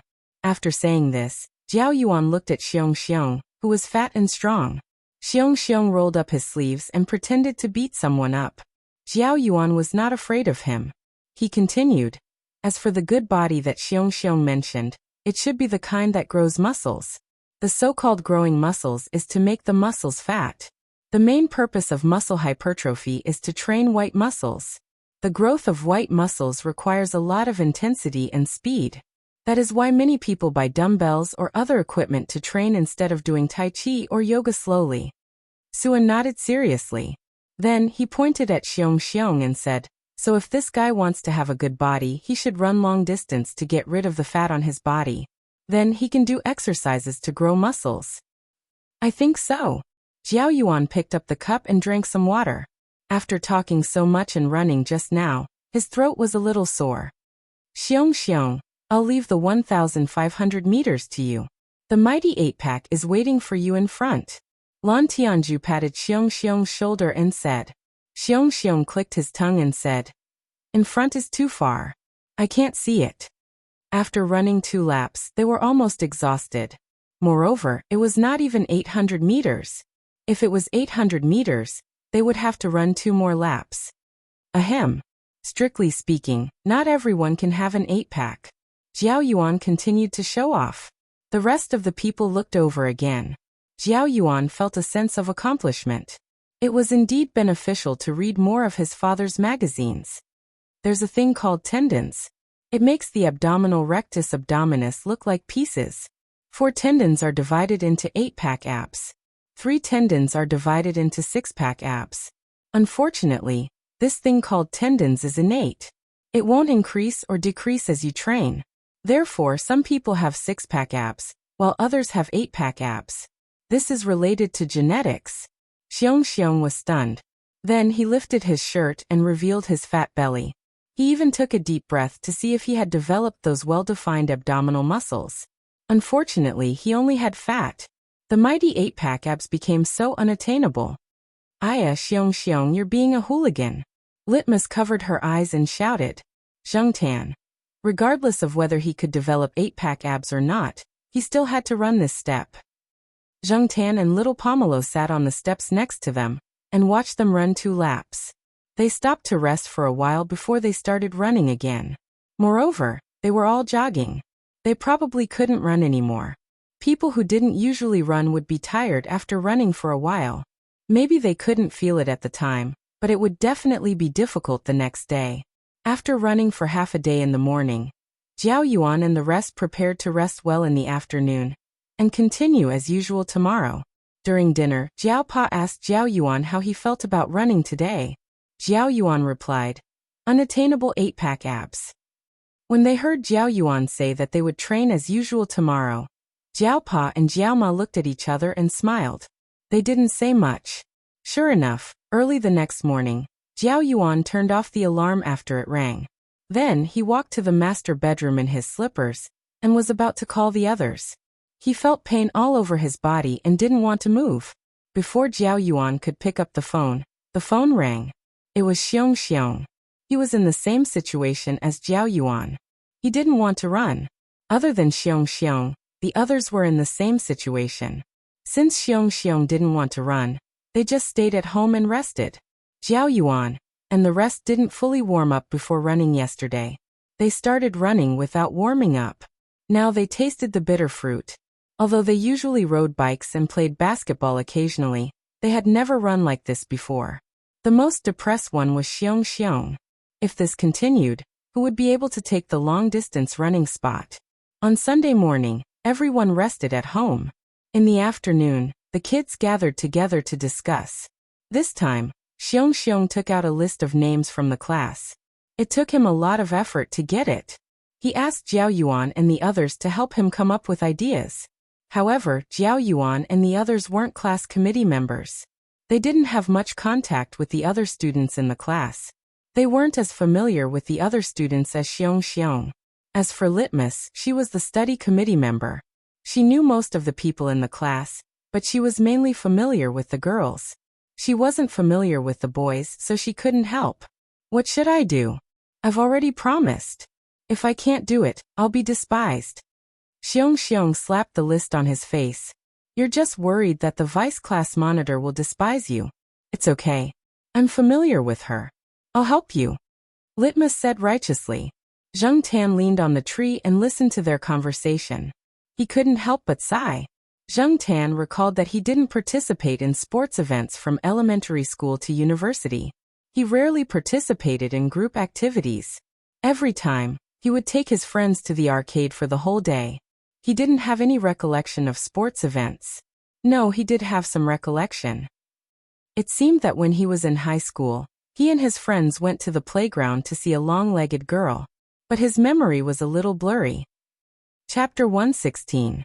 Since he had decided to go to Jiao Yuan's sports meet, Zheng Tan decided to scout the area first. Tsinghua University was not very far from Jiao Yuan's school, but it was not immediately accessible. Zheng Tan planned to leave from Tsinghua University's side door, which was closest to the junior high school, and then walk in that direction. After sending little Pomelo to Futong Elementary School in the morning, Zheng Tan ran all the way to the side door. The side door was narrow, and the people coming in and out were all students from Futong Elementary School. Many of them were pushing their bicycles. Zheng Tan did not want to squeeze with them, so he jumped over the wall and walked towards the junior high school. Zheng Tan had never been to Jiao Yuan's school. He only remembered the route that Jiao Ma took every time and the markings on the map. Moreover, the junior high school was not very far from here, so he should be able to find it. After exiting from the side door, Zheng Tan could clearly feel the hustle and bustle of the street. It was different from the bustling central square, but it was very lively. There were many old residents living in this area. Aunties who were buying groceries were talking about today's prices and what they had bought. Their conversation with Tsinghua City's accent could be heard everywhere.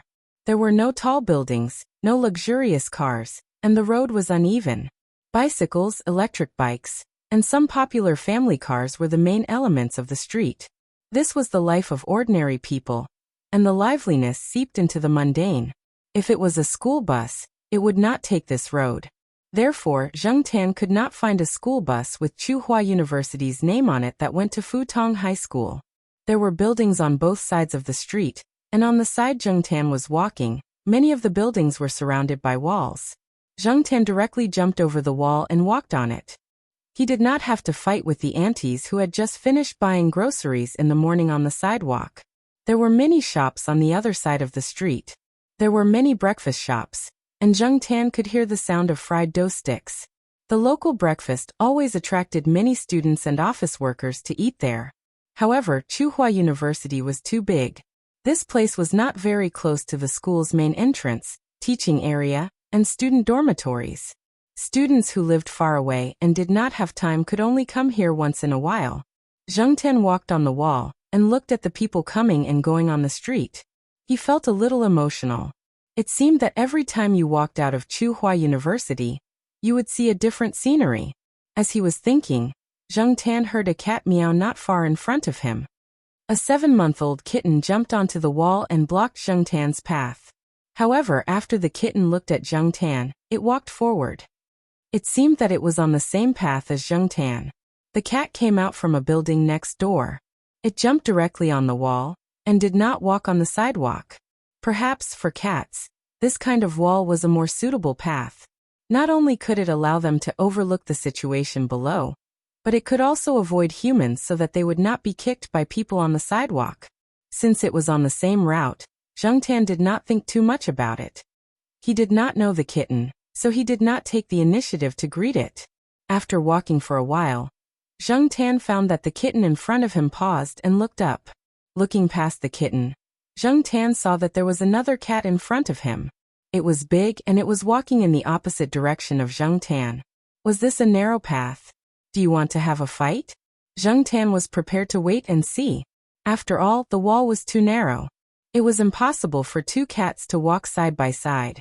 In such a situation, would the two cats fight directly, or would the other cat jump down to avoid the attack? Unfortunately, neither was the case. To Zheng Tan's surprise, the cat in front of him and the big cat in front of him did not stop. They still walked at their original speed, and did not intend to fight. When they met, the kitten lowered its body and went under the leg of the cat in front of it. The big cat also cooperated and raised its paw. Soon, the kitten successfully went under, and the big cat walked towards Zheng Tan. Zheng Tan looked at the cat in front of him. It was about the same size as him. He guessed that it was not someone who would back down. The cat came closer and closer. Zheng Tan was on guard against the cat suddenly scratching. But the cat did not seem to want to fight, nor did it show any aggression. Just when the cat was less than 10 centimeters away from Zheng Tan, it stopped. Then it shook the tip of its tail, raised its neck, raised its chin, and moved its front legs. Its eyes seemed to say, "Come on, you can go under." Zheng Tan was speechless. F***ck, this kind of method of going under one's crotch should be left to other cats. Zheng Tan thought for a while, tilted his head and looked at the wall in front of him. He estimated, and then prepared to jump. He jumped over the big cat and looked at the narrow wall approaching.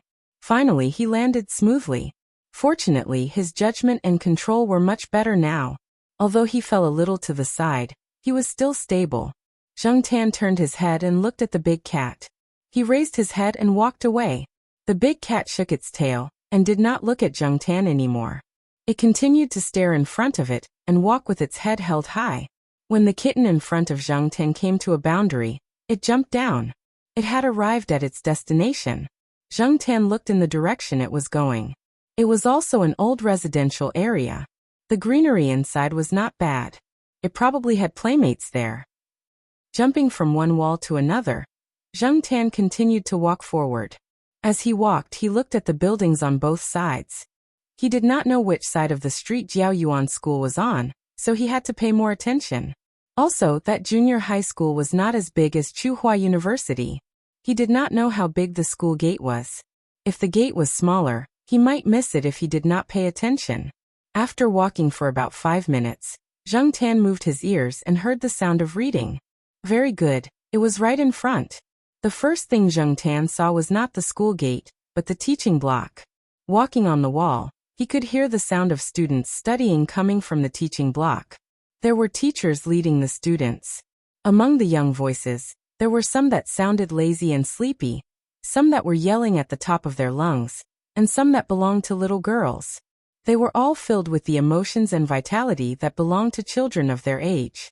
Students were reading, and the sound of reading. Zheng Tan could see the students sitting in the classroom by the window on the first floor. There were a few boys sitting at the back who were not very obedient. They stuck their heads out from behind their books and lingered on a certain figure. Zheng Tan could not help but laugh. Pure and innocent youth.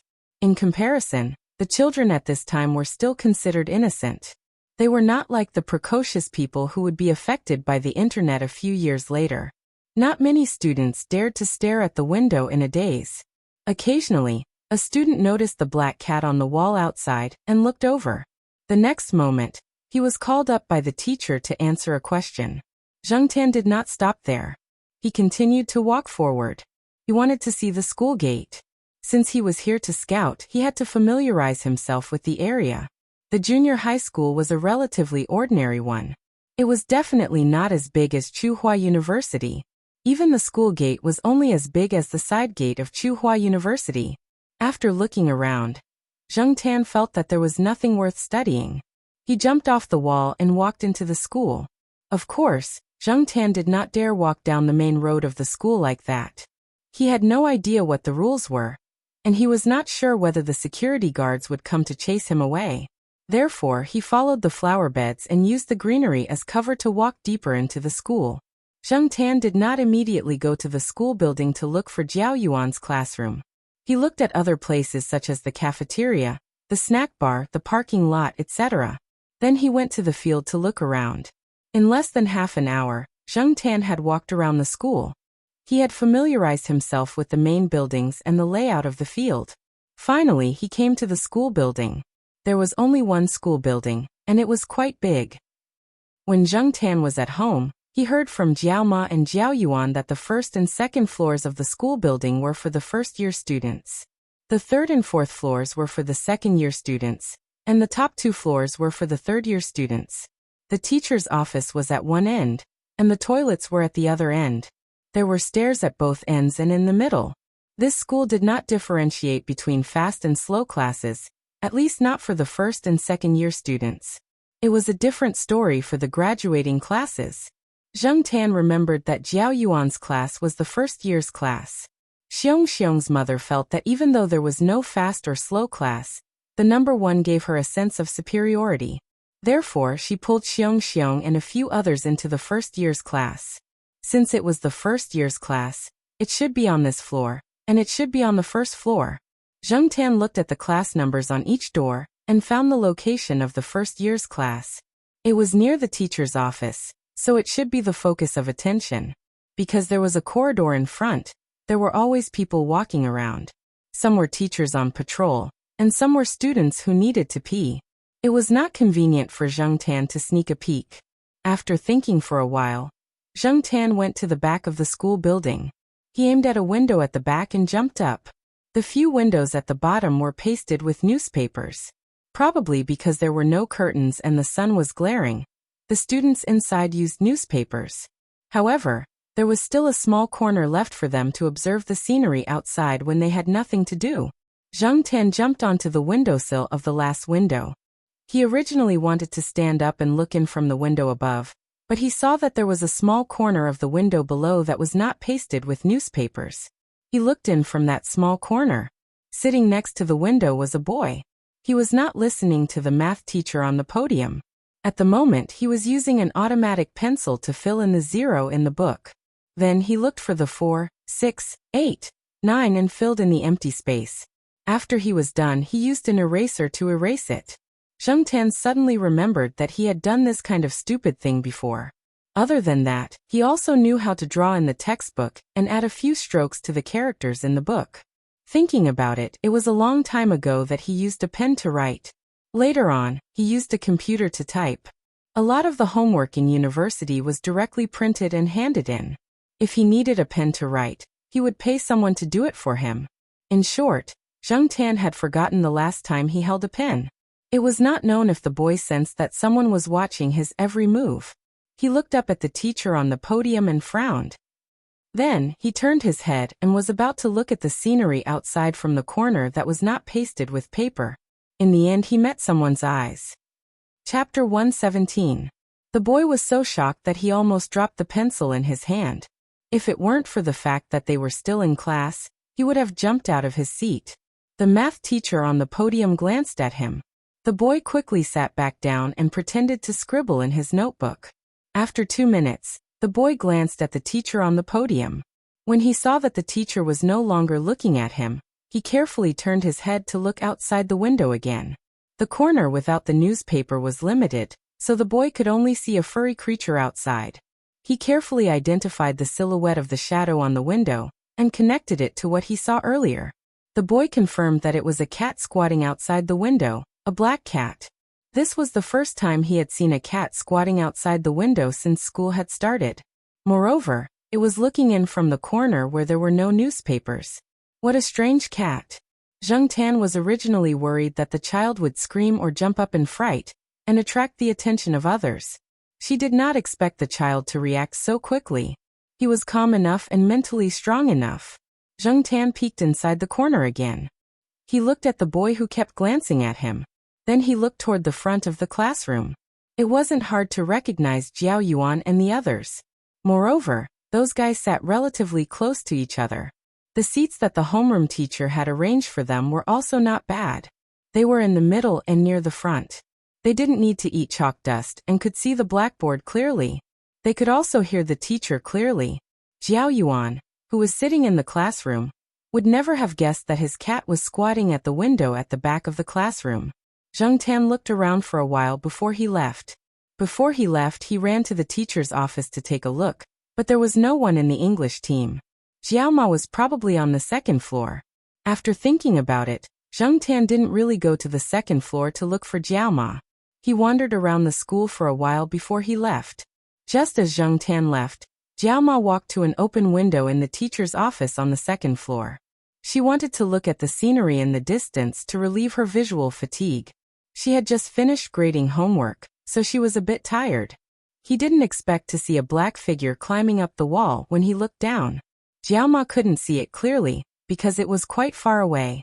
Besides, there were a lot of black cats in the world, and this place was quite a distance away from Tsinghua University, so she didn't think that it was her cat. She just felt that it was a little familiar, but in the end, she shook her head and erased the suspicion in her heart. After the class, the boy sitting in the last row by the window opened the window and looked outside. He even stuck his head out to look, but he didn't see anything. He didn't see any cat. "Hey Fule, why are you opening the window? The sun is glaring." A student who was lying on the table next to him, taking the opportunity to catch up on sleep, shouted, "Oh!" Fule closed the window.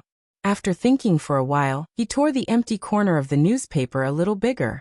If the cat came to peek at him again, at least he wouldn't only see one eye. That would be too scary.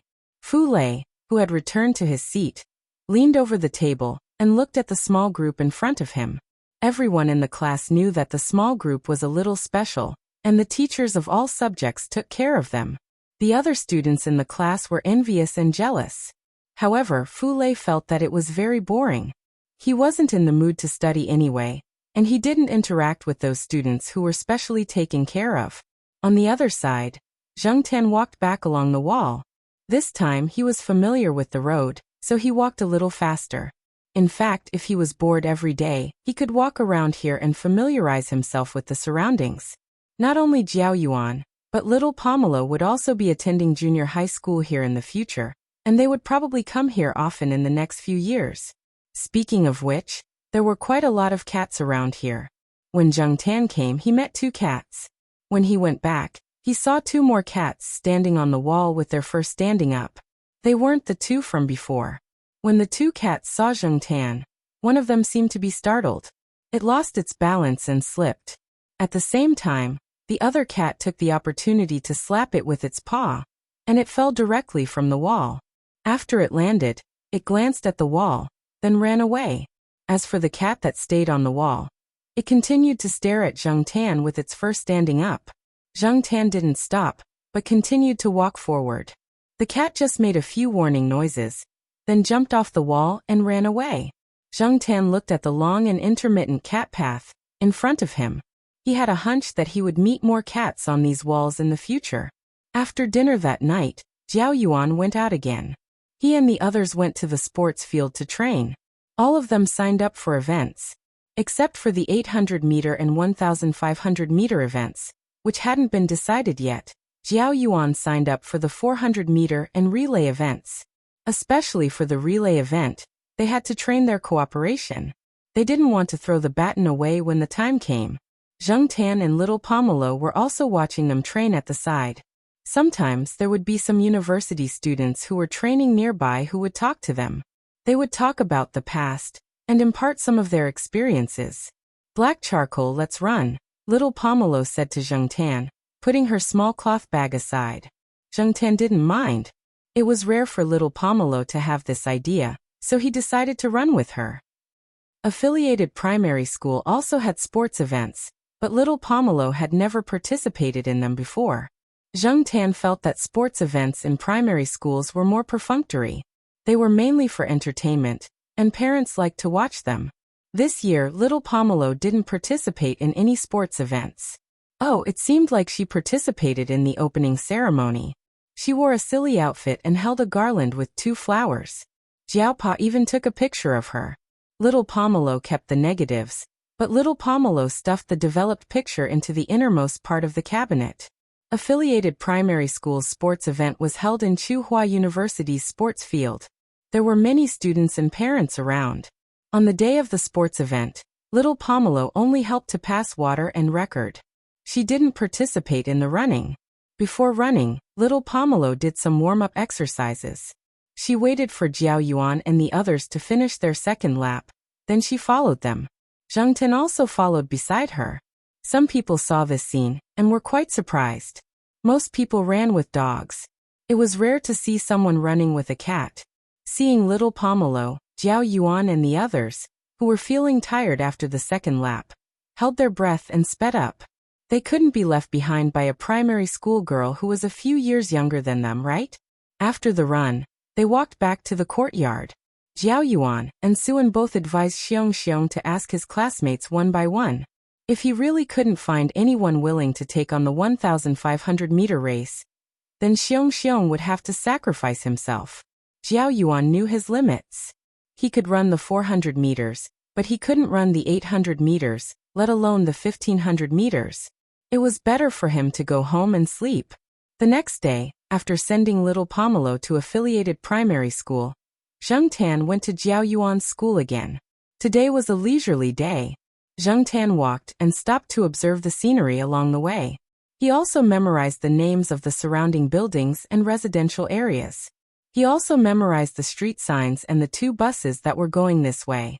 The buses were always crowded with people. Some old ladies with shopping baskets might not lose to the university students. When Zheng Tan was in the mood, he would squat near a bus stop and watch the old ladies squeeze into the bus. Squeezing on the bus was also a skill. Just now, a skinny old lady had directly squeezed that burly man to the side.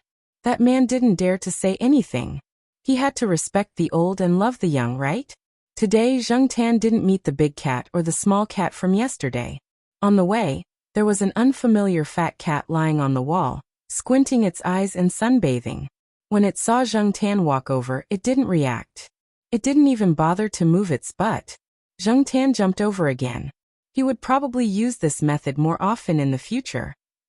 When he came to a fork in the road, there was a small alley. Zheng Tan jumped down from the wall.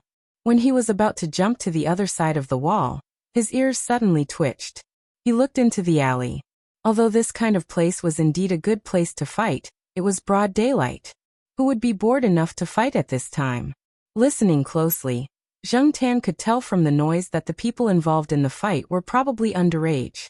This place wasn't far from Jiao Yuan's school. Could it be that they were from there? Jiao Yuan's school seemed to be the only school nearby. As for the nearest high school, it was a few stops away by bus. Since he had nothing to do, Zheng Tan decided to go and take a look. Following the sound, Zheng Tan walked into the alley. The alley was relatively narrow, and there probably weren't many people here. Some of the garbage piled up had a strong sour smell. There was also the smell of urine. Bang! A school bag was thrown out from a corner not far in front of Zheng Tan, and hit the opposite wall. Other than that, the sound of a fist hitting a body and groaning was very clear. Zheng Tan slowly walked over to the corner, and poked his head out to take a look. Yo, isn't this the kid I saw yesterday? There were 3 people at the corner. They were shorter. Zheng Tan saw the guy sitting at the back of Jiao Yuan's class by the window. The other 2 looked like they were either in the 3rd year of middle school or high school. However, the strange thing was that among the 3, the short boy was the only one standing. The other 2 were lying on the ground. One of them was even beaten to tears. When Zheng Tan looked over curiously, the boy standing there also noticed Zheng Tan. After the fight, Fu Lei shook his hands. Other than some scratches on his hands and some aches on his body, he was fine.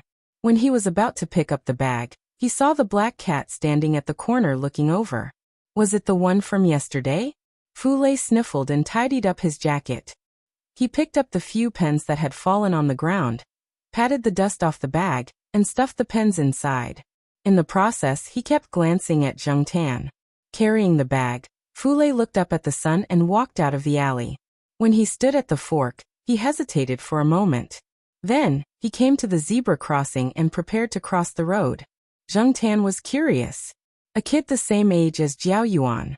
He didn't look that strong, but how could he be so good at fighting? Also, what was this kid trying to do? The road to school wasn't that way. Was he going to the hospital? On the way, Zheng Tan didn't see any hospitals. However, he saw a few small clinics. Out of curiosity, Zheng Tan followed him across the road since he had nothing to do. Chapter 118. Zheng Tan watched as the child walked into an old residential area. He paused for a moment before following him in. Originally, Zheng Tan only wanted to take a look at the residential area. When he saw the child walk into the building, he didn't follow. Unexpectedly, not long after the child entered the building, he walked out and looked at Zheng Tan. After experiencing some things, Zheng Tan was very sensitive to the good and evil in people's eyes. However, the child standing at the staircase only looked at him expectantly without any malice. After thinking for a moment, Zheng Tan walked over. Seeing the cat following him, Fu Lei smiled and walked into the building. Then he walked up the stairs step by step. In the past, he would run up the stairs in one breath. Now he took a few steps to see if the cat was following him. Zheng Tan saw the child stop in front of a house on the 4th floor. Then he took out a key from his bag and opened the door. After entering, he waved at Zheng Tan. Zheng Tan listened to the movements inside. Other than the child, there didn't seem to be anyone else in the house. He lifted his foot and walked in. It was a very ordinary house. It was simple, plain, and the furniture was relatively old. The house was about 50 square meters in total. It was smaller than a Jiao family. Zheng Tan felt a little cramped. There were 2 bedrooms in the house, 2 bedrooms and 1 living room. The child's room was the 2nd bedroom. It looked about the same size as little Pomelo's room. However, it was much messier than little Pomelo's room. There were a few books on the ground. When Zheng Tan walked over, he saw that one of the books had its cover open. The name on it was written Fu Lei. Every stroke was very strong and looked very resolute. However, when these strokes were put together, they looked very different. Just as Zheng Tan was observing Fu Lei's small room, Fu Lei placed a fish head in front of Zheng Tan. This should be yesterday's dish. It was just taken out of the fridge and was still cold. The soup on the fish head was frozen. Zheng Tan looked at the fish head on a piece of draft paper in front of him and turned his head to look elsewhere. Not eating. Fu Lei was very puzzled. If it was the cat from the house next door, it probably wouldn't even wait for the fish head to be placed down before it ran away. Zheng Tan walked around the small room and then jumped onto the desk that was piled with junk. The books were placed messily, but there was an exception. A small dark wooden trophy was placed there. There was no other debris around the trophy, and it was very clean. It was not covered with a layer of dust like the piggy bank next to it. It was obvious that the owner often cleaned it and valued it more. I got this when I was 10 years old. Fu Lei picked up the small trophy and said proudly. When he was happy, the child would talk a lot. Like many people that Zheng Tan had met before, people would lower their guard in front of animals. They would say whatever was on their mind and would not hide it. For children, they would be happy to share some happy and proud things, even if it was just a cat that didn't know anything. From Fu Lei's description, Zheng Tan knew that this child had indeed practiced martial arts, but he came from an unorthodox background. Fu Lei's hometown was in the countryside. When he was young, his parents were busy, so he lived with his grandparents in the countryside. There was a master in the village who knew some martial arts and opened a small martial arts school. The children in the village would go and learn from him. Fu Lei was one of them. Learning martial arts was good for the body, so the elders were happy to do so. And this wooden trophy was carved by Fu Lei's unorthodox master himself.